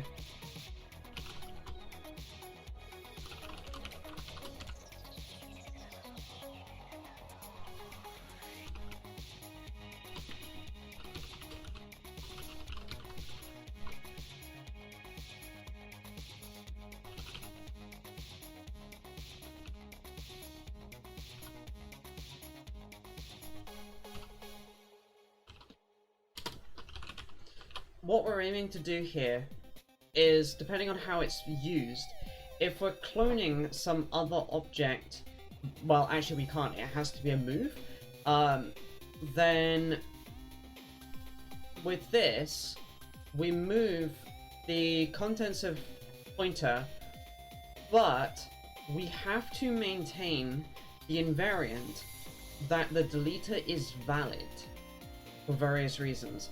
But then we also need to null out the pointer in the other container that we've just moved from, so that the deleter does nothing. This is some fun side effects of how C++ works. In this case, what we're wanting to do is we're wanting to move the pointer in and clone the deleter. Because we're we're moving into a potentially already existing pointer container. Rather, sorry, not even a potentially already existing. We are moving into an existing pointer container that may contain a pointer that's valid. That's what I was meant to say. So operator equals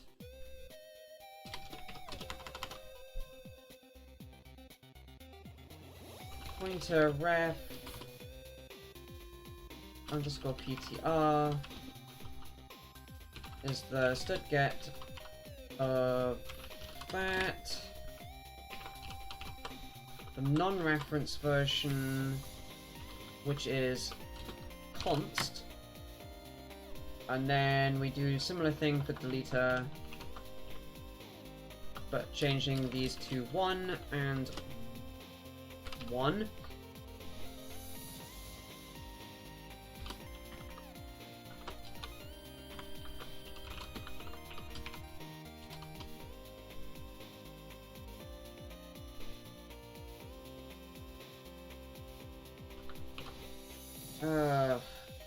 Brain is getting a bit fried at this point.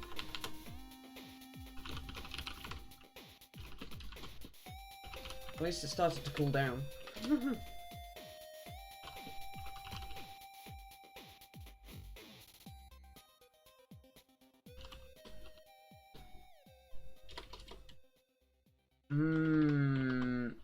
I prefer auto here.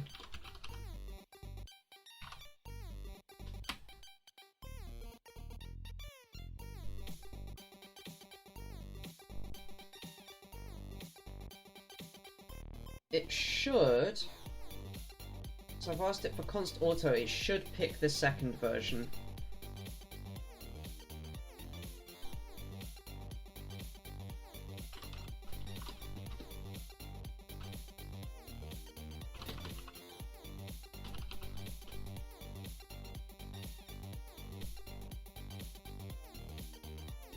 I think all of these should be marked no accept, because they're not allowed to throw exceptions.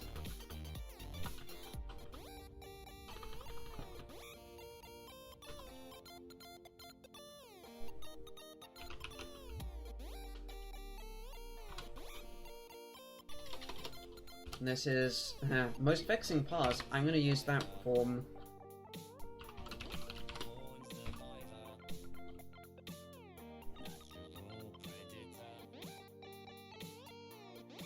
Oh, right, no, sorry, that is call to the function, then, yeah, okay.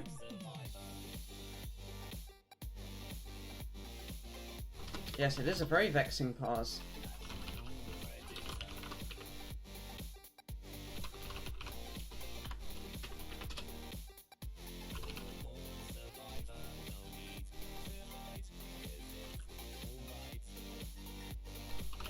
Let's do auto p footer.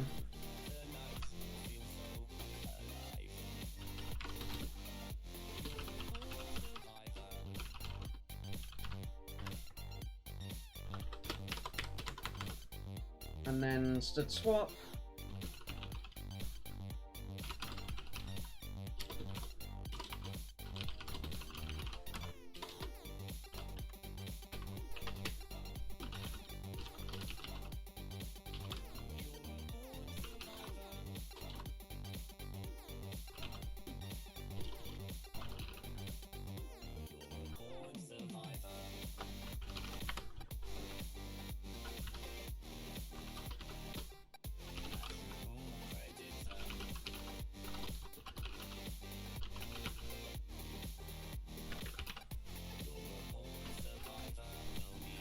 Okay, so what I've just implemented is the swap interface. We now have an ability to reset the pointer that's held and release the pointer that's held.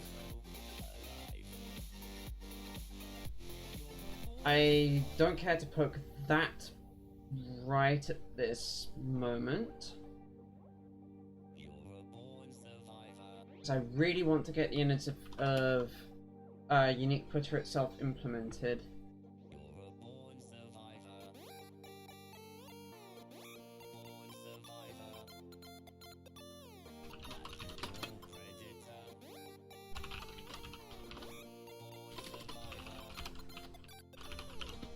Take care, Hexgen.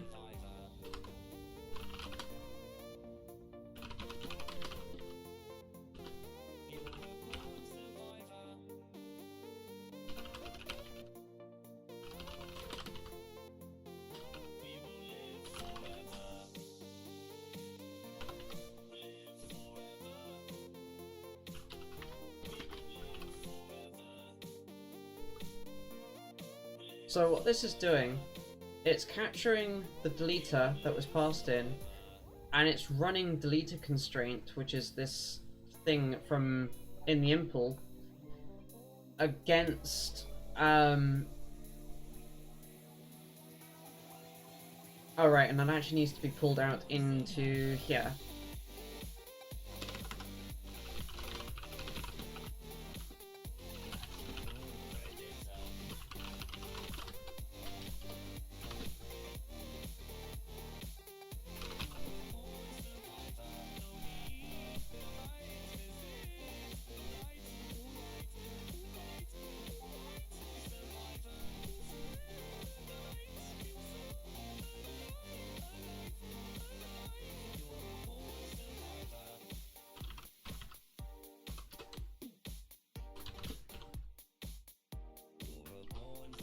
And what it's doing is it's firing this deleter constraint to check that the invariants required are met before it allows the default construction to work.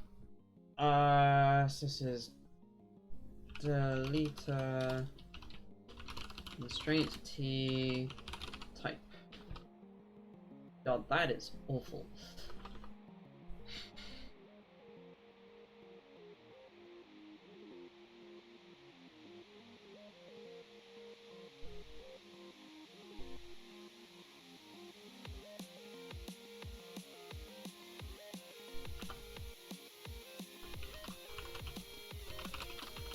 So this is the one that takes a pointer and assigns it, or captures it rather.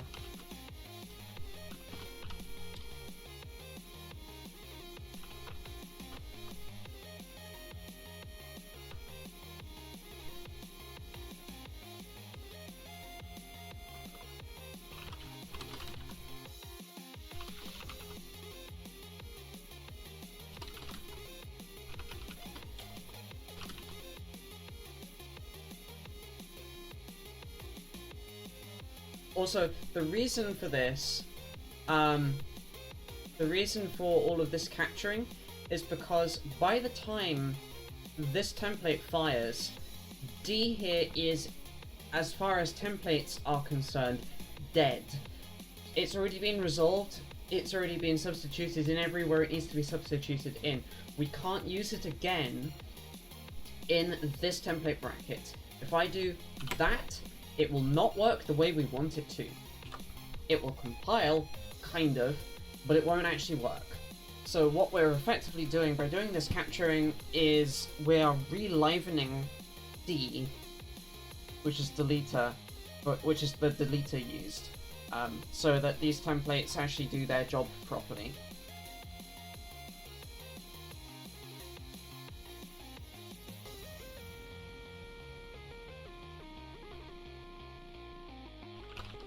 So enable if is copy constructible,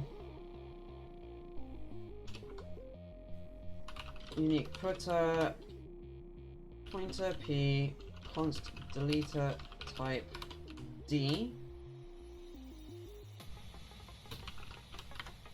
I don't believe that's...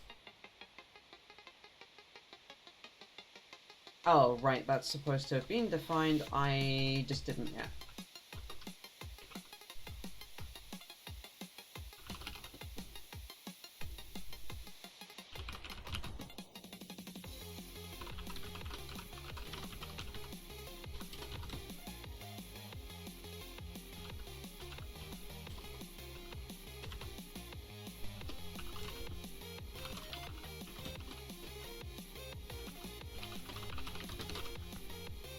I don't know why they've used deleter type there when they could have just said D. Hmm.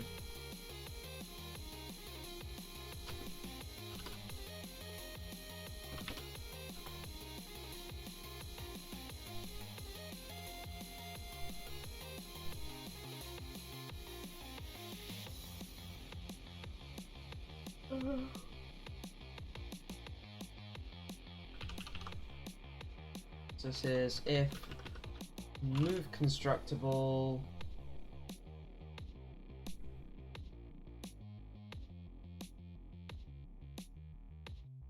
deleter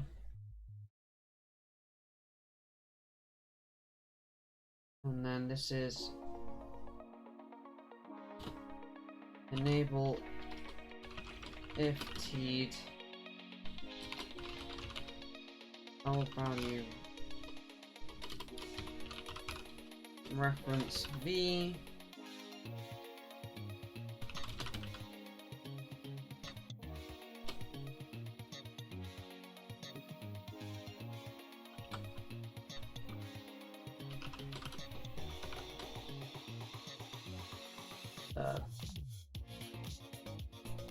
what happened there?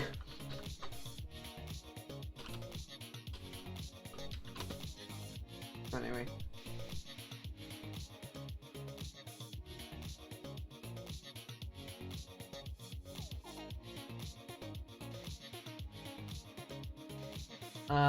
Pointer P, enable if, not isol value reference. No.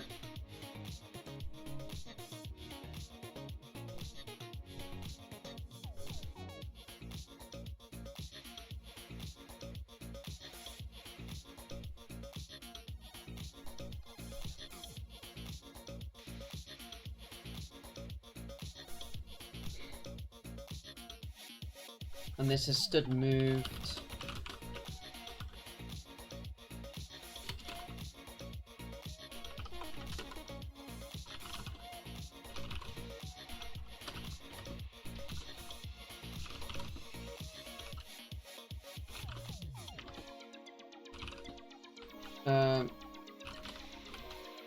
Remove reference T del T.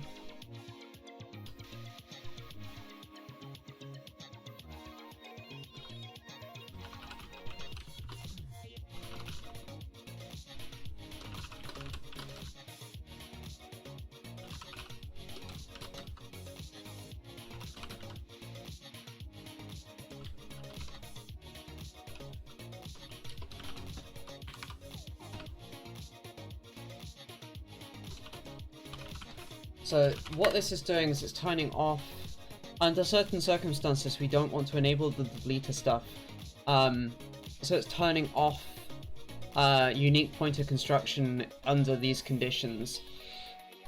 There's some pretty nasty conditions too, but obviously that is required by the standard at some point, so yeah, is an R value reference to a non-reference deleter. That's what this is checking for.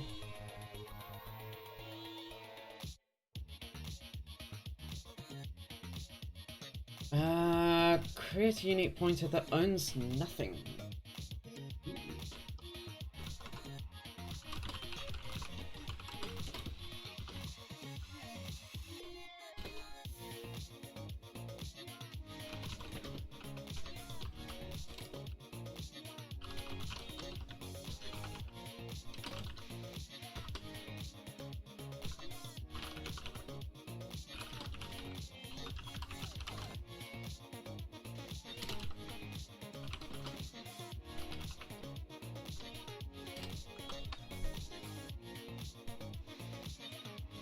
Gosh, I'm gonna have to go and look right now, aren't I? I'm guessing this is in EDA and PCB? No? General chit chat, maybe.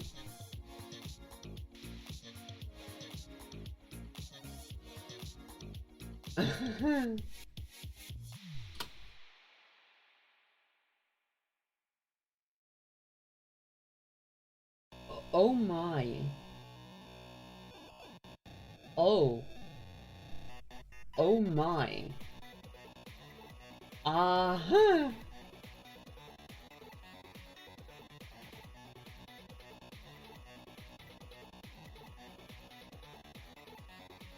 course it opened in the wrong fucking window. Yeah, this is what Obliterous is referring to. That was, at one point, a cat that's had a very, very bad day.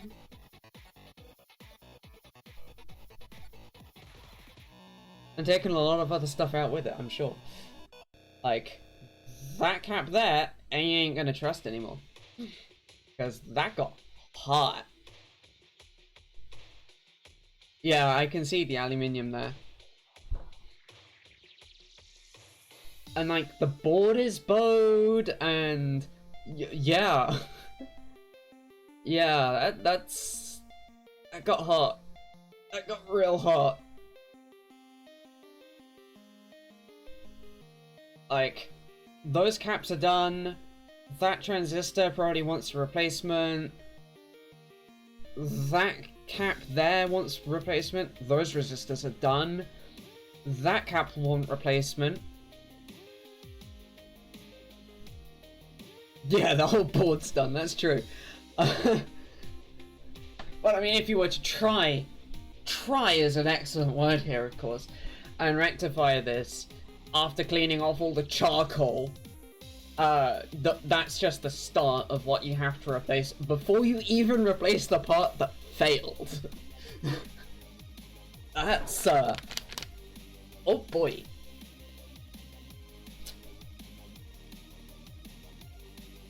Spicy.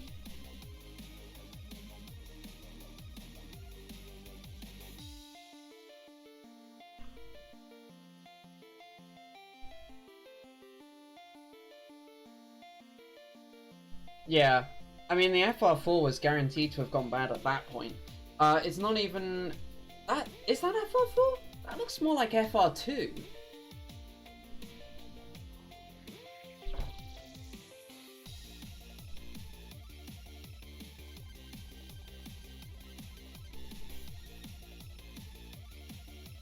The board here is FR4. That looks more like FR2.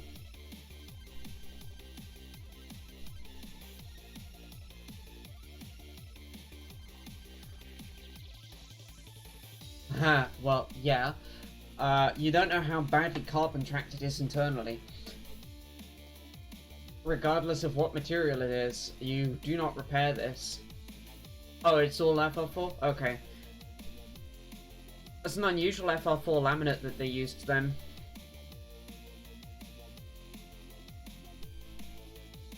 Low resin. Oh, yeah, literally hot new tech. Oh.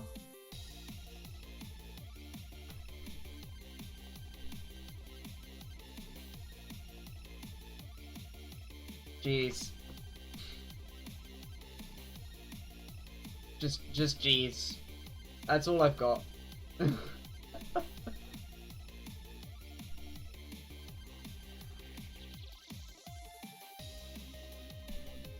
Alright, where was I? We've done the unique pointer that owns nothing. We need to do move constructor,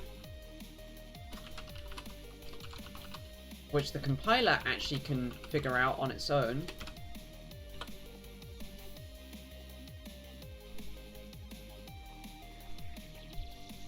Oh. Yeah, to get it to do that, that's a lot more than 13 volts or 20 amps. But went through that.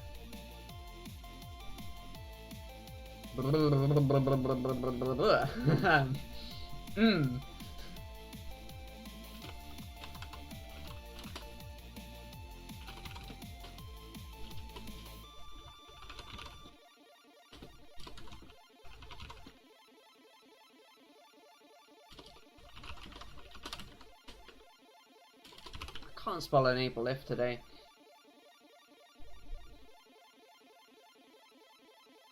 I'm not going to write the up conversion template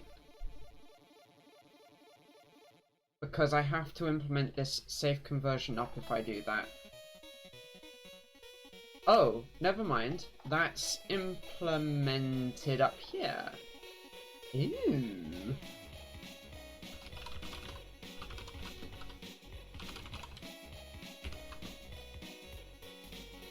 Did the amplifier survive? I'm guessing no.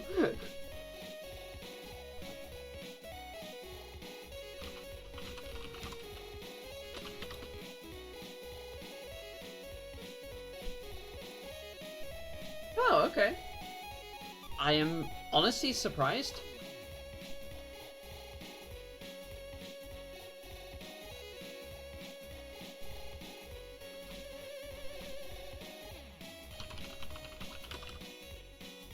Hey Amy, welcome, welcome.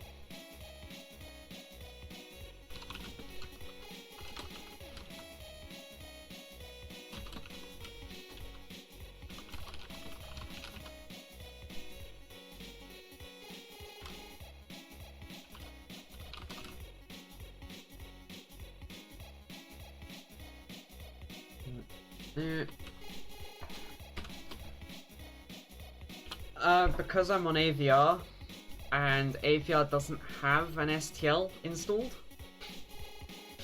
Well done for figuring that out so quickly, by the way. I wish I wasn't doing this.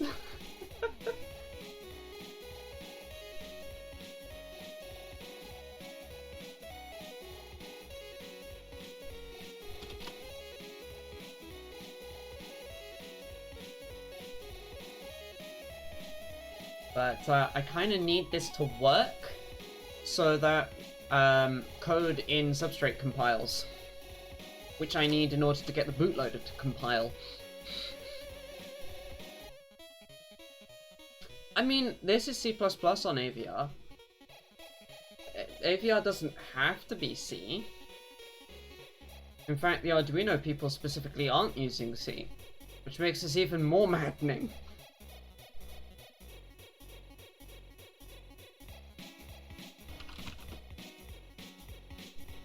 No, this is what Rustaceans call a clusterfuck. Normally, the compiler would have installed a libstd C++ and I'd get all the STL headers. The AVR people, thanks to Atmel, don't. They have no particularly good reason, they just don't.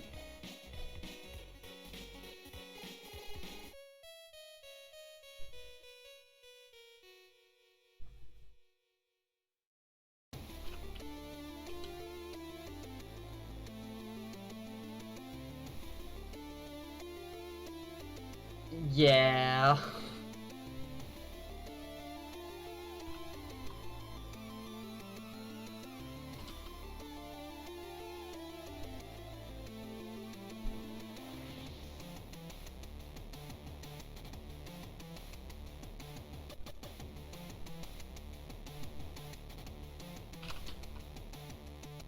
That's a value. Then we've got is condition.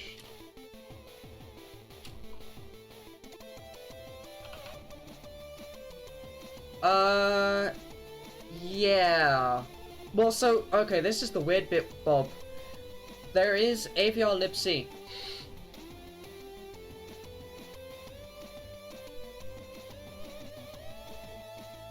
Horrifyingly, there is AVR libc. They just didn't include the STL.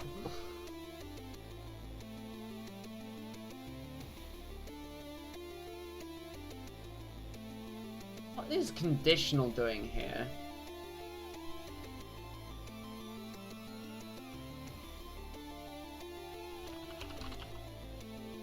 Oh, I do have that type. Okay. Oh! I know what this is doing. Okay.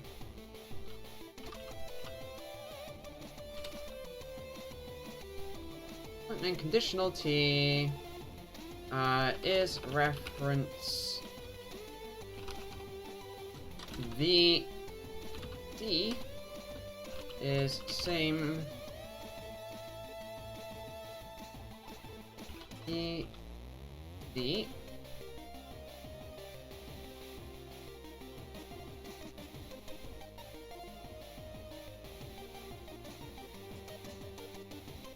Yeah, LLVM has issues with its tissues with regards to AVR. That would be fair to say.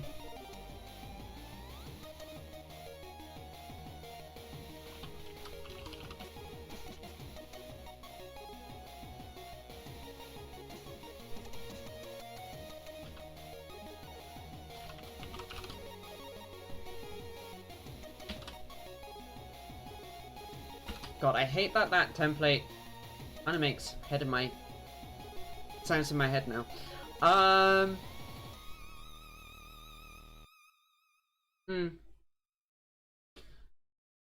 Requires board support files I don't have for this chip though, I think, because it wants SVDs, I think. Also, there are some other problems that would be had. I don't think it would make a better environment in this instance.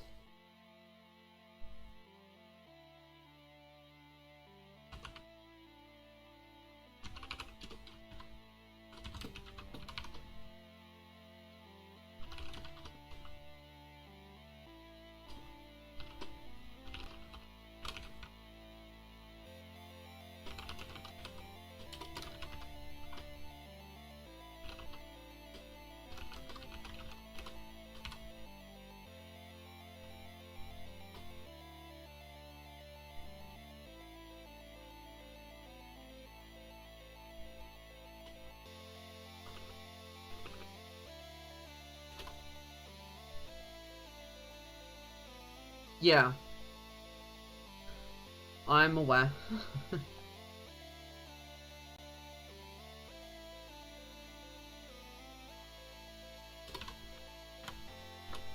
I still think that a rustation would probably say that the lack of STL here is a clusterfuck. Just cause, yikes. So this same is convertible.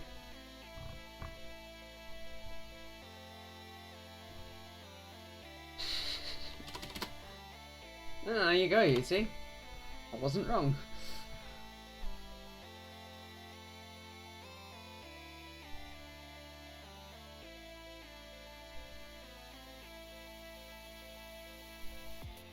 Mm-hmm.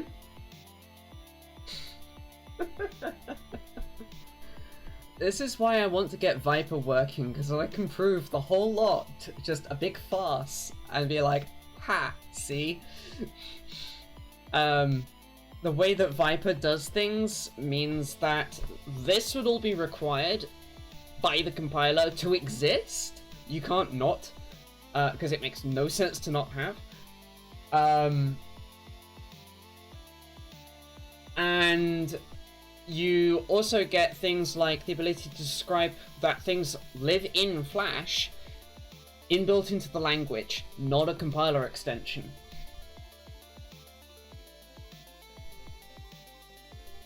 Which means things like my Flash T go away and become compiler details. It's a language I've designed and I plan on streaming about soon. All fun. I'll give it a look in a moment.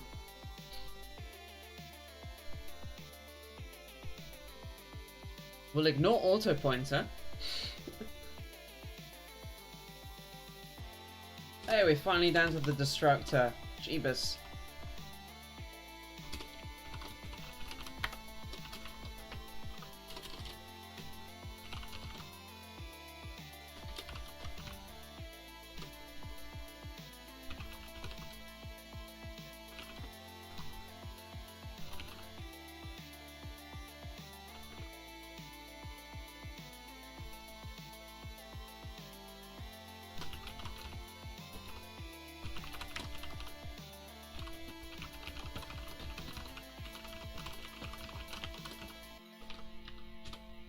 You know why that's been put in there. Clearly someone accidentally called unique pointer with a with a function that, with a type that has a operator call that doesn't take a pointer, and it blew up in fun ways. So they added a diagnostic for it.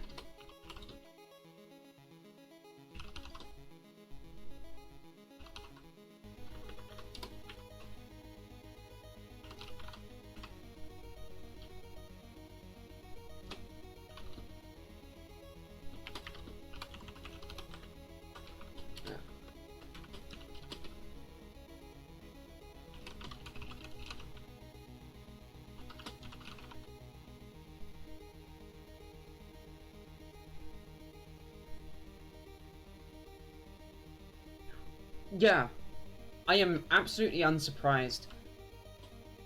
I am surprised, honestly, that anybody's actually trying to give LLVM any AVR love, given how hard it was for GCC to support it. But if they want to make AVR on LLVM work properly, because it's even a problem for Clang, I'm all for it, because then I can move all my code over to that, although Clang has issues to do with ADL that need fixing.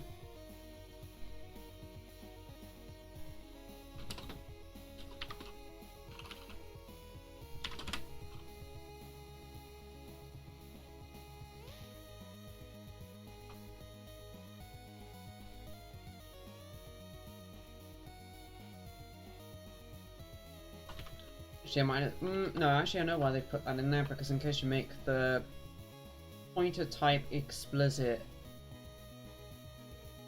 I think. Oops. Okie dokie.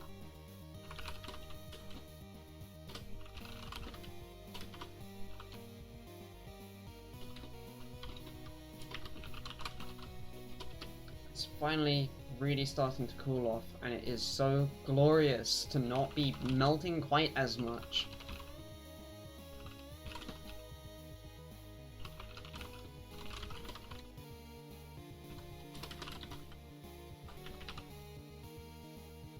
But enable if safe conversion up.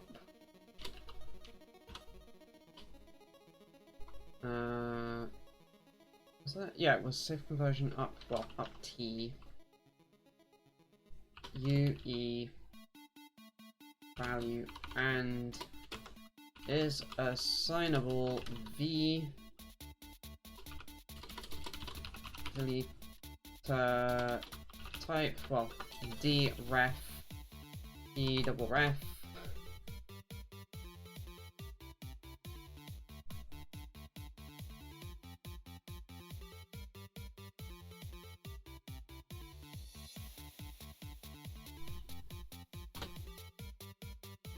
resulting in unique footer ref if it works.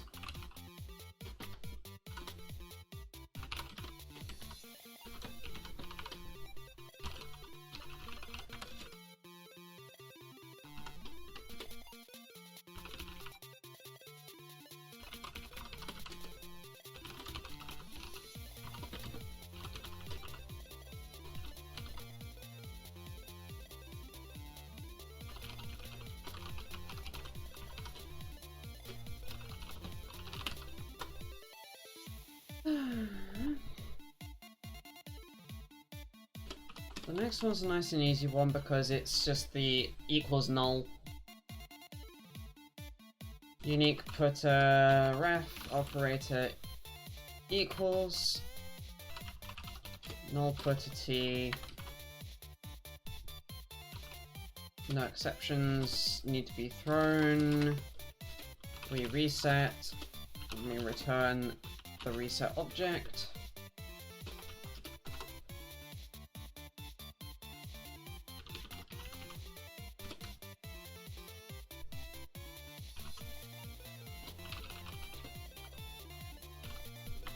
Operator star.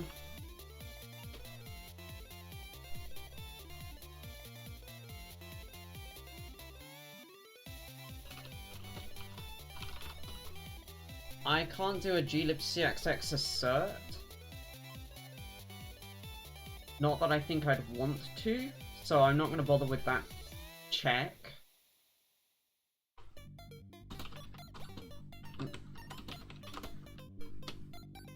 So we then have pointer, operator arrow.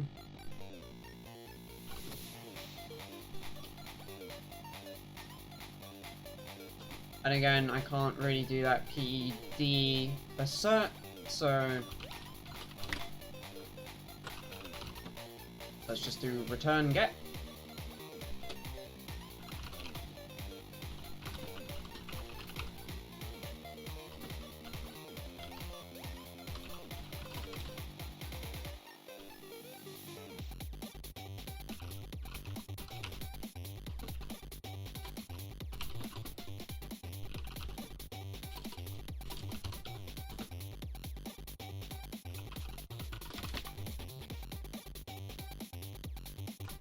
And this needs a const version. Oops.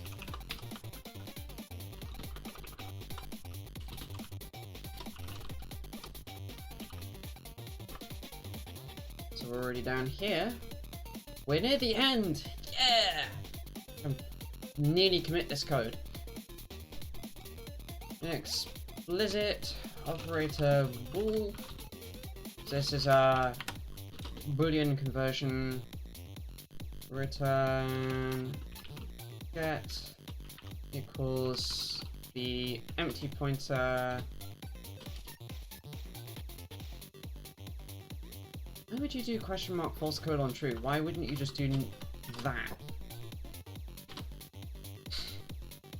Because it results in a Boolean anyway, so just invert the Boolean expression.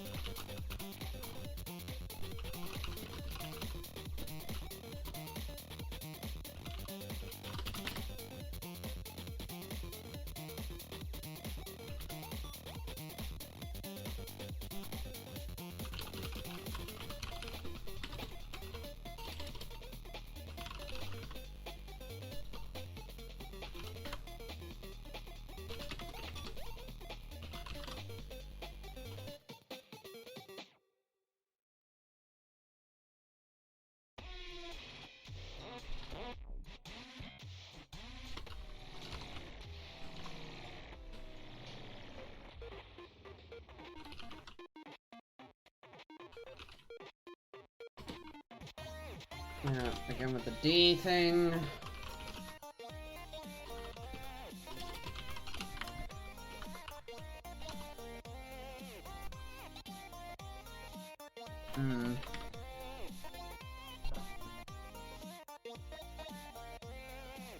This is another check, same as the other one,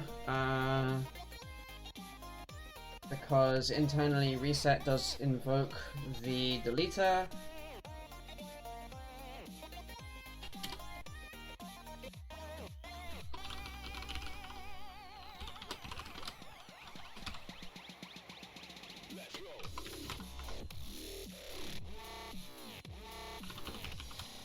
Operator, sorry, stud swap compliance.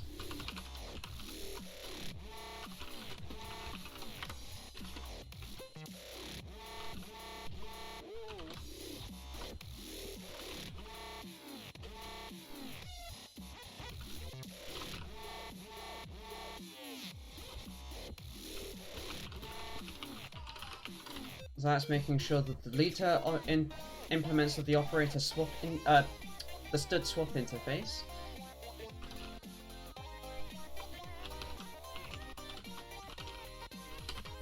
And then we swap units. Perfect. And then finally, unique pointer is not copy constructible or copy movable.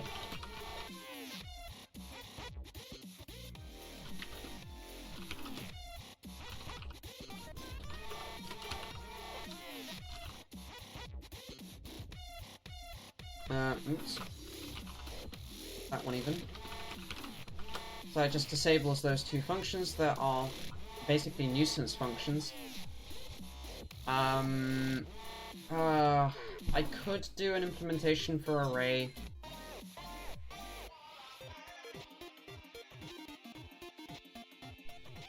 I can't be bothered right now. This probably makes the code I'm trying to build, so...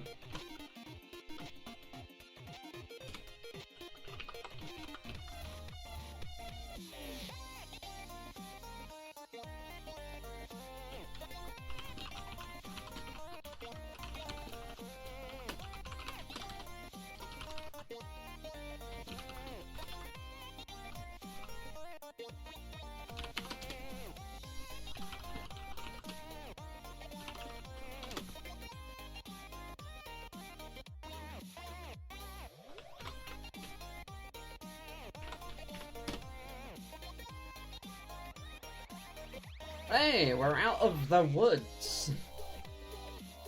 I think.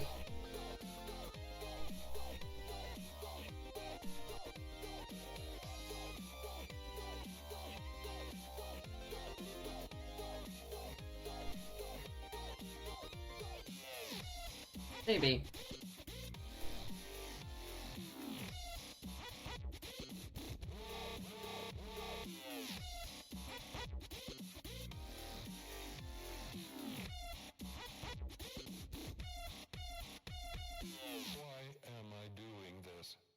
What is stood no throw when it's at home?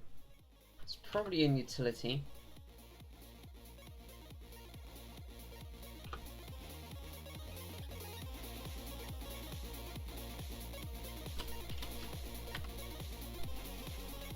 Nope.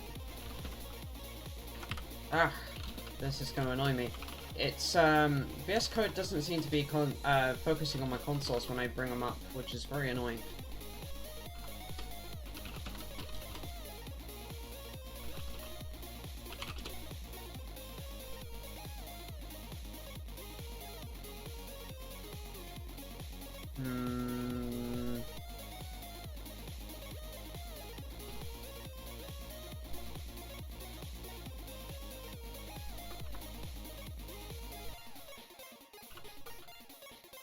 That's in the header new. I don't think I've got. No, I haven't yet got that one.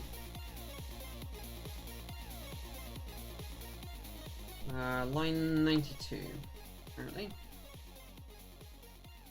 Oh yeah. Extern const no throw t no throw. This is to do with the handling of operator new. Technically, I'm not implementing.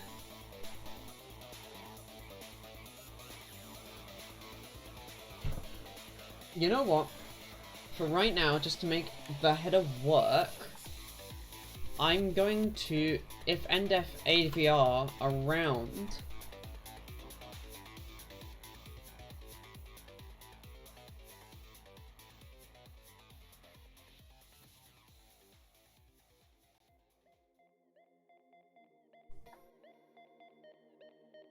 make unique stuff. Here it is.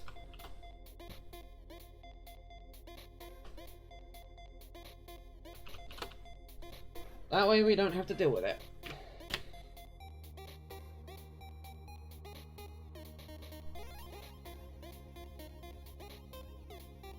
Still a giant pile of spew from the compiler.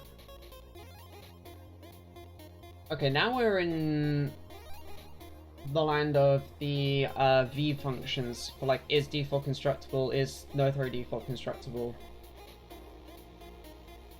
These.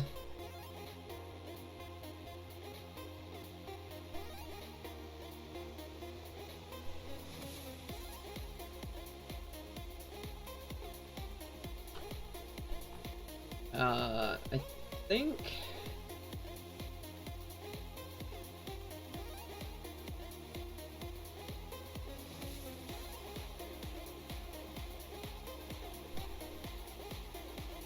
$286.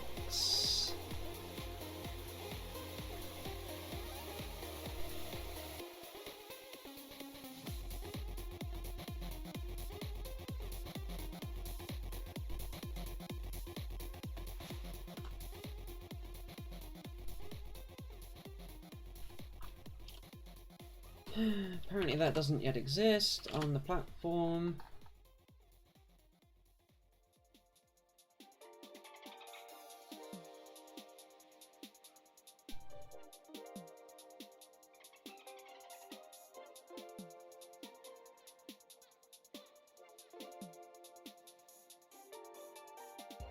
Stood array takes 2 arguments. Why is that saying that that's the wrong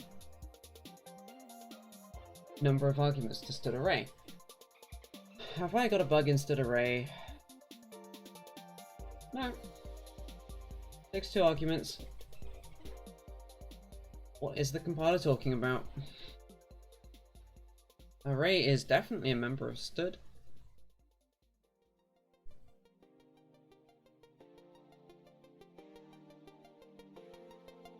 Hang on. Did something not close the namespace properly? And we're, like, stuck in namespace hell?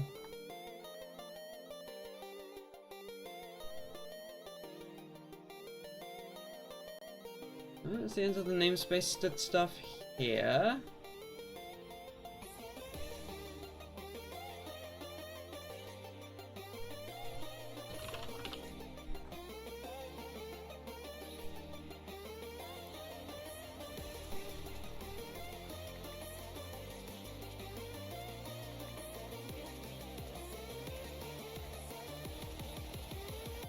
Oh, yeah, we got caught in, oopsie, because of a botched bracket.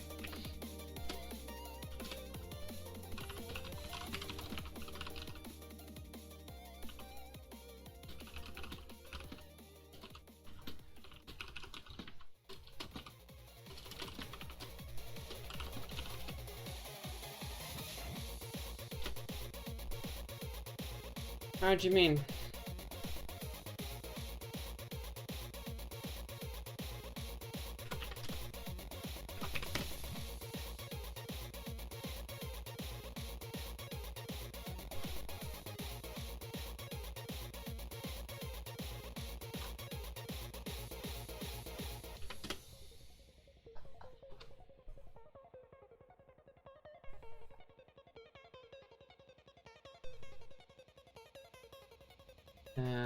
Yes, I did mean that.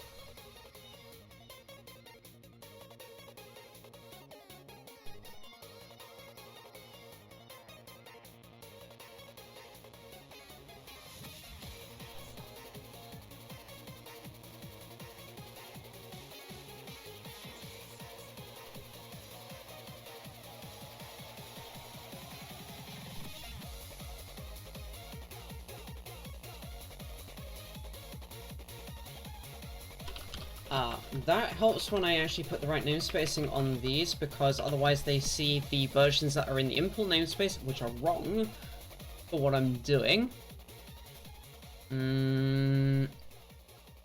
That should have been a bool constant. I don't know why that went and picked up the wrong thing. I could have sworn that's in my type traits. Because it is.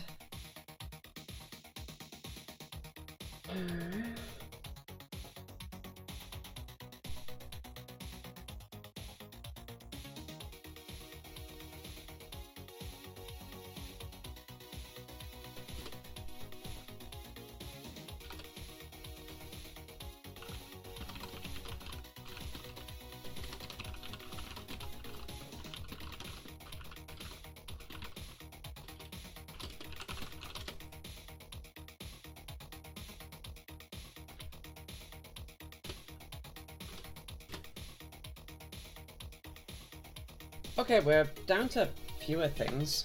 I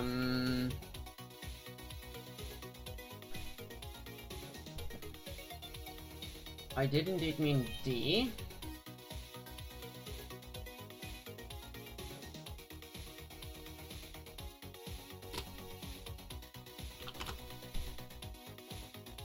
And then 108.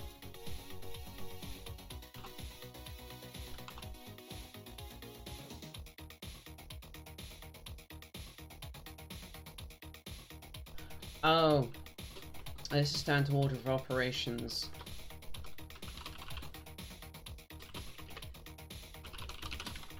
I have to define the helpers after I've defined the usings. Oops. So that this is in scope, in time.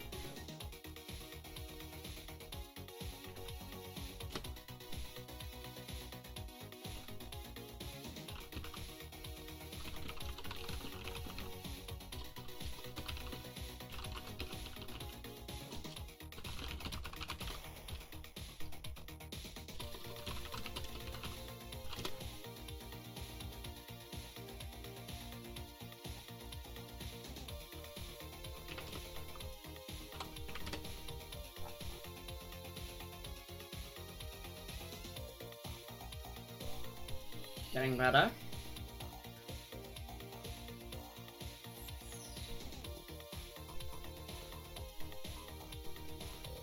Is array v wrong number of template arguments? Why? I've got to type u. I want to check if u is a stud array, or not, rather not a stud array, is an array thing. Interesting.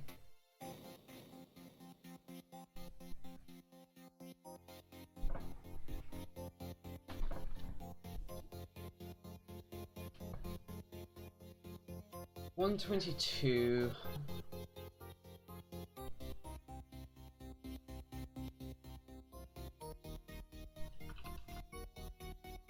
Is copy constructible? Indeed does not exist. Whoops.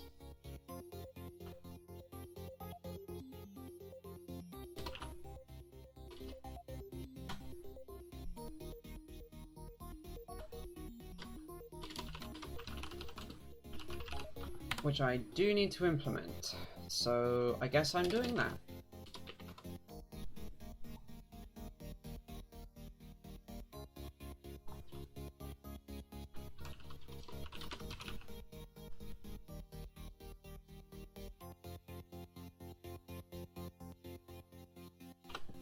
Might as well put it with this move constructible.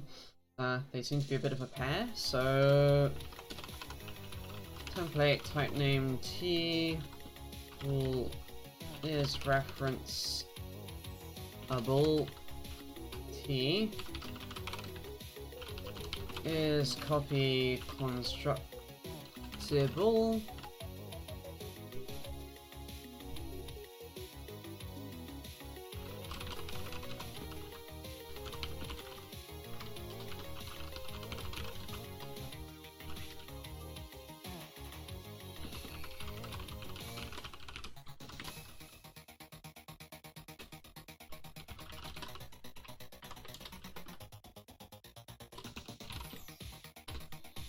And then this is the version that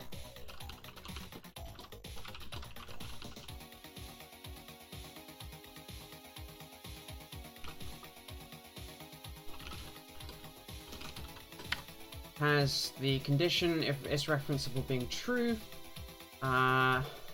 If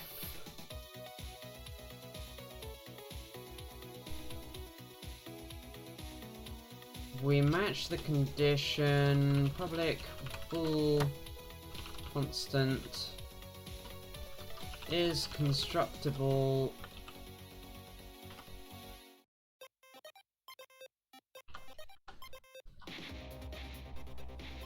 T and constant T ref, i.e. does it have a copy constructor and can we call it without errors? That is copy constructible.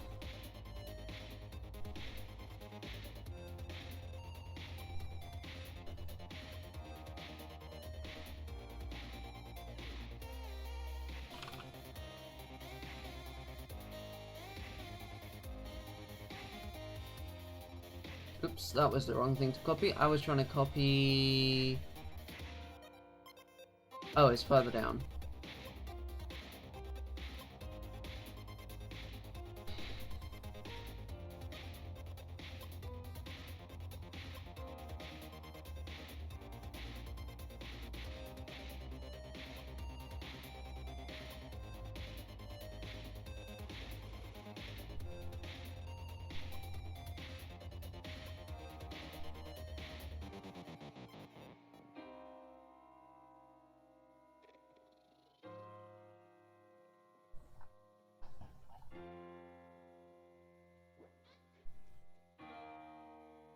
Okay. So this is the same kind of dealio.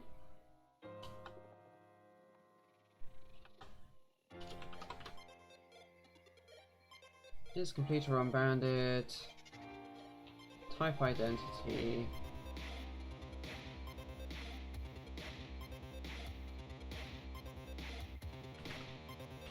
Copy constructible.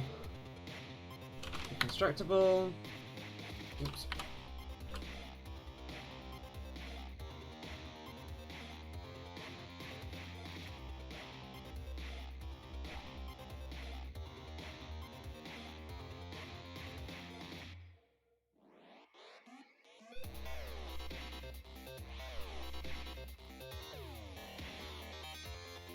And then those are actually made into values further down. Wow, okay.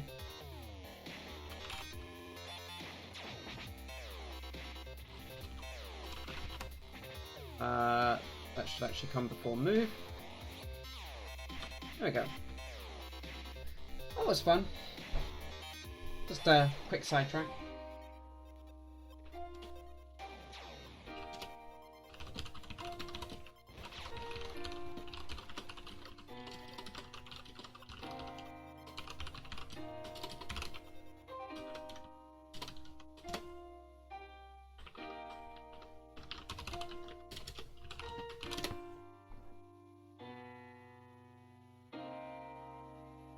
Okay.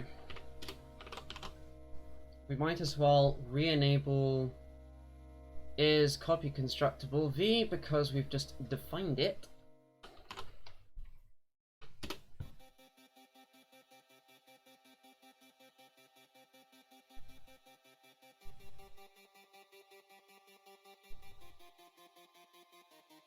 There are 2 or more data types in declaration of type name. Enable if is copy constructible. I don't see the problem. Line 22, 122 in memory.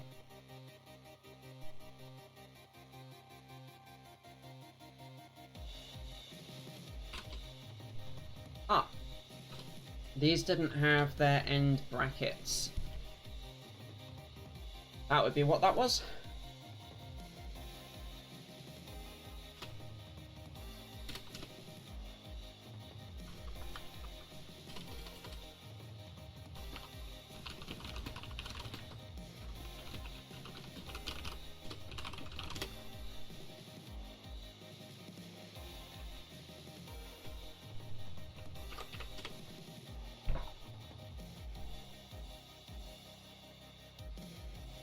Okay.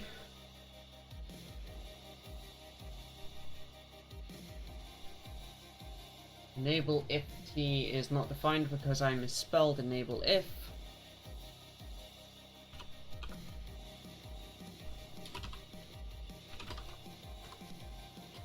There's only the one of them. Excellent.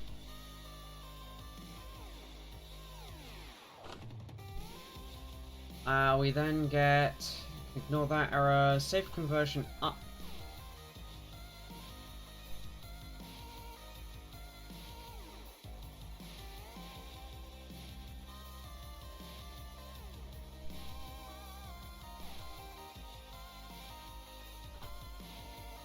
$149. That definitely is defined.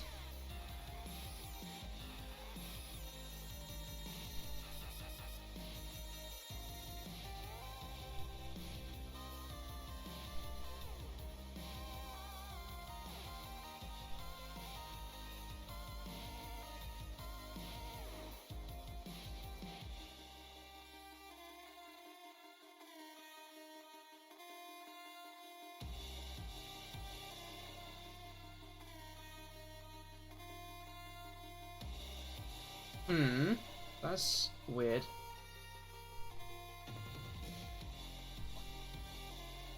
Oh, no, it's mad at me because of this is array. Right.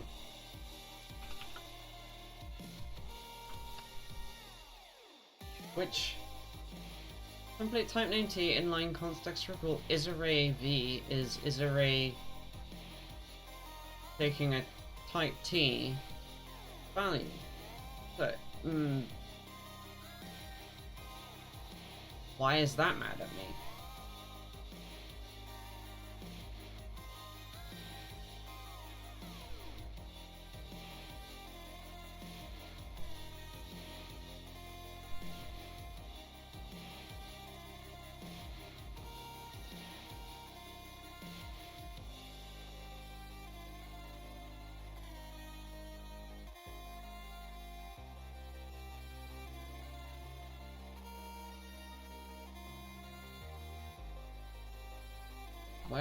did that implementation go?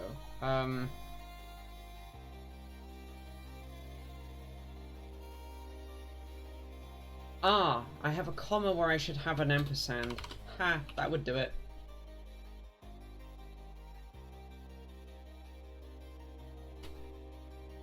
Can't blame the compiler there, that's all on me.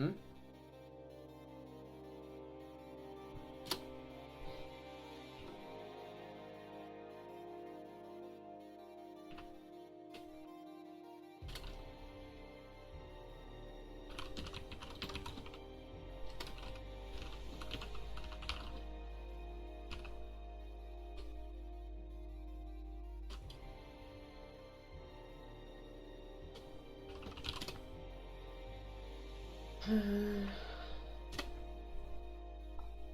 Now of course I wanted to change the result because I need to do a pull first. There we go. Okay, that's fixed those errors. We're actually getting remarkably close. Is invocable. I could have sworn that that was defined. Is that one of those things where I've defined it in a weird namespace or something?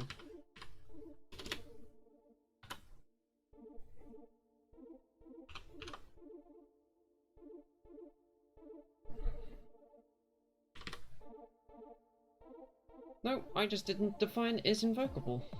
Yet.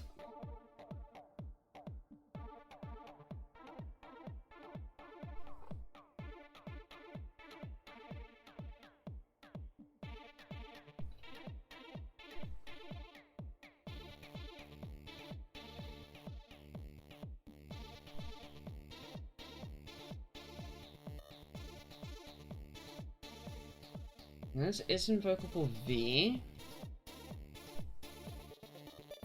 Both row invocable is invocable R. Ah, here it is.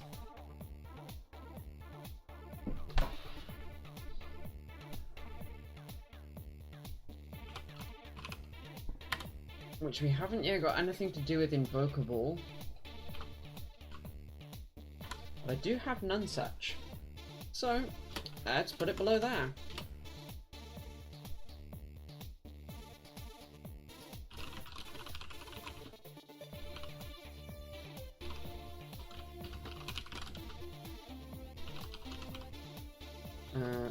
Using invoke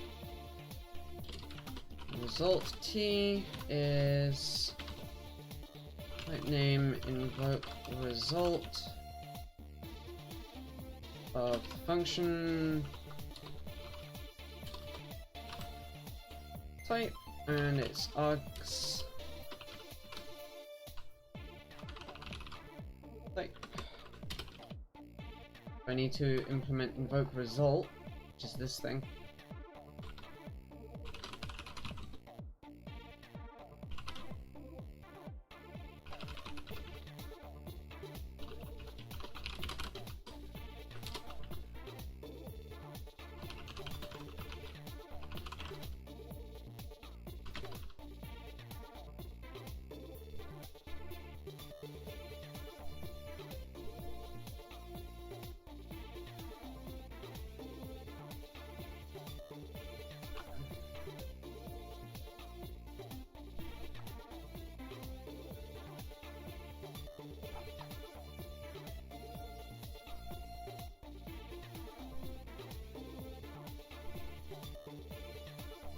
Of course. Where is this? This is...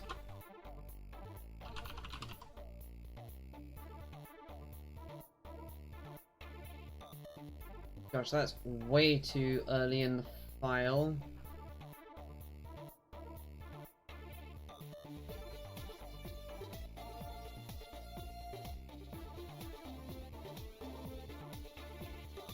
Right, it needs things like remove reference, which... There's all the remove reference stuff.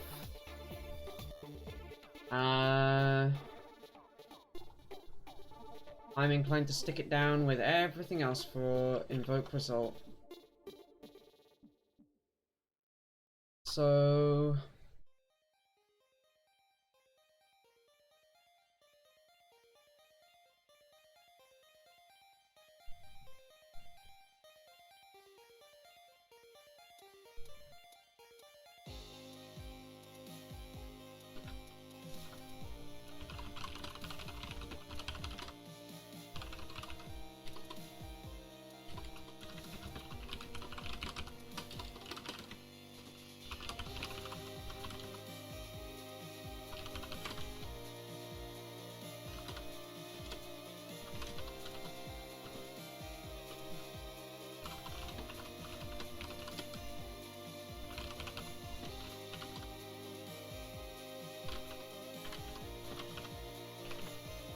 go. There's one. Result of, not if.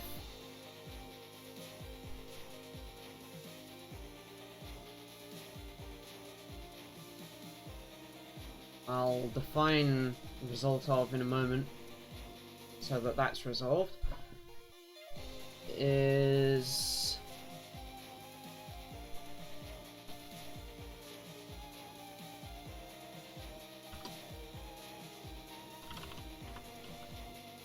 simple result of is member object pointer remove reference of the functor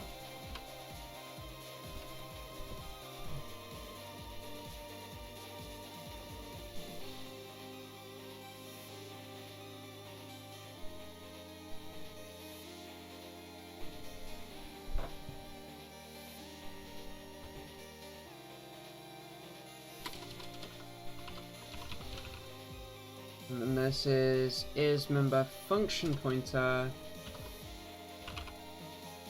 remove reference functor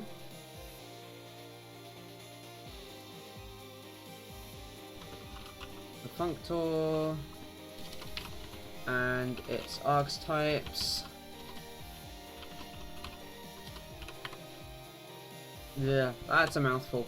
What this is doing is it's this template, which I've got to implement next, clearly takes two booleans, whether or not the functor is a member object pointer or a member function pointer, and then the actual functor and its arguments, and depending on that information, it then dispatches accordingly.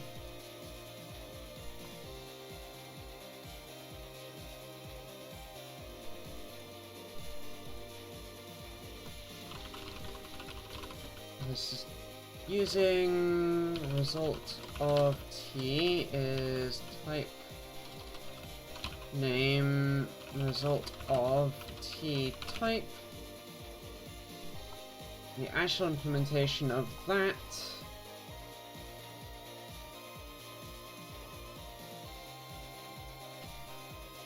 template type name signature t struct result of, and now this isn't mad at me anymore because that actually exists.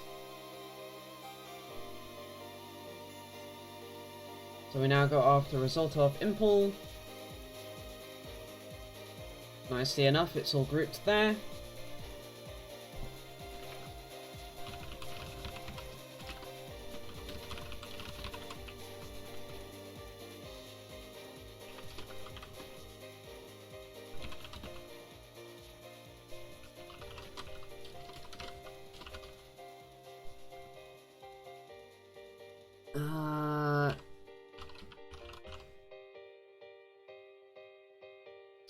So template type taking a bool and another bool and the type name functor t, and the template type parameter pack arg types t.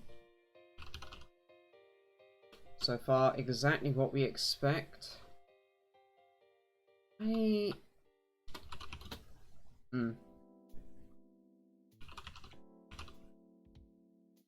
is result of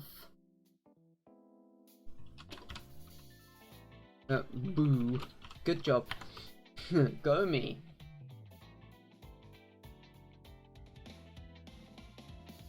Using type is failure type. I've got to actually define what failure type is.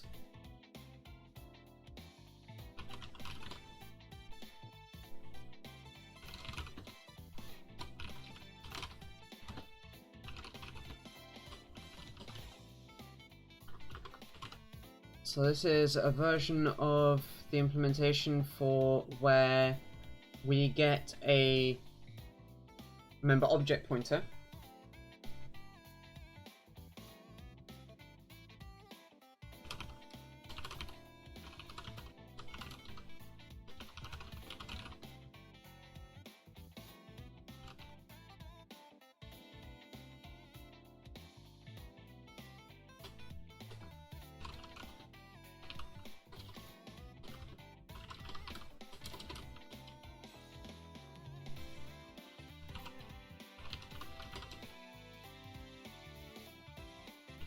It's going to be stood to KT,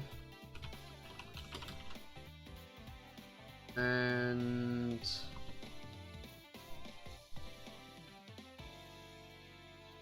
invocation unwrap.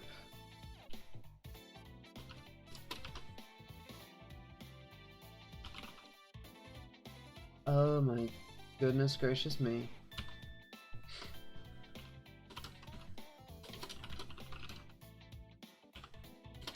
That's going to require a whole load of extra definitions.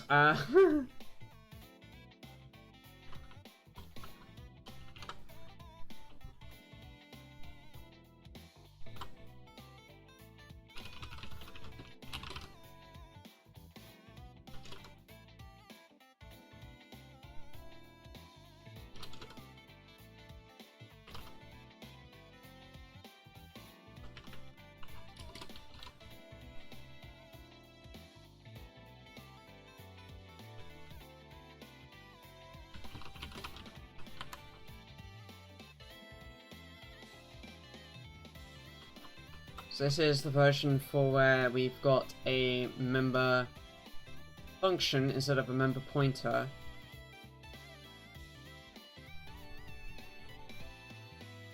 So we've got the member stuff, we've got the arguments.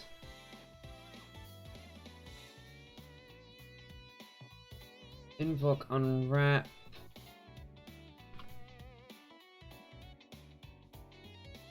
And then args.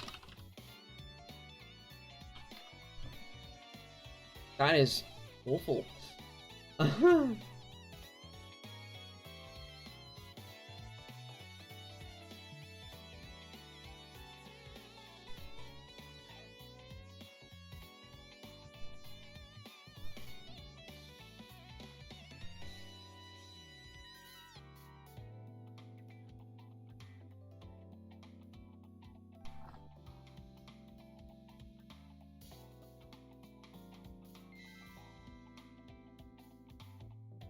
Oh, is that?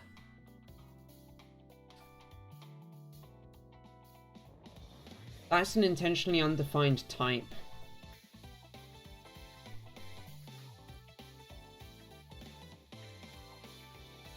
Because it forces compiler errors.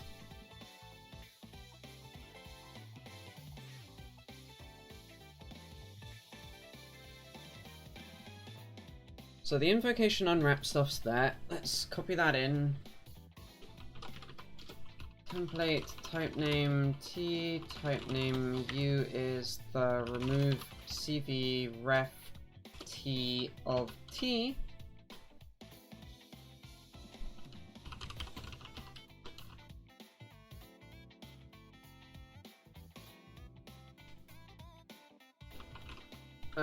Type equals T rather.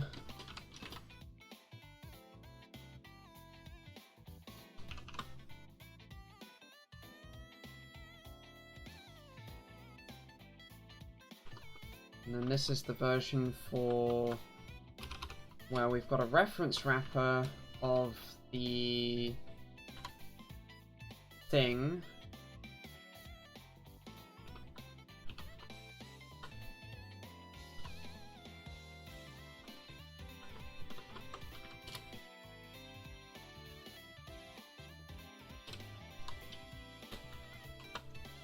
Which makes it so we get a uref.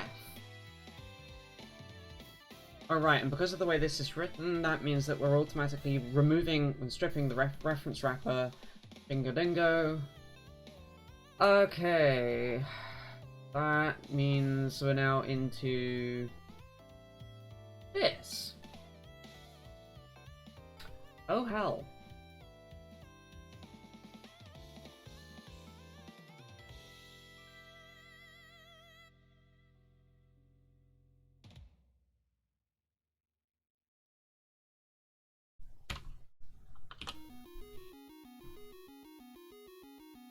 I'm inclined to come back round to this and first get the rest of the result of and invoke result stuff written.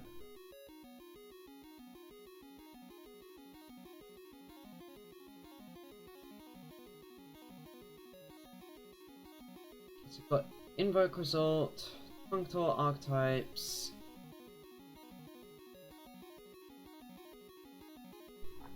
Giving us invoke result T.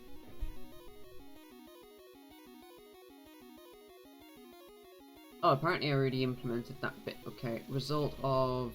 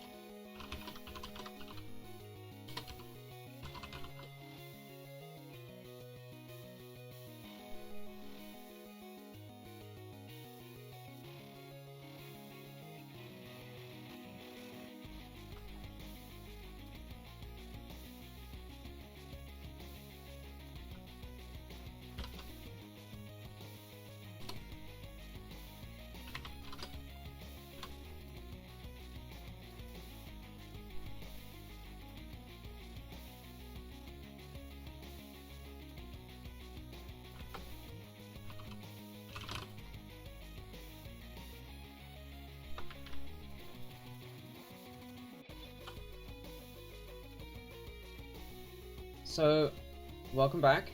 I'm implementing the static asserts just as comments because I haven't yet implemented is complete or unbounded or type identity. However, I should in the future.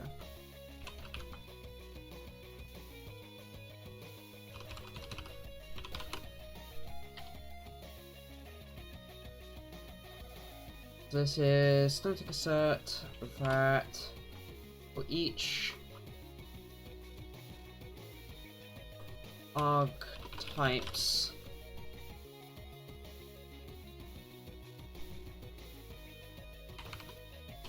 in a fold expression. C++ has fold expressions, they're just interesting, as you're seeing. Though they're actually very well implemented and very good. What this will do is it'll copy pasta that bit over and over. Sorry, minus the first bracket. That bit over and over for each of the arguments, putting ampersand between them. And cutting off the ampersand on the end one. Automatically. Just compiler generated fold. This happens to be a fold L. If I did triple dots on the front, double ampersand, that would be a fold R. So you get to choose the order of folding. Not that it makes any difference in this case, but it may make a difference depending on what you are doing within the fold. Today you learned that C++ is actually a functional language. Surprisingly.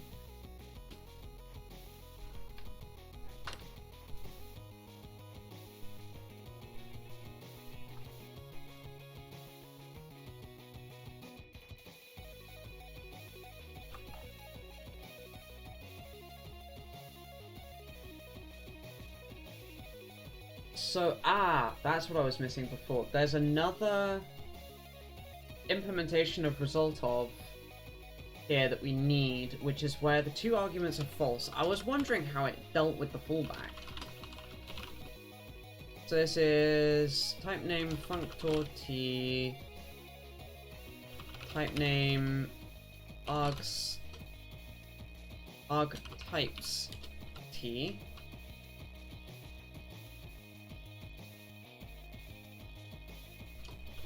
Struct result of false false functor t arg types t.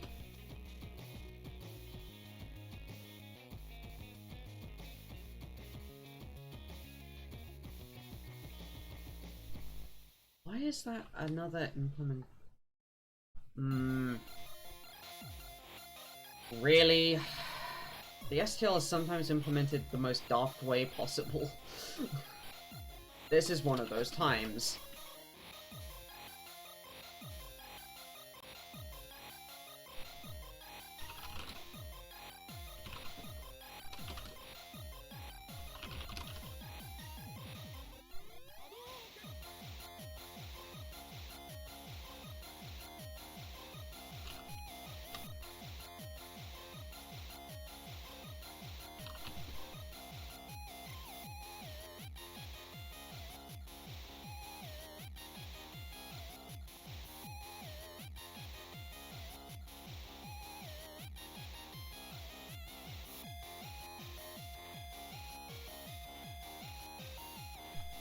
What is result of success?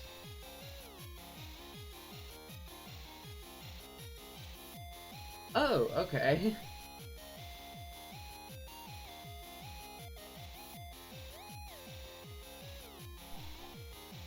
It's some special implementation detail.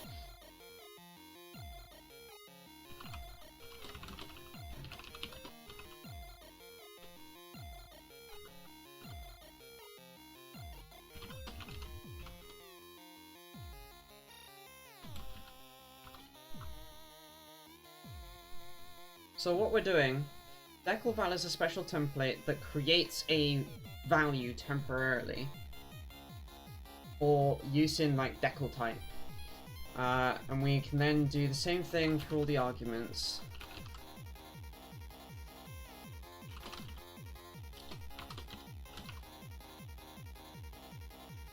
And if that works, then we'll get the success type.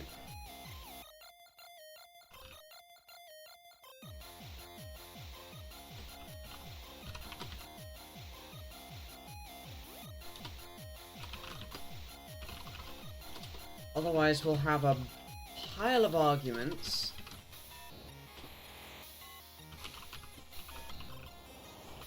Which will always match. So if this expression, substitution failure, is not an errors, making this template invalid, pardon me, then we'll match this fallback version of test.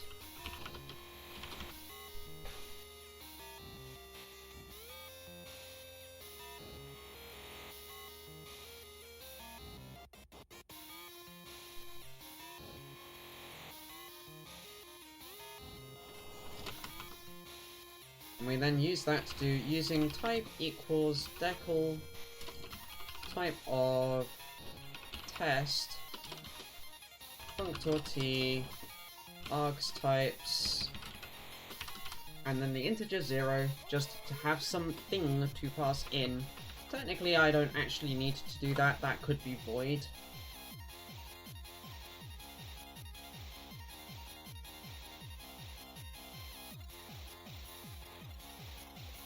But I mean, it doesn't really matter, so...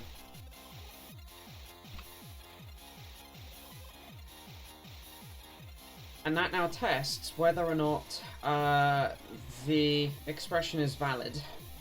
And if it is, then we'll get whatever invoke other is.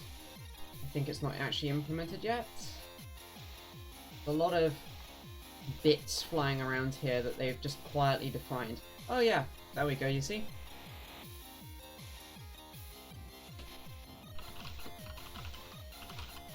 Not template, struct, invoke other.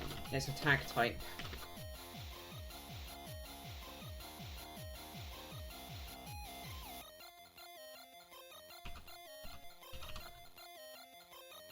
So we've got mem, fun, ref, and deref.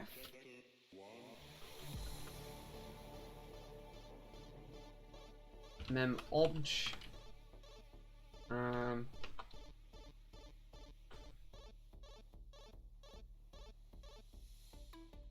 still here.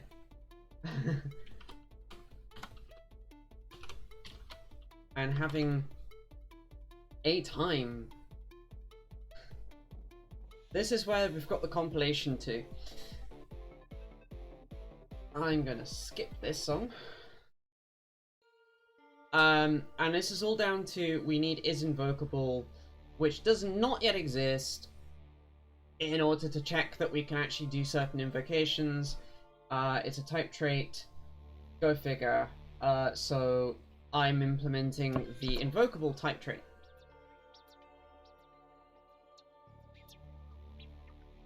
Which requires a whole pile of machinery.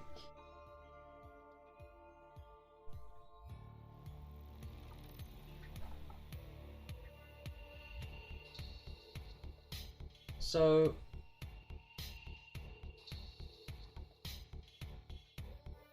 do common type import.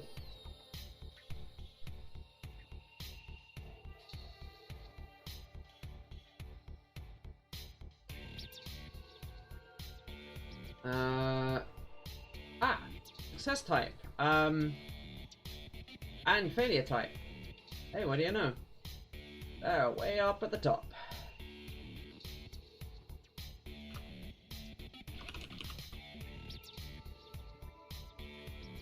Let's add those before integral constant, actually.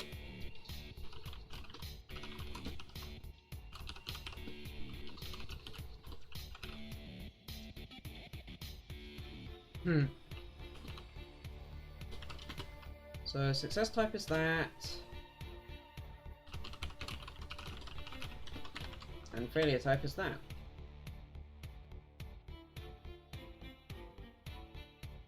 And that now makes a whole load more sense of this lot. Stood failure type, stood failure type.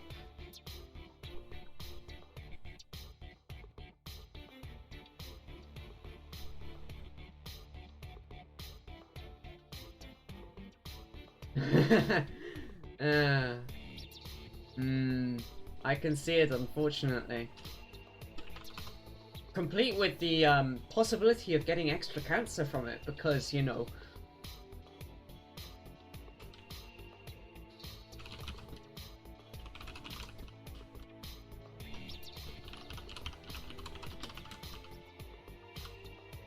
So, result of success, which is this thing, is success type T.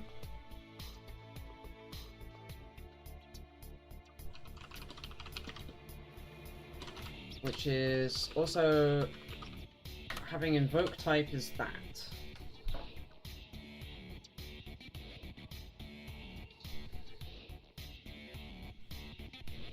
I'm not surprised somehow. I wish I was. I'm not.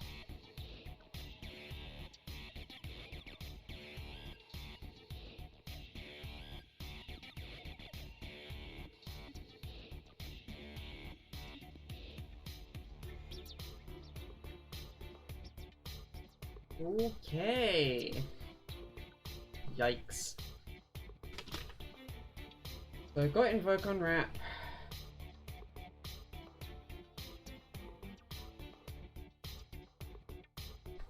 Let's do result of memfun.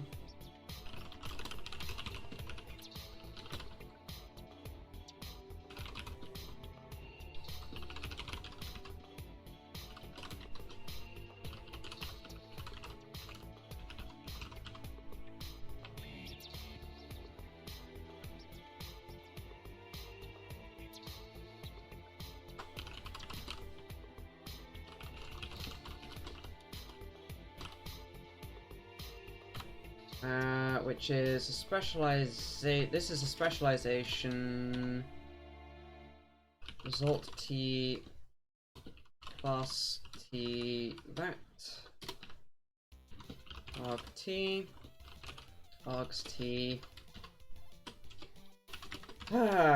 So this is, I'm unwrapping types again.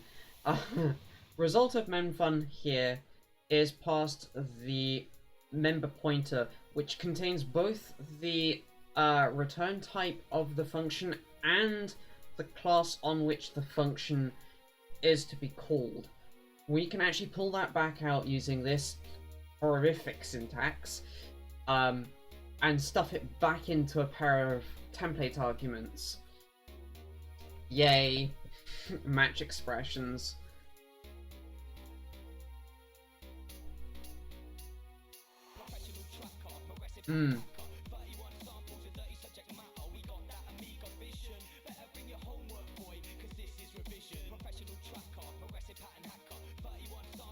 So, this, a lot of inner bits.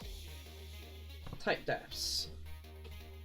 Arg_val T is remove reference T. Arg T.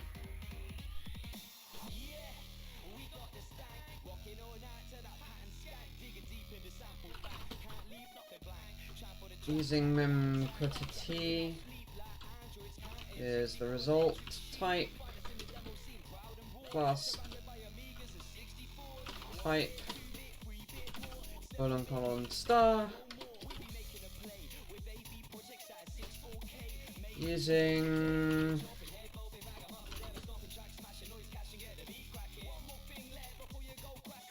type as conditional T is base of, I need to implement is base of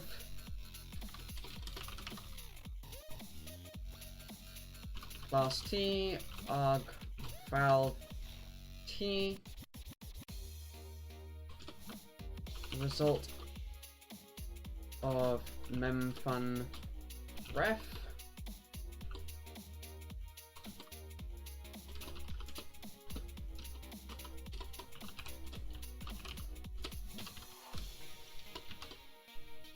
This is brutal code to write.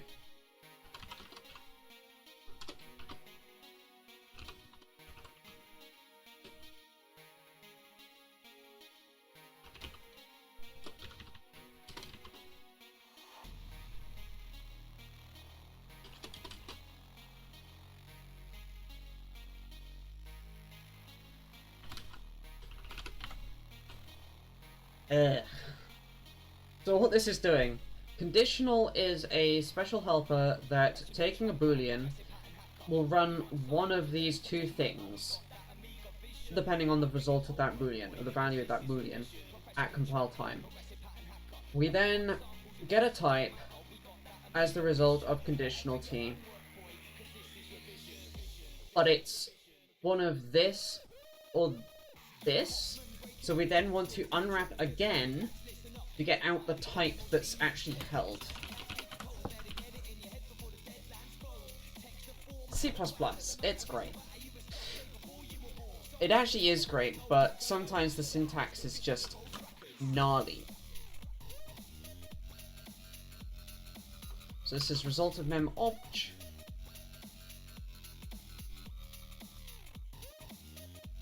We have memPutter arg We don't have args. Result class arg. No args.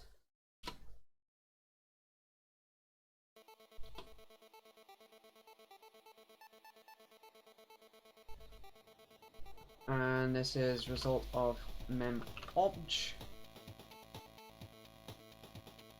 Remove CV. Remove CV reft arg. There's the argument value. We unpack in a very similar way to get the mem pointer back, or repack rather. Type name conditional.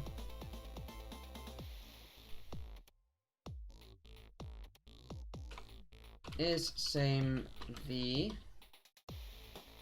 argval plus t, or is base of v class t argval t. That's the new condition.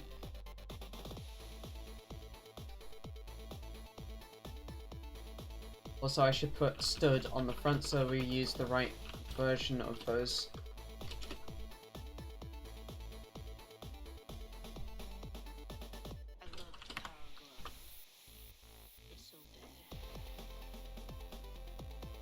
Okay. Then these are result of memobj.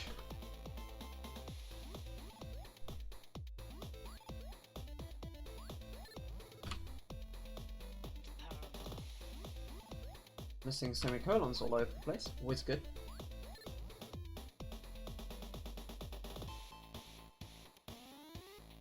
Scanning now for missing semicolons. That looks like those were the only ones. So we've got memobj dref, memobj ref. They don't take a argst. So simpler.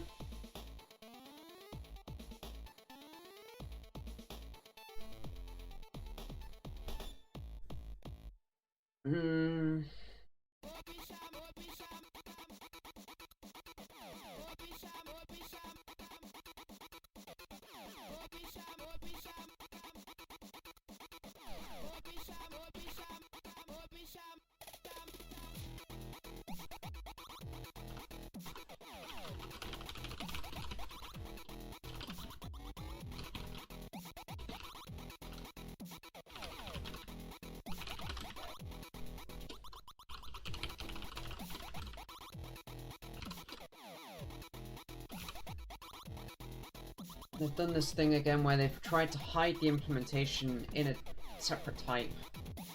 Which I am not going to bother doing because we're already in the implementation namespace. You should never be poking the inners of these anyway. Template, type name, F, type name T, type name args T.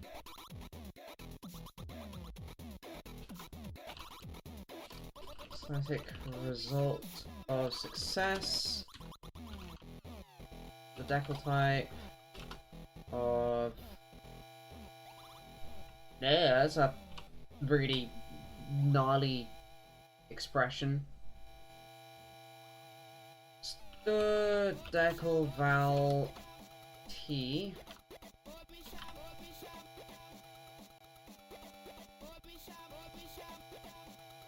Operator.star.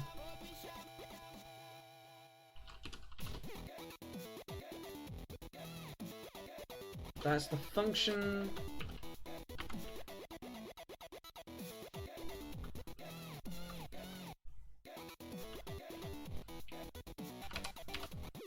So that gets you a function to be able to call, and then decal val args.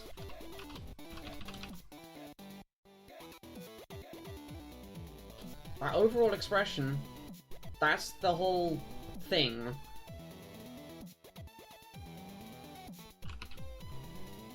Invoke memfun deref. Test taking an integer.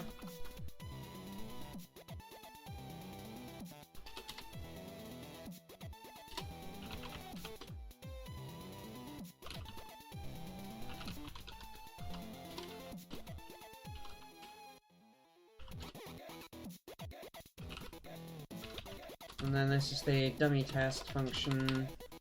Using type is decal type of test. Memputter argt argst.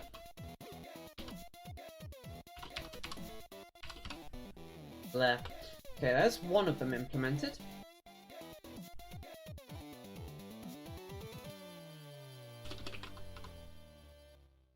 We then get to do memobjderef here.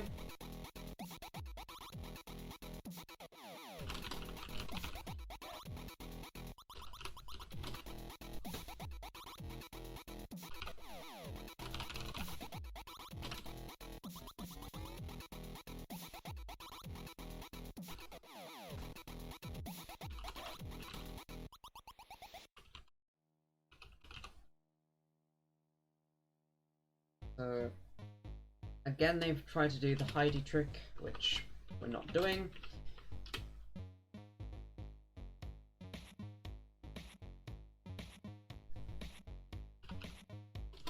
Template, type name fn, type name t.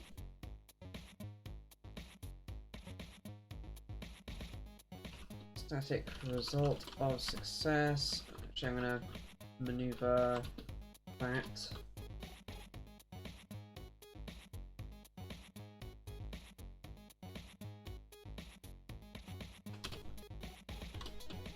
Decal type.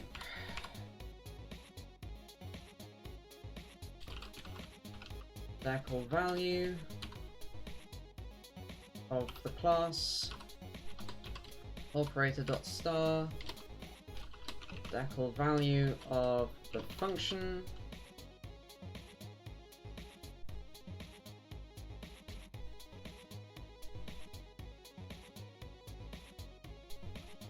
Actually, that's not a function, is it? This is a memobj. Yeah, okay.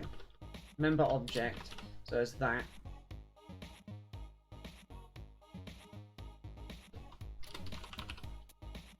And this is invoke memobj deref.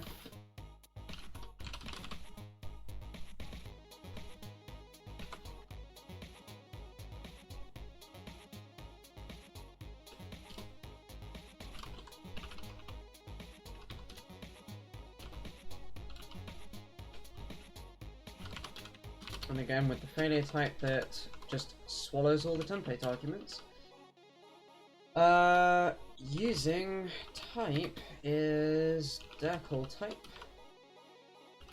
Test memputter arg. As that's the second of them done.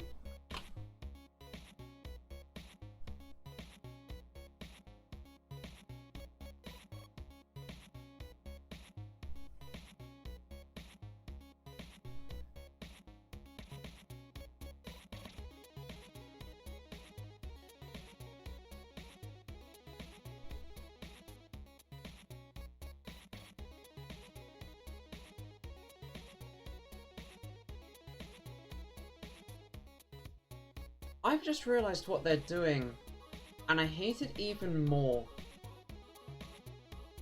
They had the ability to pass the blasted tag types in, and they're not using that.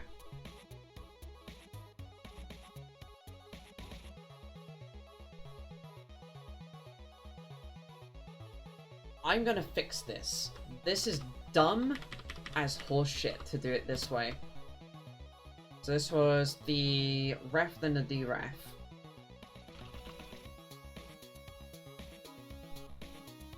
Invoke memobj ref. Invoke memobj deref. Template type, type name tag t. Because we've already done all the work. If I just get rid of the underscore dref bit on the end, and here we use tag t.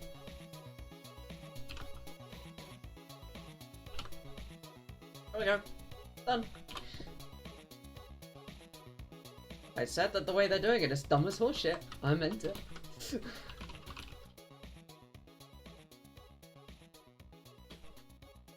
I've just noticed that that's wrong.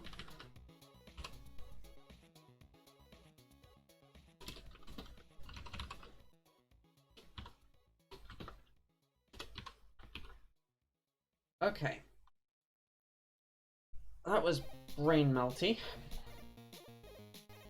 Have we got all of them now? We've got all the stuff for the memfunc, we've got all the stuff for memodg.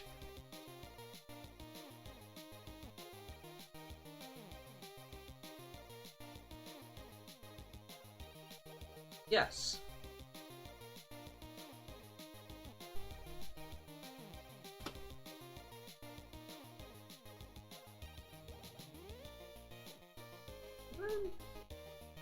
Did that include failure type? Yes, it did.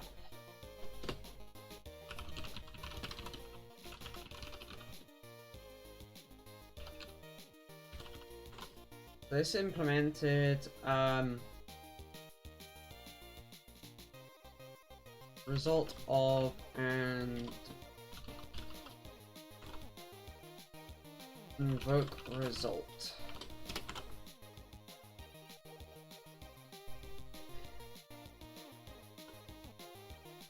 All because I needed is invocable.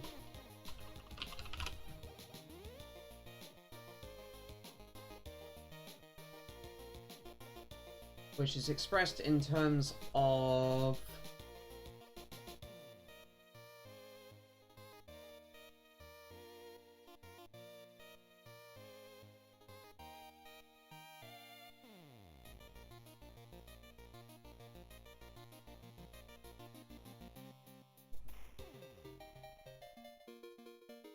is invocable impl invoke result. I haven't yet done is invocable. So let's do that. Now we've got invoke result. Because that was what that was all for. Ah, yak shaving. Eston's favorite.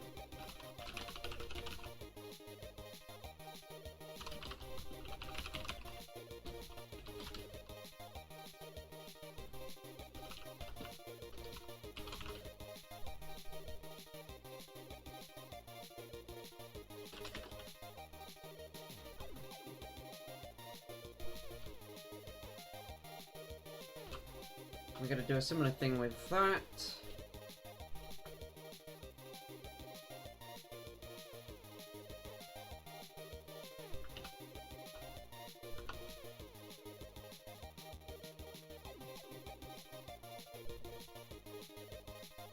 Okay.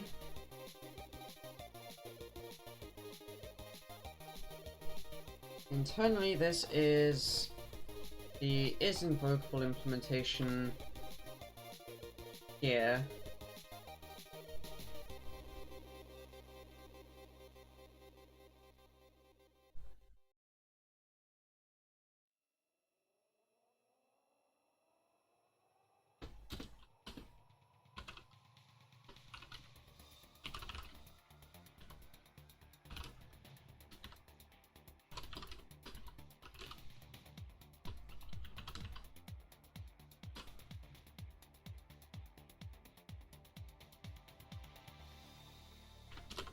Because is invocable down below. Yeah. Is invocable impl invoke result of fn args void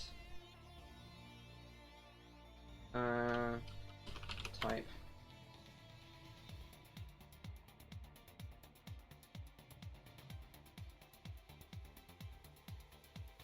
Gosh. Lots of parts. So we probably want that here.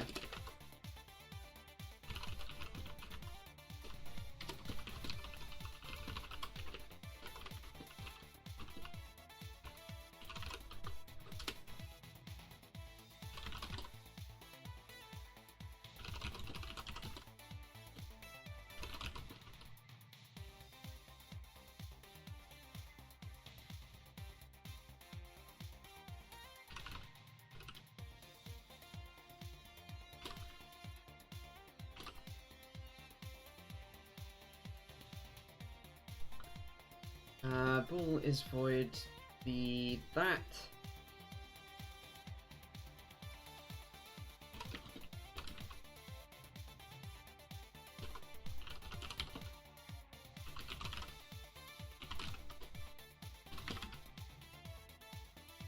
Lots of stuff going on in that. We'll figure out why. Ah, okay. The reason why it's got the type name void here is because it's using void t to consume valid results output.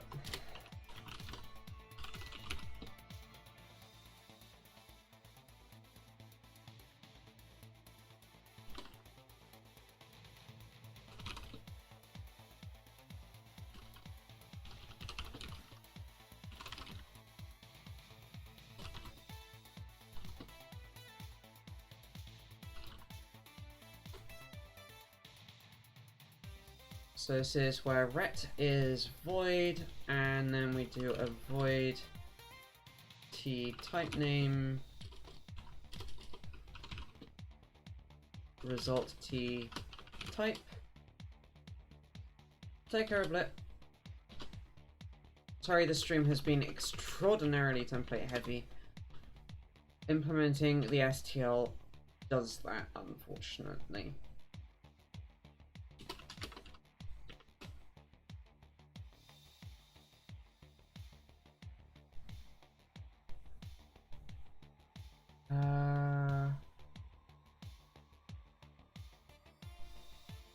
Oh, that was just true type.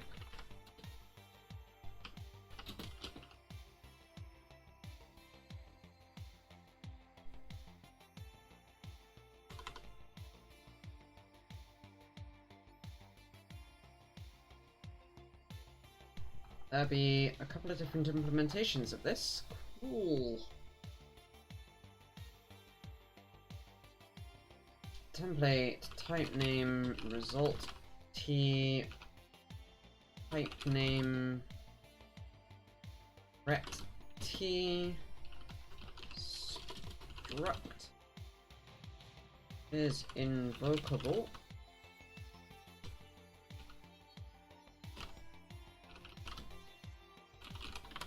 This is the case where ret t is not void, and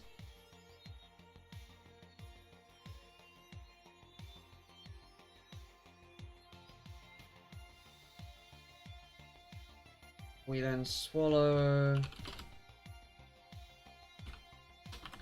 Just realizing I should do stood on the front of those both.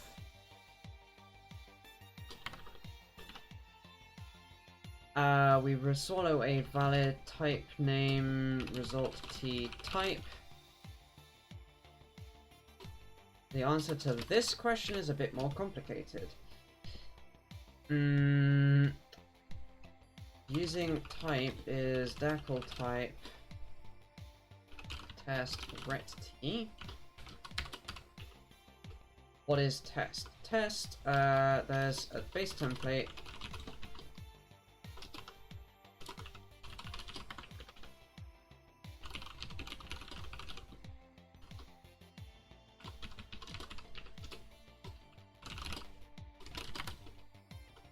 There's then a template for where we managed to match a condition, which is convertible.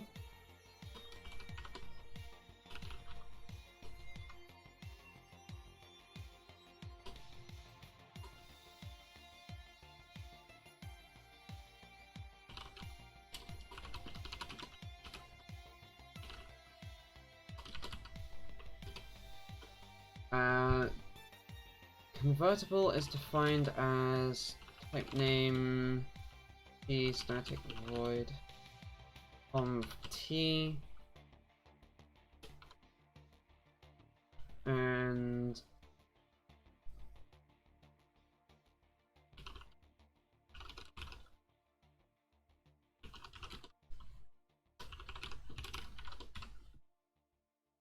that's all. Yeah, so the reason this works, I feel I should explain. This function never needs to be defined because it's only ever used in a decal type context. The conv function will only get called with a valid type if result t type here is gettable, i.e. convertible to t. This is yeah, I know what they're doing now. So t here is the type that you want to convert to. Result t type is the type you're wanting to convert from, and this function pseudo generates a result type without actually having to generate one, and tests the convertibility to the input to conv, which also never needs to be actually defined. This silently fails as a nope, I can't do that, and switches to the false type version of test if that condition doesn't match, i.e. if there's no implicit conversion. That's sneaky.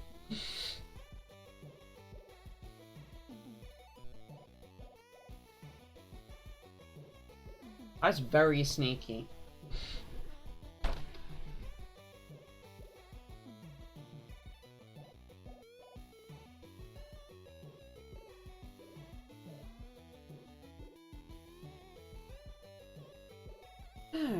Well, hopefully that's implemented is invocable.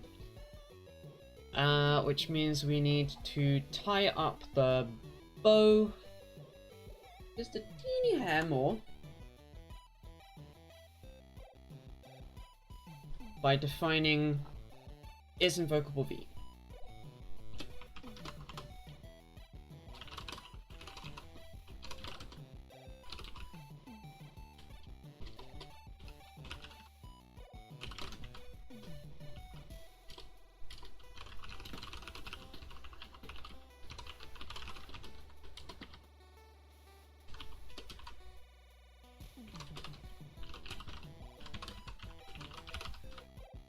Which I should split over 2 lines because, damn.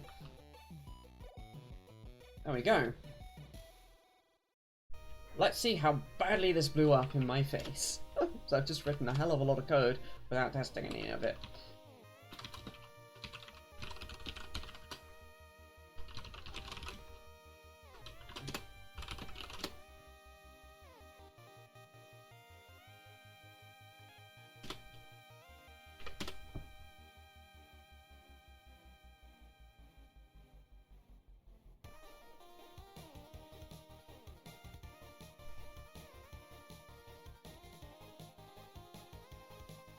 That blew up pretty hard, actually.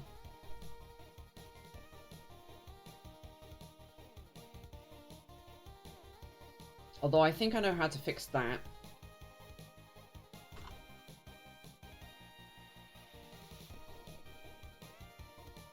Oh, that was my neck.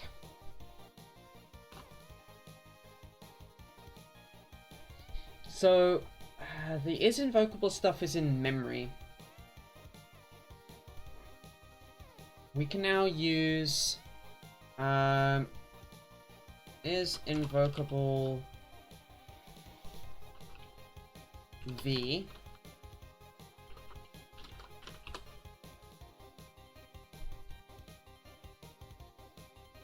and what was the other is invocable? Ah, it's down there.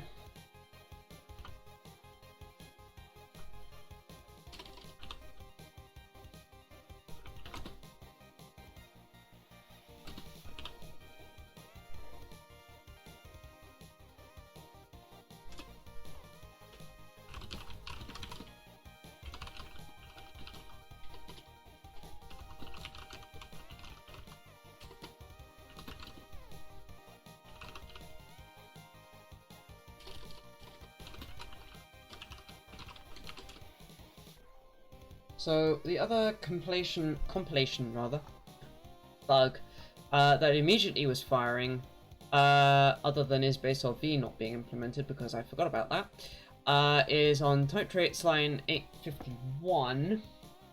Gosh, there's a lot of type trait code. 851. Yeah.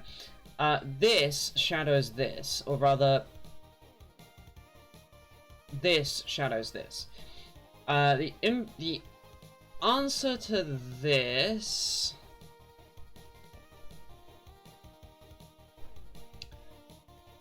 is to name this argtypes t. Result of memfun takes that, and then we paste that in there. That fixes that.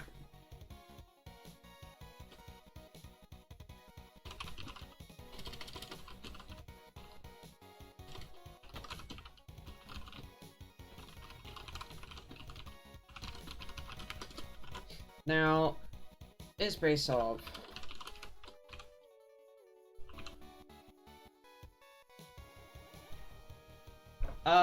Yes I do, actually.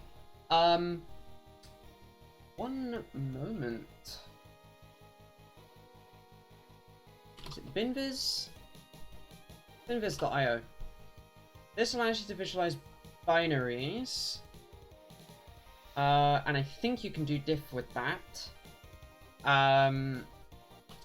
There's dhex, which allows you to take two binary files. It's dhex binary 1, binary 2. It will visual diff them. That's probably the more useful one to you right now.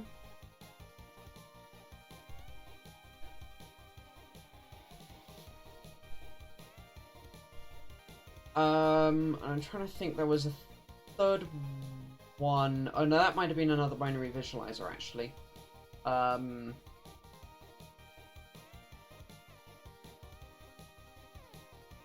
don't recall what it's called. But yeah, dhex is probably your best bet. It's a good tool, though it's command line only. Hey Iris, welcome, welcome.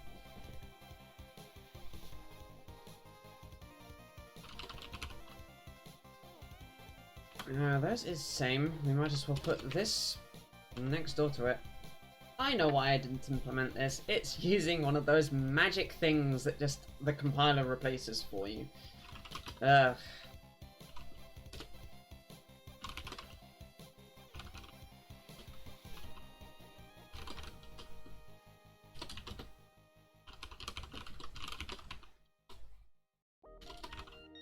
Okay, public bool constant is base of base t derived t.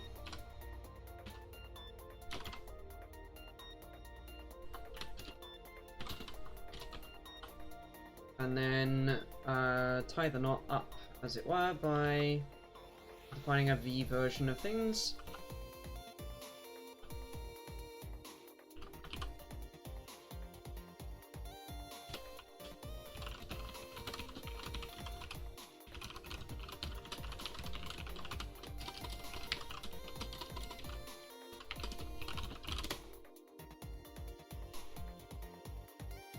And before I let the compiler munch again, but after I pull,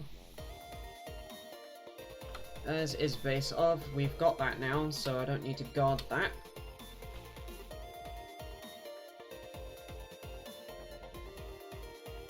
And is invocable.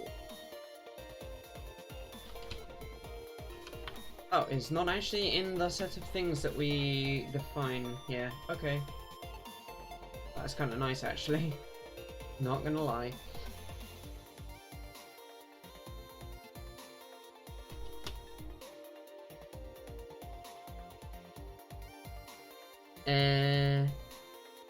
Ah, I forgot a comma.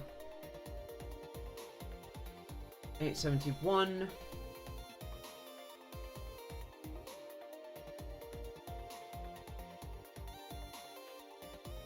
Oh yeah, comma missing.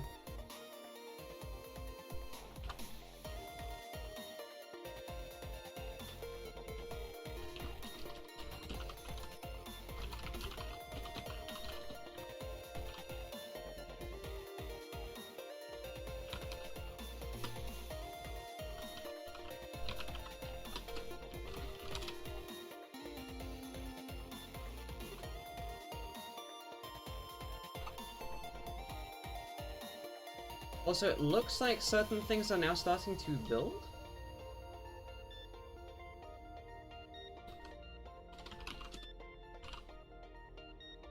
Um...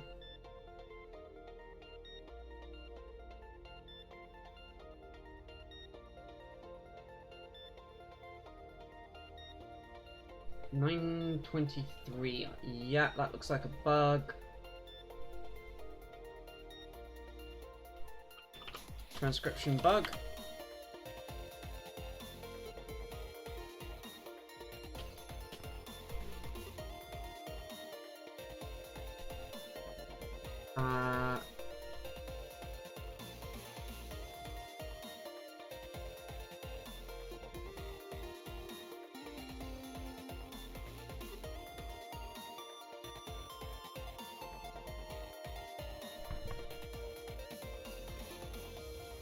Mismatches.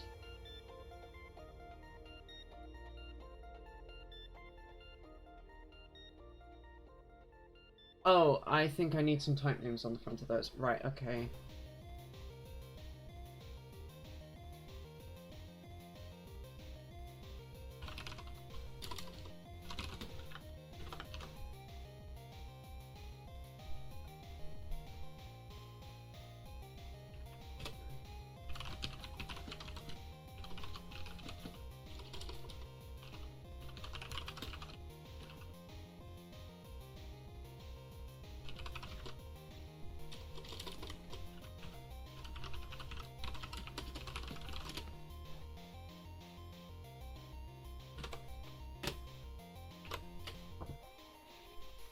Better. Invoke result is now working. Is swappable does not currently exist. Did I mean is swappable? Yeah, I probably did. This is my IDE auto-completing something for me when it shouldn't. This is swappable V.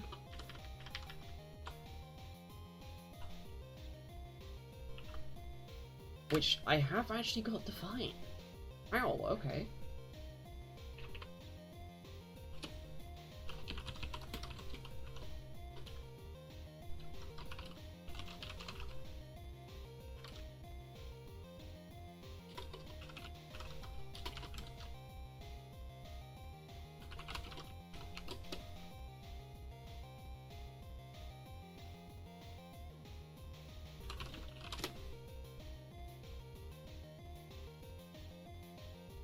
I'm doing this step by step rather than immediately going and implementing initializer list, because although initializer list needs implementing, I want to see all of the errors in unique putter go away.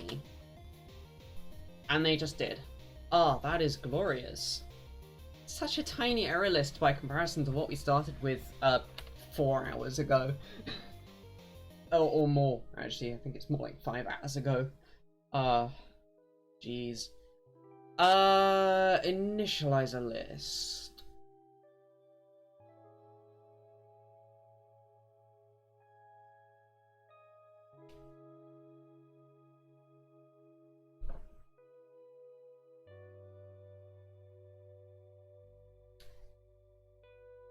Yeah, the only reason that error is being produced is because of this. This is the underlying error.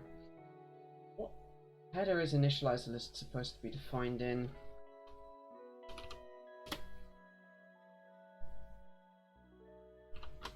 Initializer list is supposed to be defined in the header initializer list. Well, okay.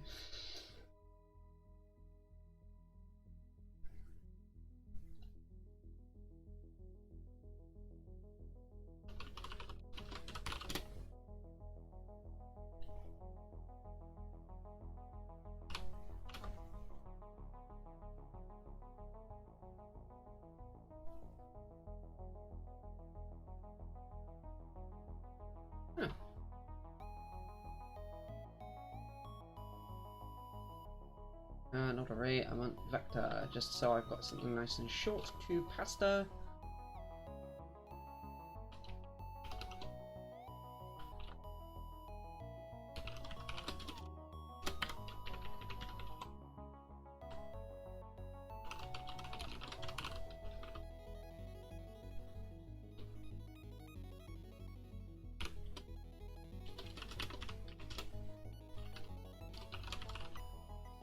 Wow.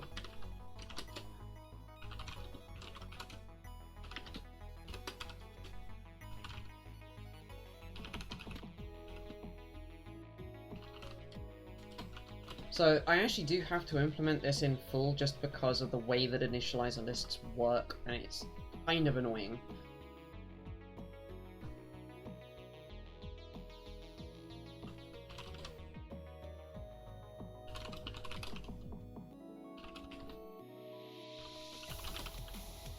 Oh, I don't need stood there because we're in the namespace stood.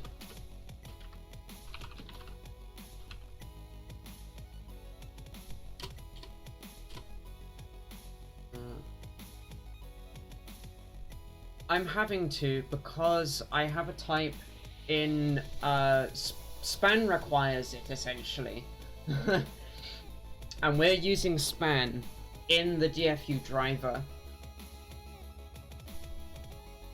I remind you again that this is a chip that does not have an STL, so I have to define the entire STL myself. Yay!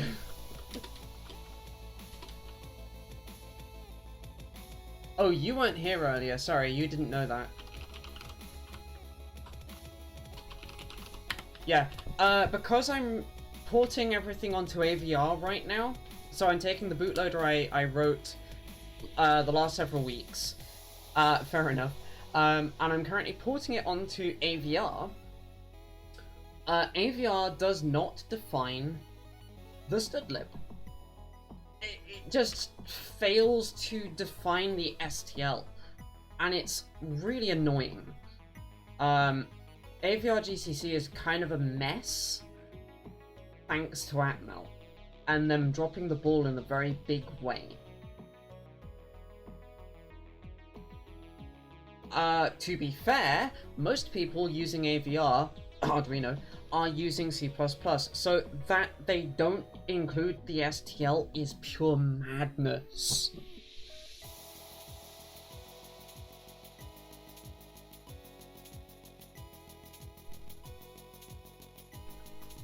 If that makes some sense. Hopefully that makes some sense.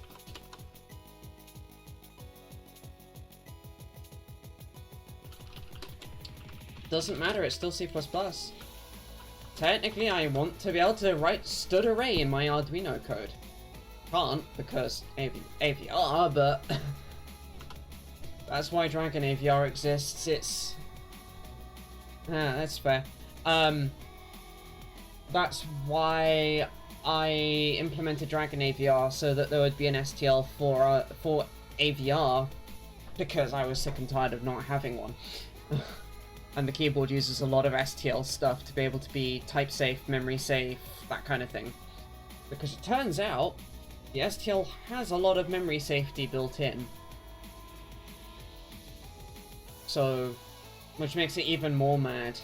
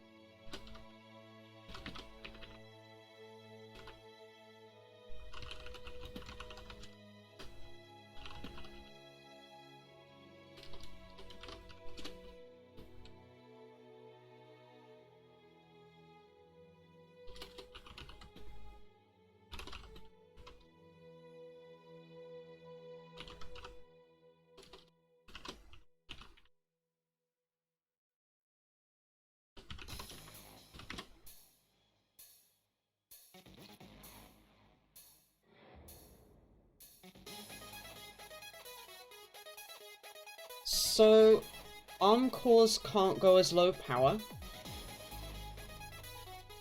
At least not the conventional ones. At as high a clock speed, with 1-to-1 flash gearing.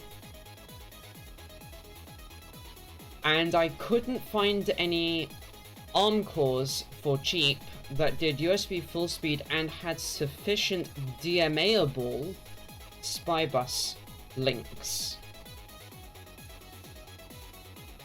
Yes, that is quite the laundry list of things I needed this to be able to do, I know, but...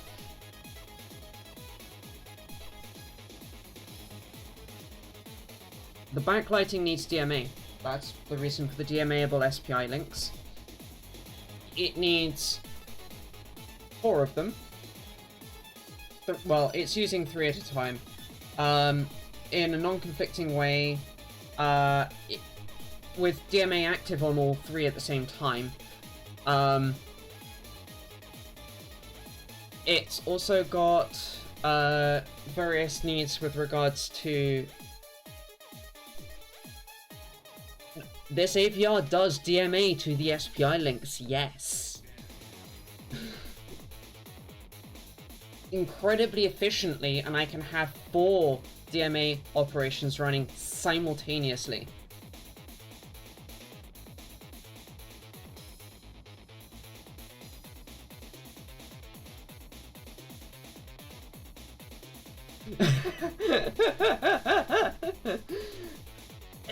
I didn't say it's not cursed, but it is fantastically useful, so...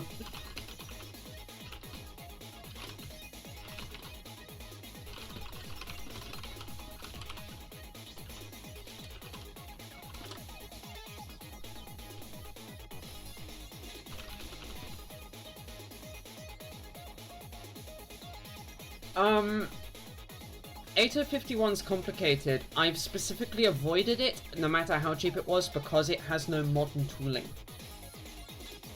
I do not want to deal with SDCC again. I have done that. No. Yeah, I'm good without that.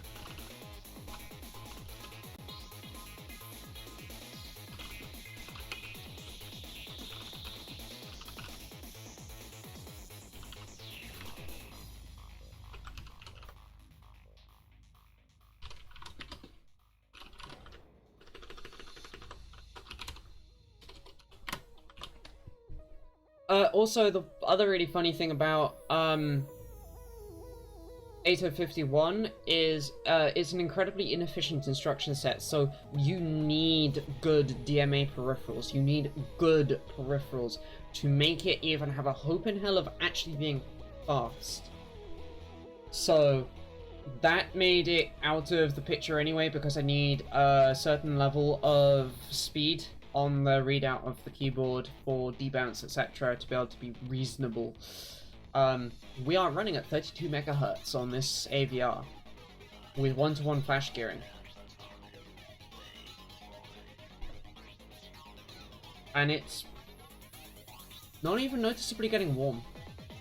Unlike the other the ARM chip I've got on my desk, that's the SPI Flash Programmer stuff, 72 megahertz, it gets noticeably hot. Not warm, hot, after being run for a couple of hours. And it does not have 1-to-1 flash gearing at that speed, it is 2-to-1.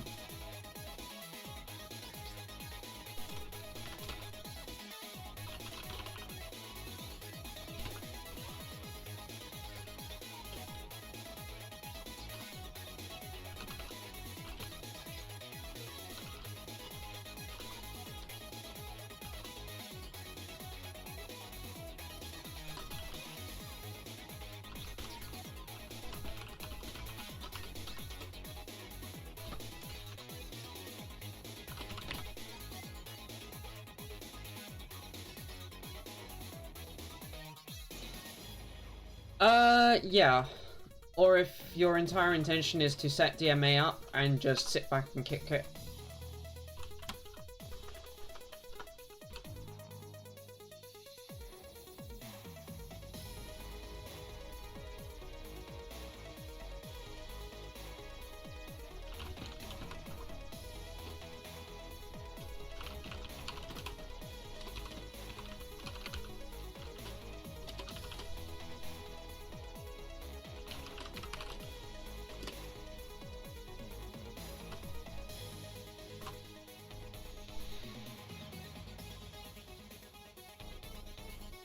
Okay.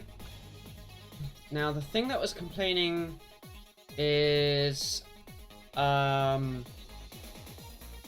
in here actually.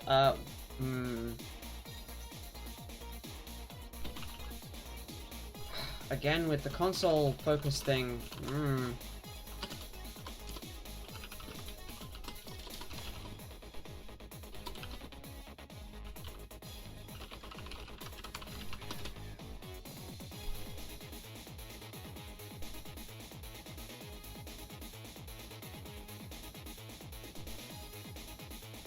Okay, that's in range access. We include initializer list, so I'm okay with doing that. And it also tells me that I haven't implemented all of range access.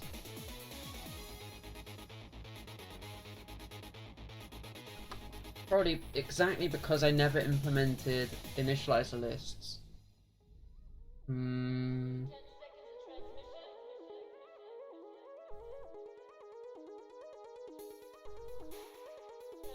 Yep, there we go. Reverse begin, reverse end with initializer lists. Along with the reverse iterator stuff. Oh, hey, more things that I didn't implement yet.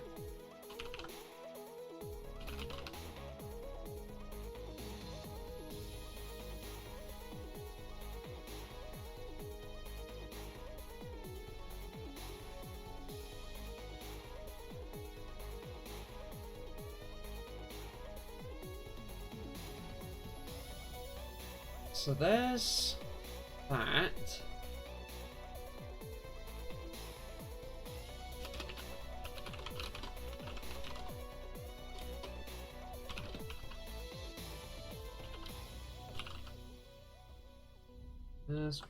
Struct. Let's go with struct. It doesn't matter, but... Hi there, Janpun Thong, I think is how I pronounce that. Because it's in the std namespace, it doesn't matter that it's not compiler written. It just has to be in the std namespace, and as there is no other STL, it will do the right thing. The compiler just needs to be able to see that there is a way to construct an initializer list with an array of values. It silently internally calls that private constructor this. The compiler can call that, and does. You're not allowed to, that's why it's marked private. So the compiler takes a squirrely brace expression, whacks it in there, and away we go.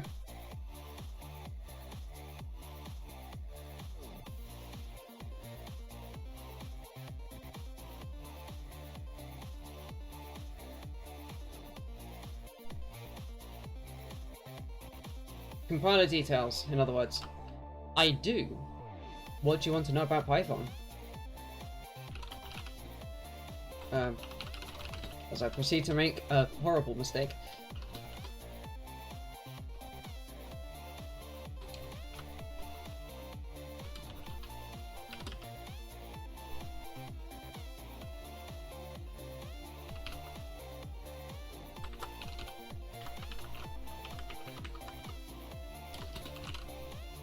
Hilariously enough, actually, that you asked me about Python, the thing that you're currently listening to music through via my stream, Music Streamer, is written in Python.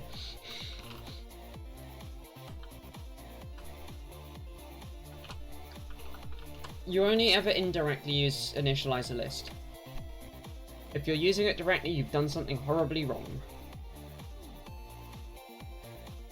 Oh, so the music engine that is playing things back is written in C++.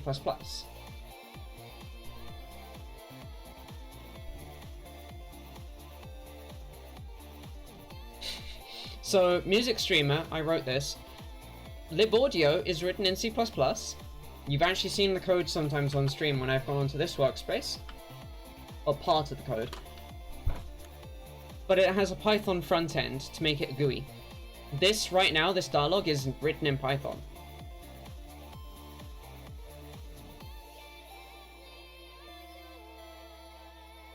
Also, you can see what kernel I'm running, and yeah.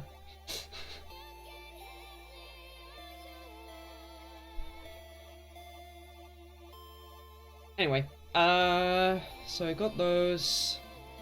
C begin, C end, container versions,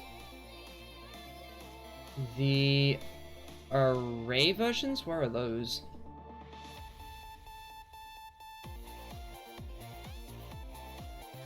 Begin, R end.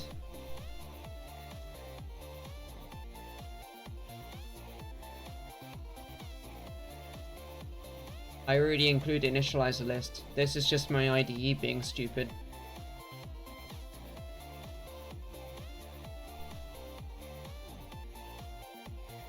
Actually it's Clang Tidy, not even my IDE. Probably because it's quite confused about this, which is fine.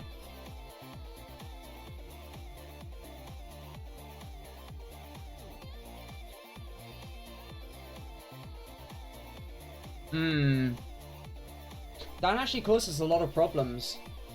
I can fix that, don't worry. I know how to URL, so.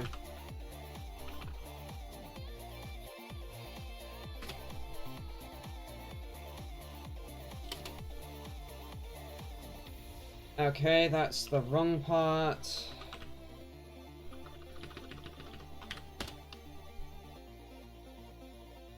Oh, you're doing fun stuff with CPUs.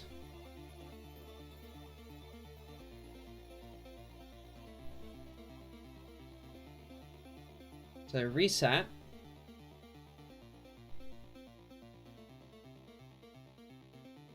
Something to do with Pygame and rendering stuff. You want to call reset, which resets this virtual CPU state here. Okay. Your renderer doesn't know anything about that CPU instance. So what you need to do is you need to into init here, you can add arguments. You can say comma and then CPU, self.cpu equals CPU in init. And that will allow you down here to then do cpu.reset, self.cpu.reset, sorry.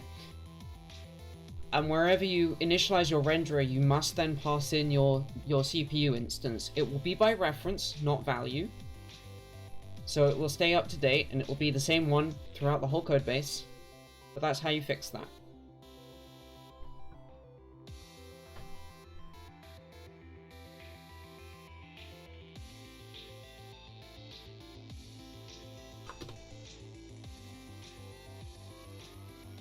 So CPU itself can, oh, okay.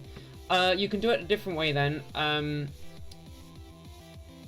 You can have a function on renderer, let's call it setCPU, like you've got setPixel, which sets that CPU attribute that I've just mentioned. You call that in CPU's constructor by doing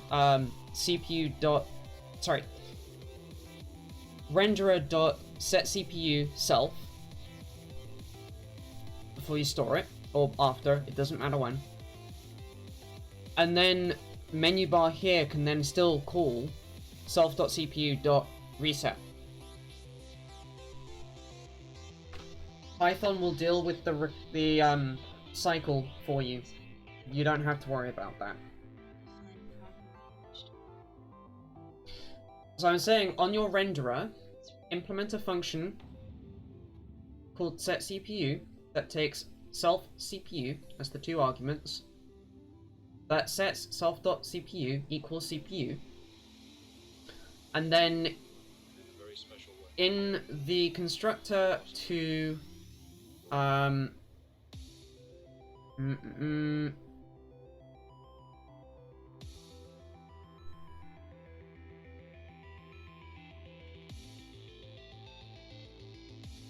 Looks like my browser's getting very confused there. In the constructor to CPU, where you pass it the renderer that's already constructed, renderer.setCPU self. Because self in the init of CPU is the CPU instance. That way you pass in the CPU into the renderer using a setter, and then you can call it in menu bar. I'd clone your project, etc., but it would take me a bit to get it all set up and working, so. Anyway, I'll begin based on an array. Did I not implement that? You're welcome.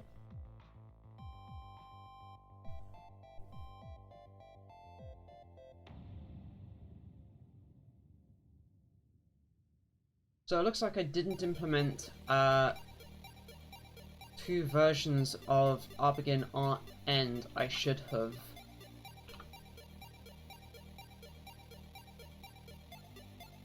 Because I didn't have reverse iterator before.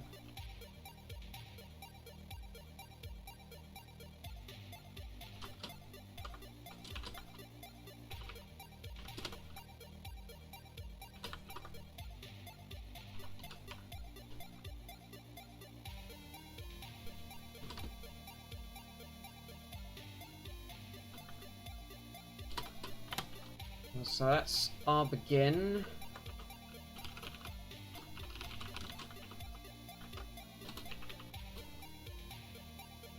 And then rend is the reverse iterator to, oops, that.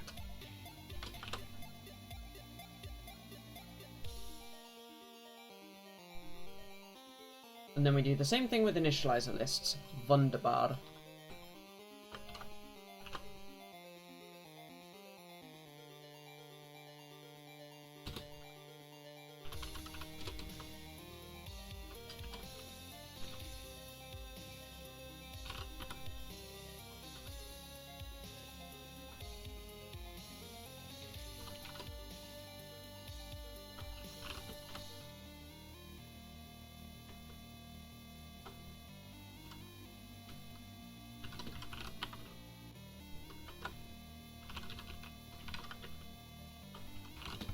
Because of the way that a reverse iterator works means that this is just backwards to what you'd expect, but that's fine. You get initializer list support for free up here, so that's fine.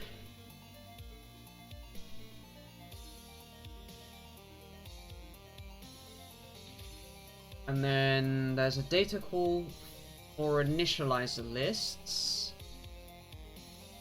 which I didn't yet implement.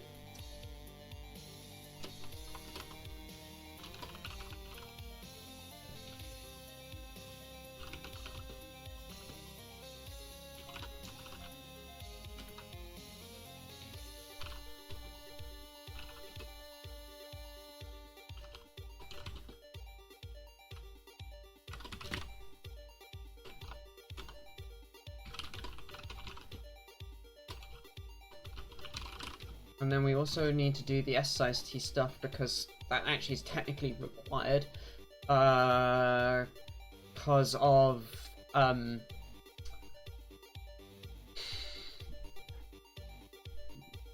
way that spans work.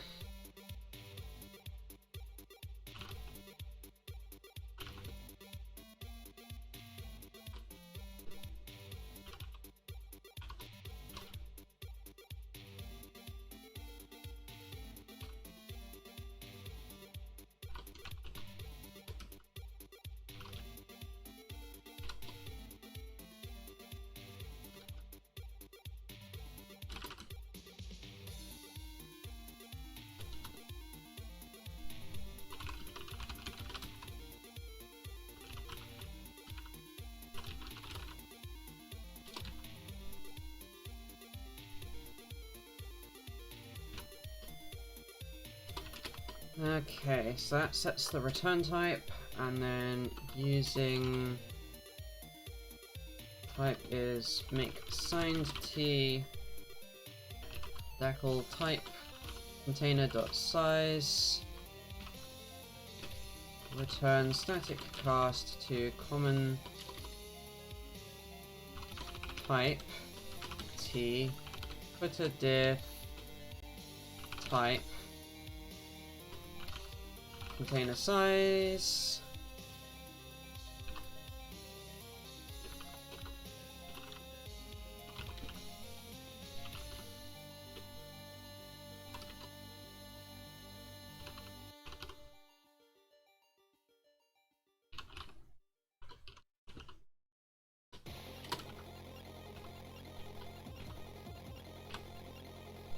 So this is to do with getting array size, it's actually n, not num.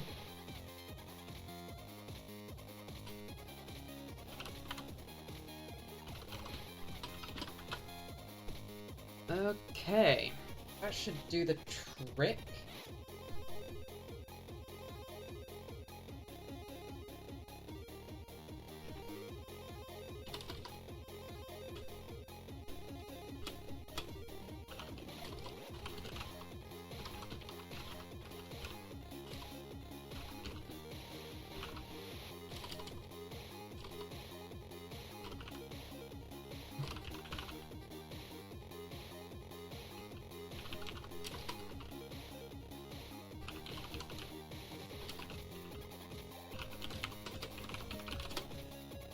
Of course I can spell great. Okay, if we pull that... Common type T does not name a type. Thanks. That's something that will be missing from type traits, probably.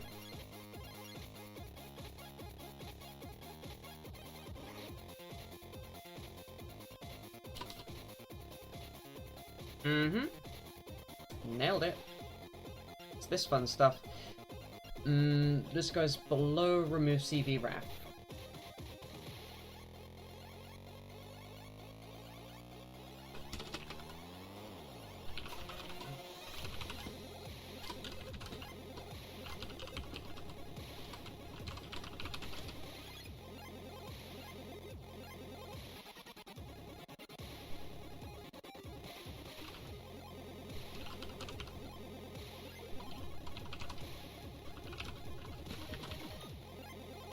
For the base case of absolutely nothing in the pack, then will be that.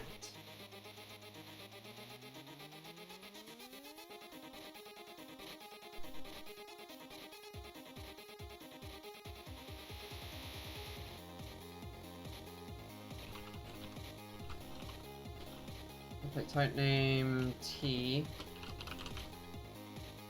Common type. So this is where there's only one item in the pack, which is the same thing as doing common type TT.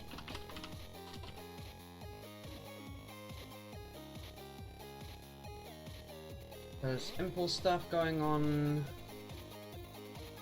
which is order dependent. Oh, fun.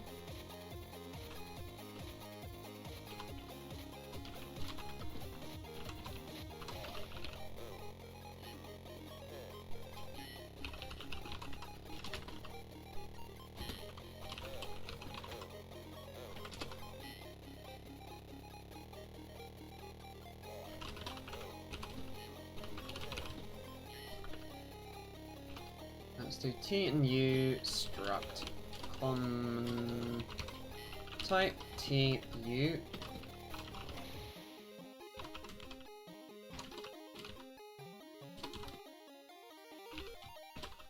It's going to be that.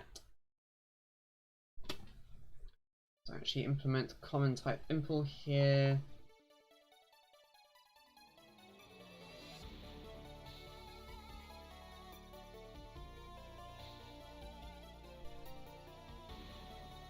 So this is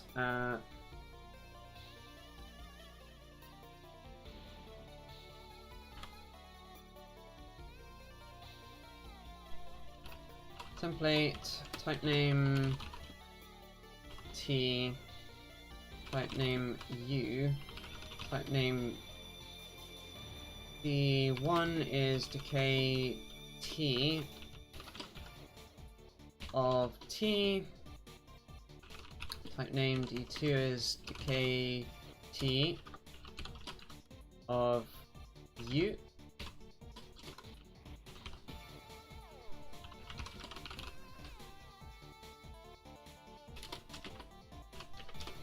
Using type equals stood common type D1 D2. So this is a base case of if the two types can be decayed, and then we use the decayed types going in through the mechanism. If the decay does nothing,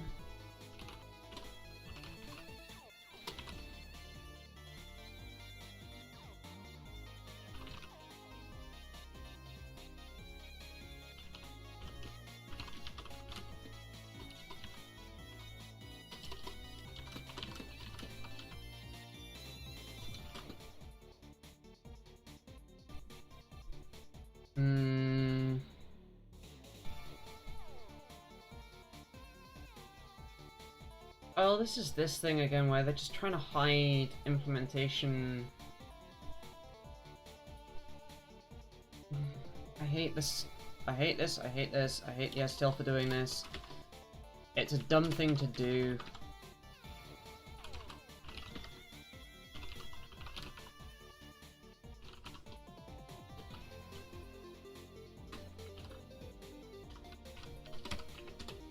So, test T12, sorry, TU0.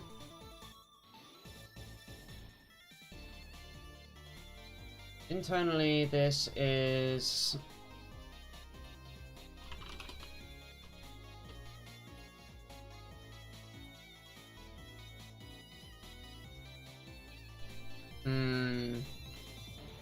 go with underscore T underscore U. I hate that I'm doing that, but I can do because I'm in the STL namespace, so.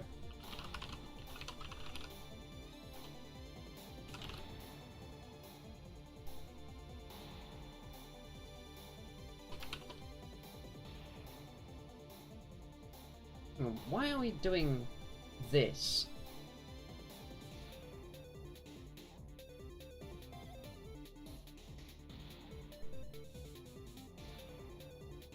Oh, because it's got a complex condition. Okay.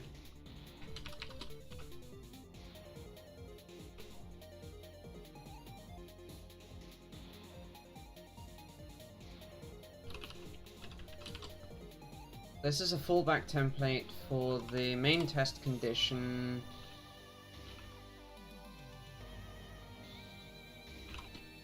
Which is template type name T, template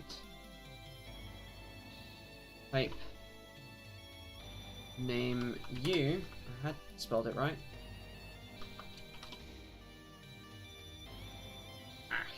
Scrolling by accident. Static success type. If we can decay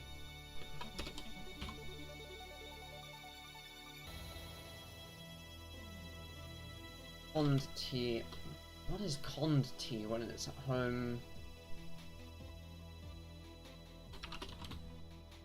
I feel another implementation detail coming along there.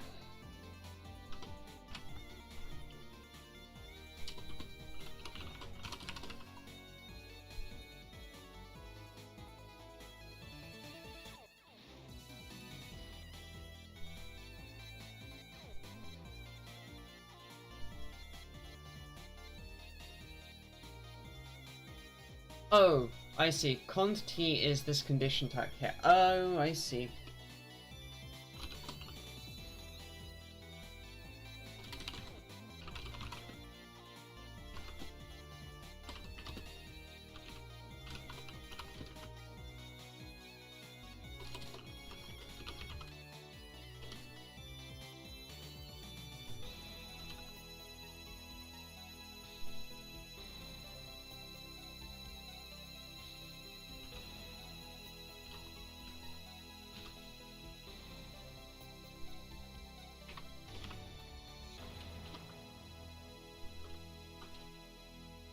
Gosh, this is, we're in the depths.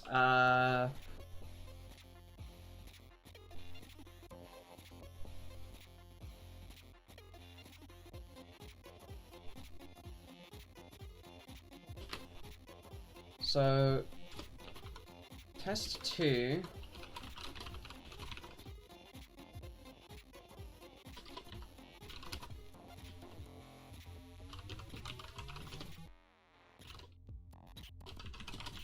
That's the fallback template. And the non-fallback template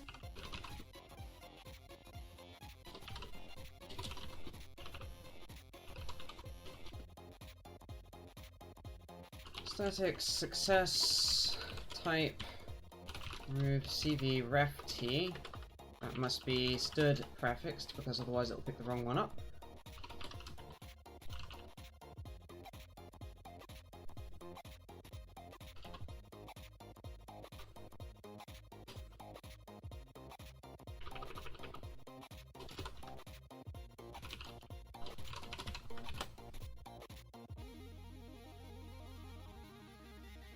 Yeah, that looks okay.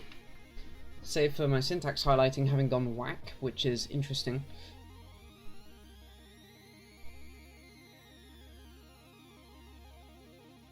Though it does just seem like IDE is struggling. Yeah. IDE be struggling. Cool.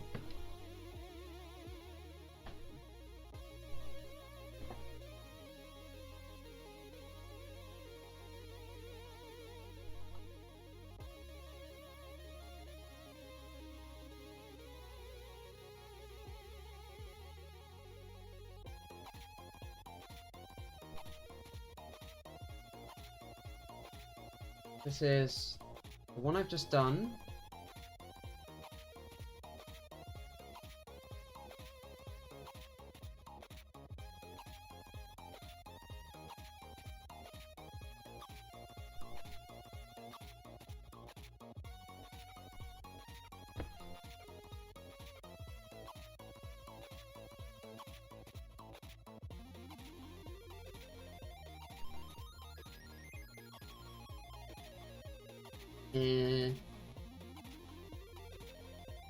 Is common type not allowed to be bigger? Oh, it is allowed to be bigger.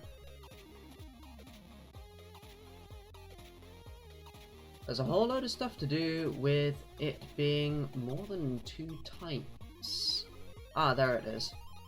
It's just stuffed way down in the depths of the templates.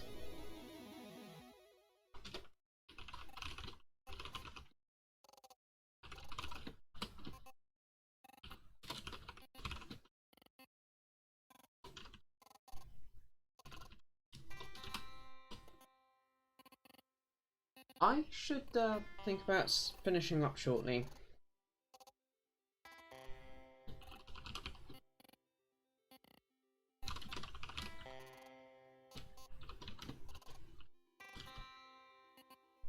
I just noticed what the time is.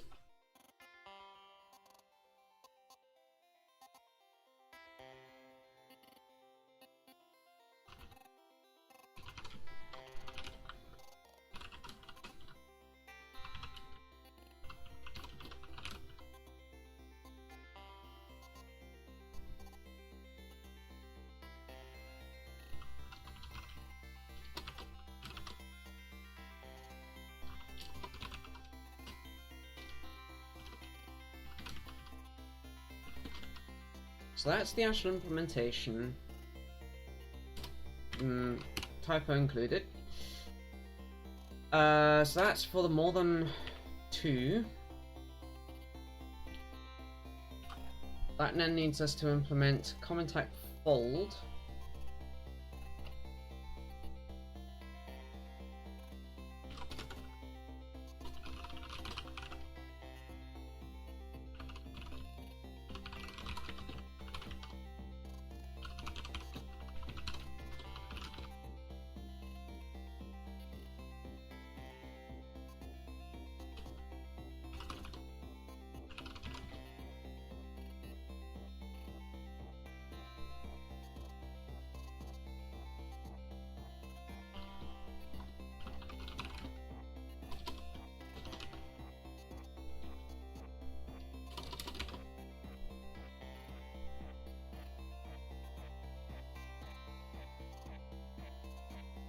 Okay.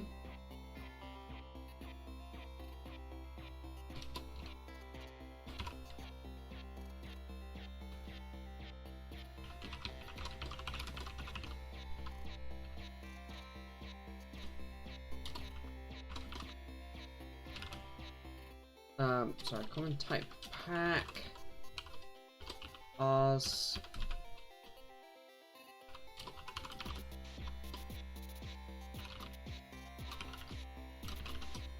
So this is checking that we get a valid common type. I know that that's not yet a template, that's fine.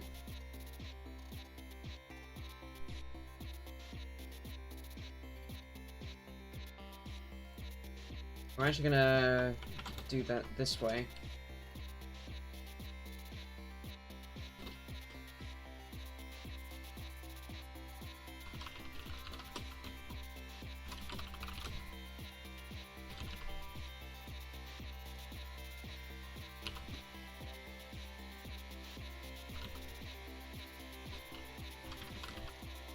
So this will expand out the pack further, attempting to find more common types.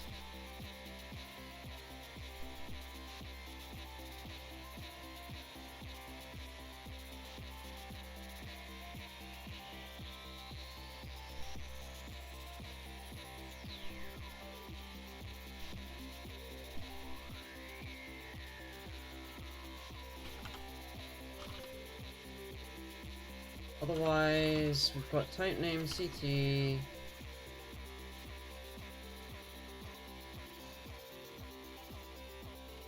Type name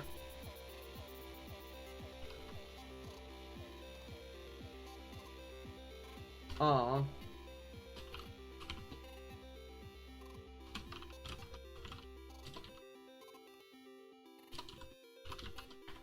Where that matches is just an error. Also, it smells distinctly like said smoker might be up and out. One moment.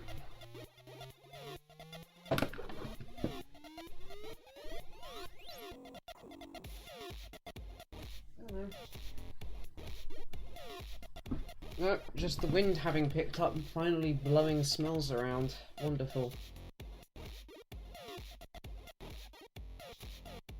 Right.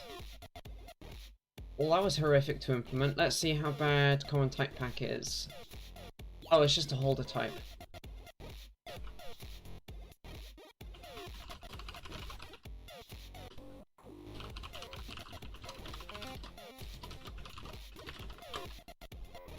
That makes life really easy.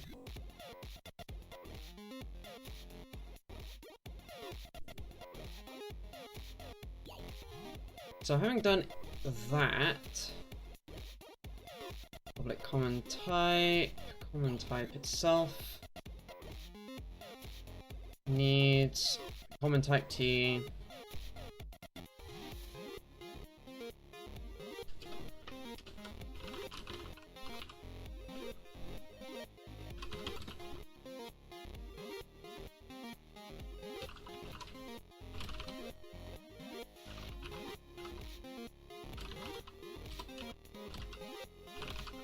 Which, honestly enough, is that.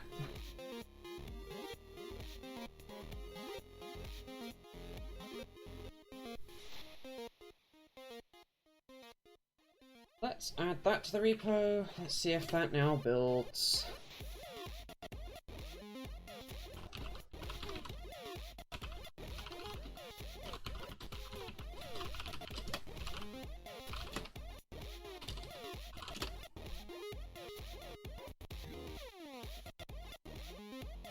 Okay.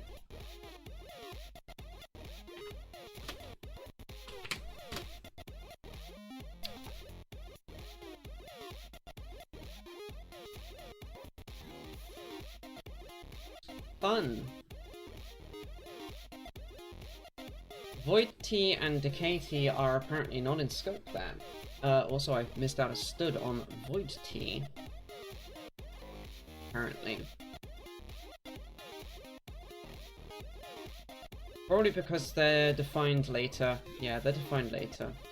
It just needs to move down. And yes, I did miss a stud off the top of off the front of void.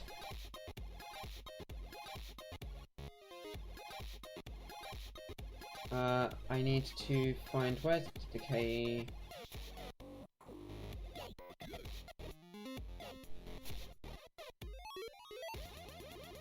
Using decay T that. How about void T? Similar kind of area.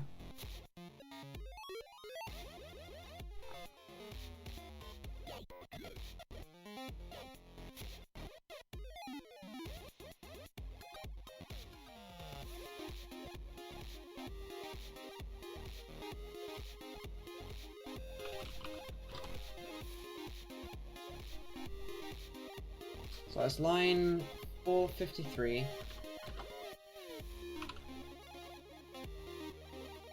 So it has to go after decay T.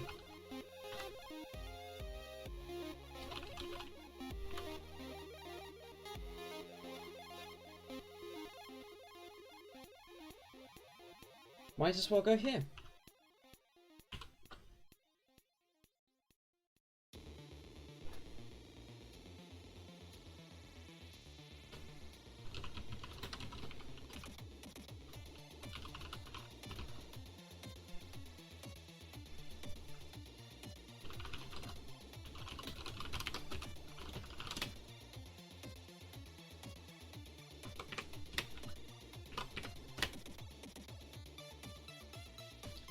Better.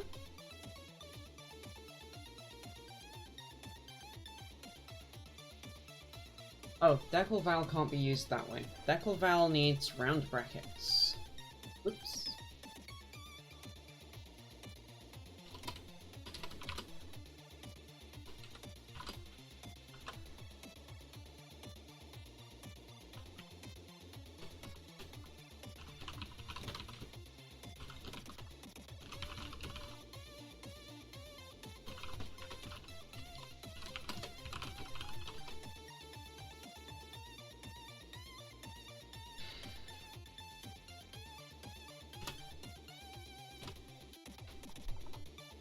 Oh. Hey, it built. Well, kind of.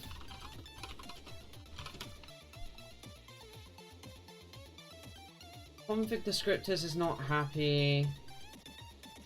And strings is not happy. Why are there conflicting definitions? Oh. Flash T. Ah.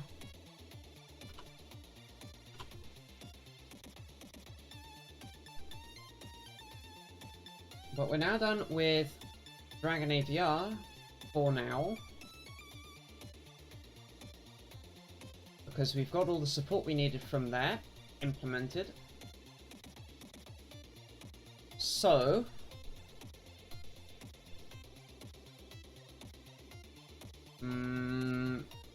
descriptors. In the descriptors here,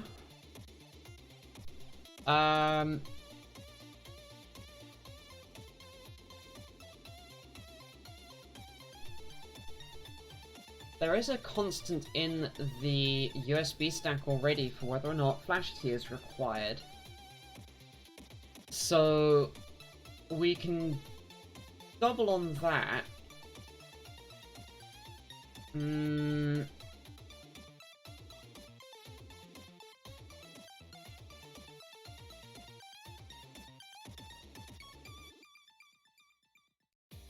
Where is that defined? I forgot.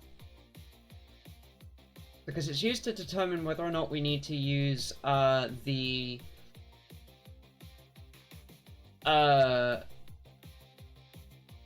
memory type stuff. Mem segmented. If mem segmented. There we go.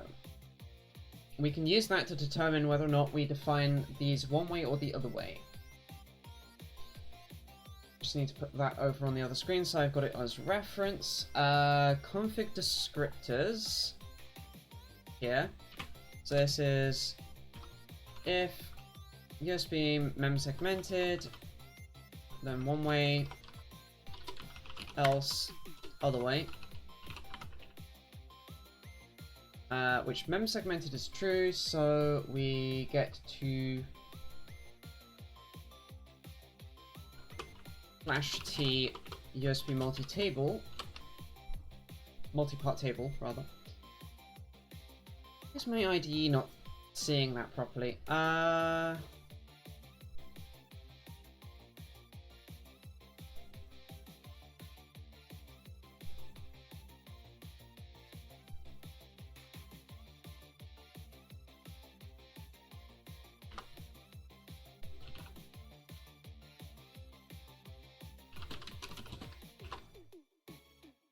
No, that's not what I wanted to look for.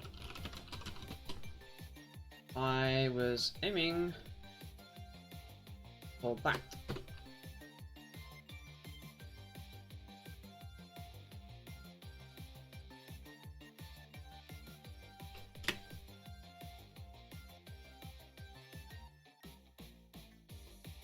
Okay, it's defined in platforms.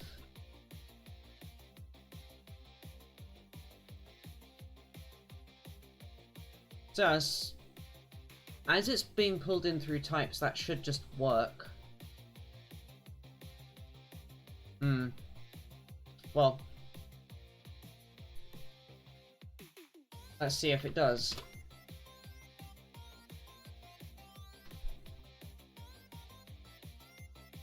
If with no expression.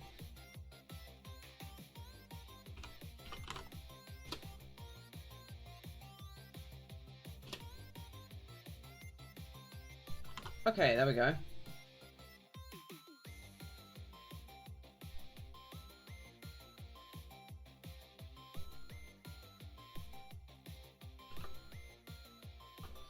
I forgot, this actually requires slightly different definitions of the actual arrays depending on that setting. And strings is the other one, and that makes perfect sense, again, because string table is afflicted by the multi-part table requiring flash T in its definition.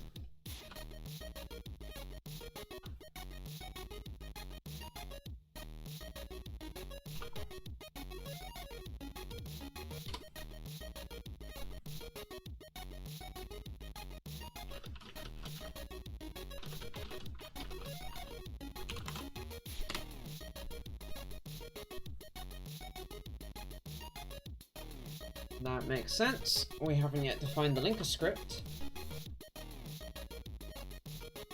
Though that feels like that shouldn't be being hard-coded.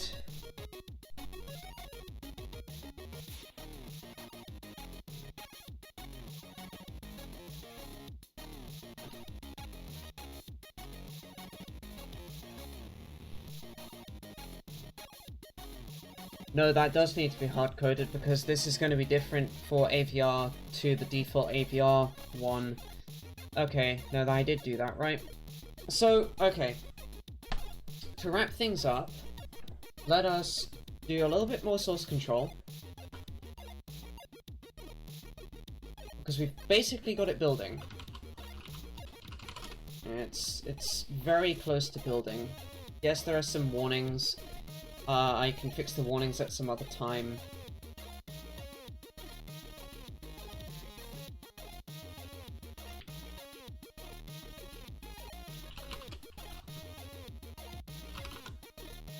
So we add the cross files.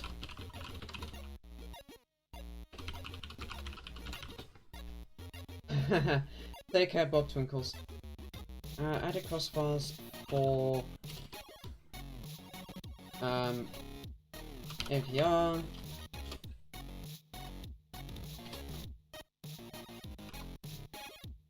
Steps, Dragon AVR wrap.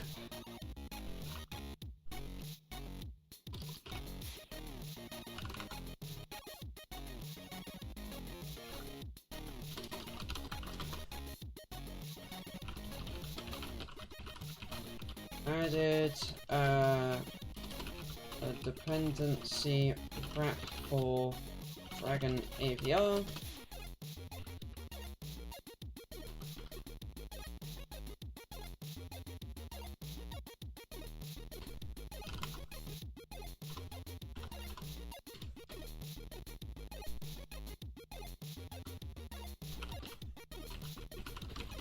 added a platform build file for ATX Mega 2683U.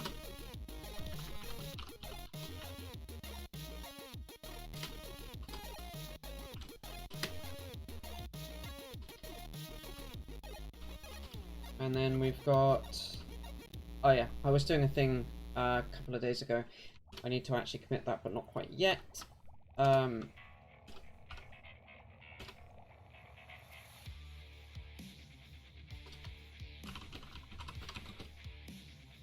Fixed up the descriptors to work with both memory models.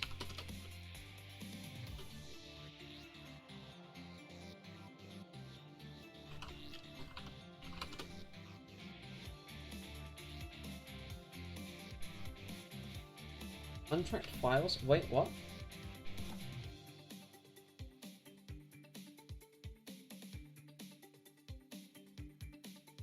Oh, that's why. I'll have to fix the order of commits in a moment. I've got to redo some commits that I thought I did, but which didn't actually take, because I forgot to remove a -p. So this fixes, git commit. Got a moth in my face. Added platform configuration of the DFU buffer sizes.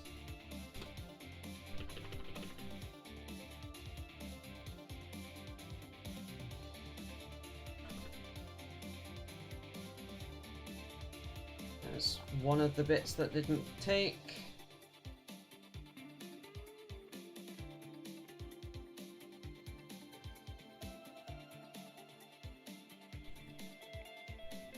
We'll add that message so we know what that pairs with.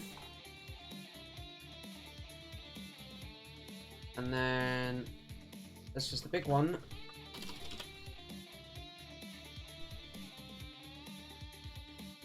That was supposed to be the first commit in the chain.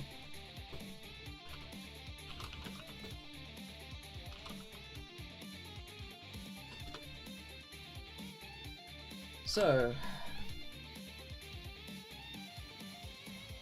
cross files goes first.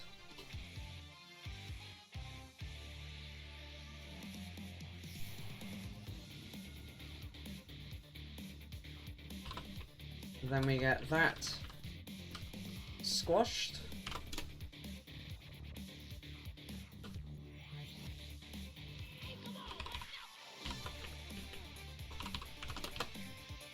Here we go. Add a cross files dependency wrap. Nice.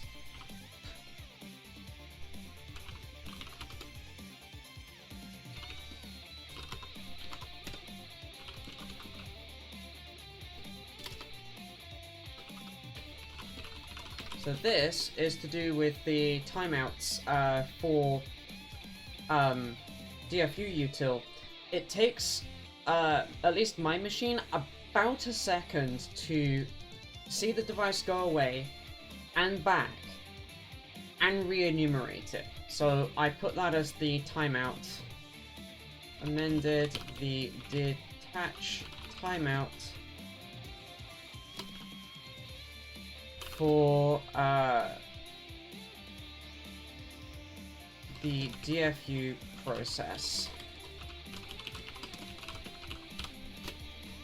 And I've done an experimental change in DFU util where it actually makes use of that parameter for the first time ever, to be able to allow you to, as the device, say how long it should take for you to go away and come back, so you don't have to end up waiting 5 seconds all the time. There is also an override option, TAC E, which I have the modification still respecting, so I'll try and upstream that at some point. Now, having done all the version control, that was fun, we've almost got the bootloader building, although it will not be functional at this stage because there's too much platform stuff that doesn't exist, and that's a mess. Like there's platform.cxx and run startup.cxx, which need to be copied in, the latter of which needs to be copied in from MXKeyboard and modified. But we've got the firmware almost building. So next stream I will aim to do the startup stuff and implement platform with a mind of getting it running on the board that sat next door to me, the trash board, because I don't really want to run it on my actual keyboard until I'm happy it works. We'll also need to do the linker script next time. That's something that's now brought to my attention, because the linker script needs to place everything in the bootloader section, which is at plus 256 kbytes in Flash. If we do that, it will automatically know that that's a bootloader, but we'll also need to program fuse bits, etc., and so that's another whole thing that the platform implementation will need to do. With that though, that's what you get to look forward to next time, now that we have fixed the template hell and we don't have to look at that again. And I will see you in my next stream. Take care all, have a good rest of your day, and bye for now.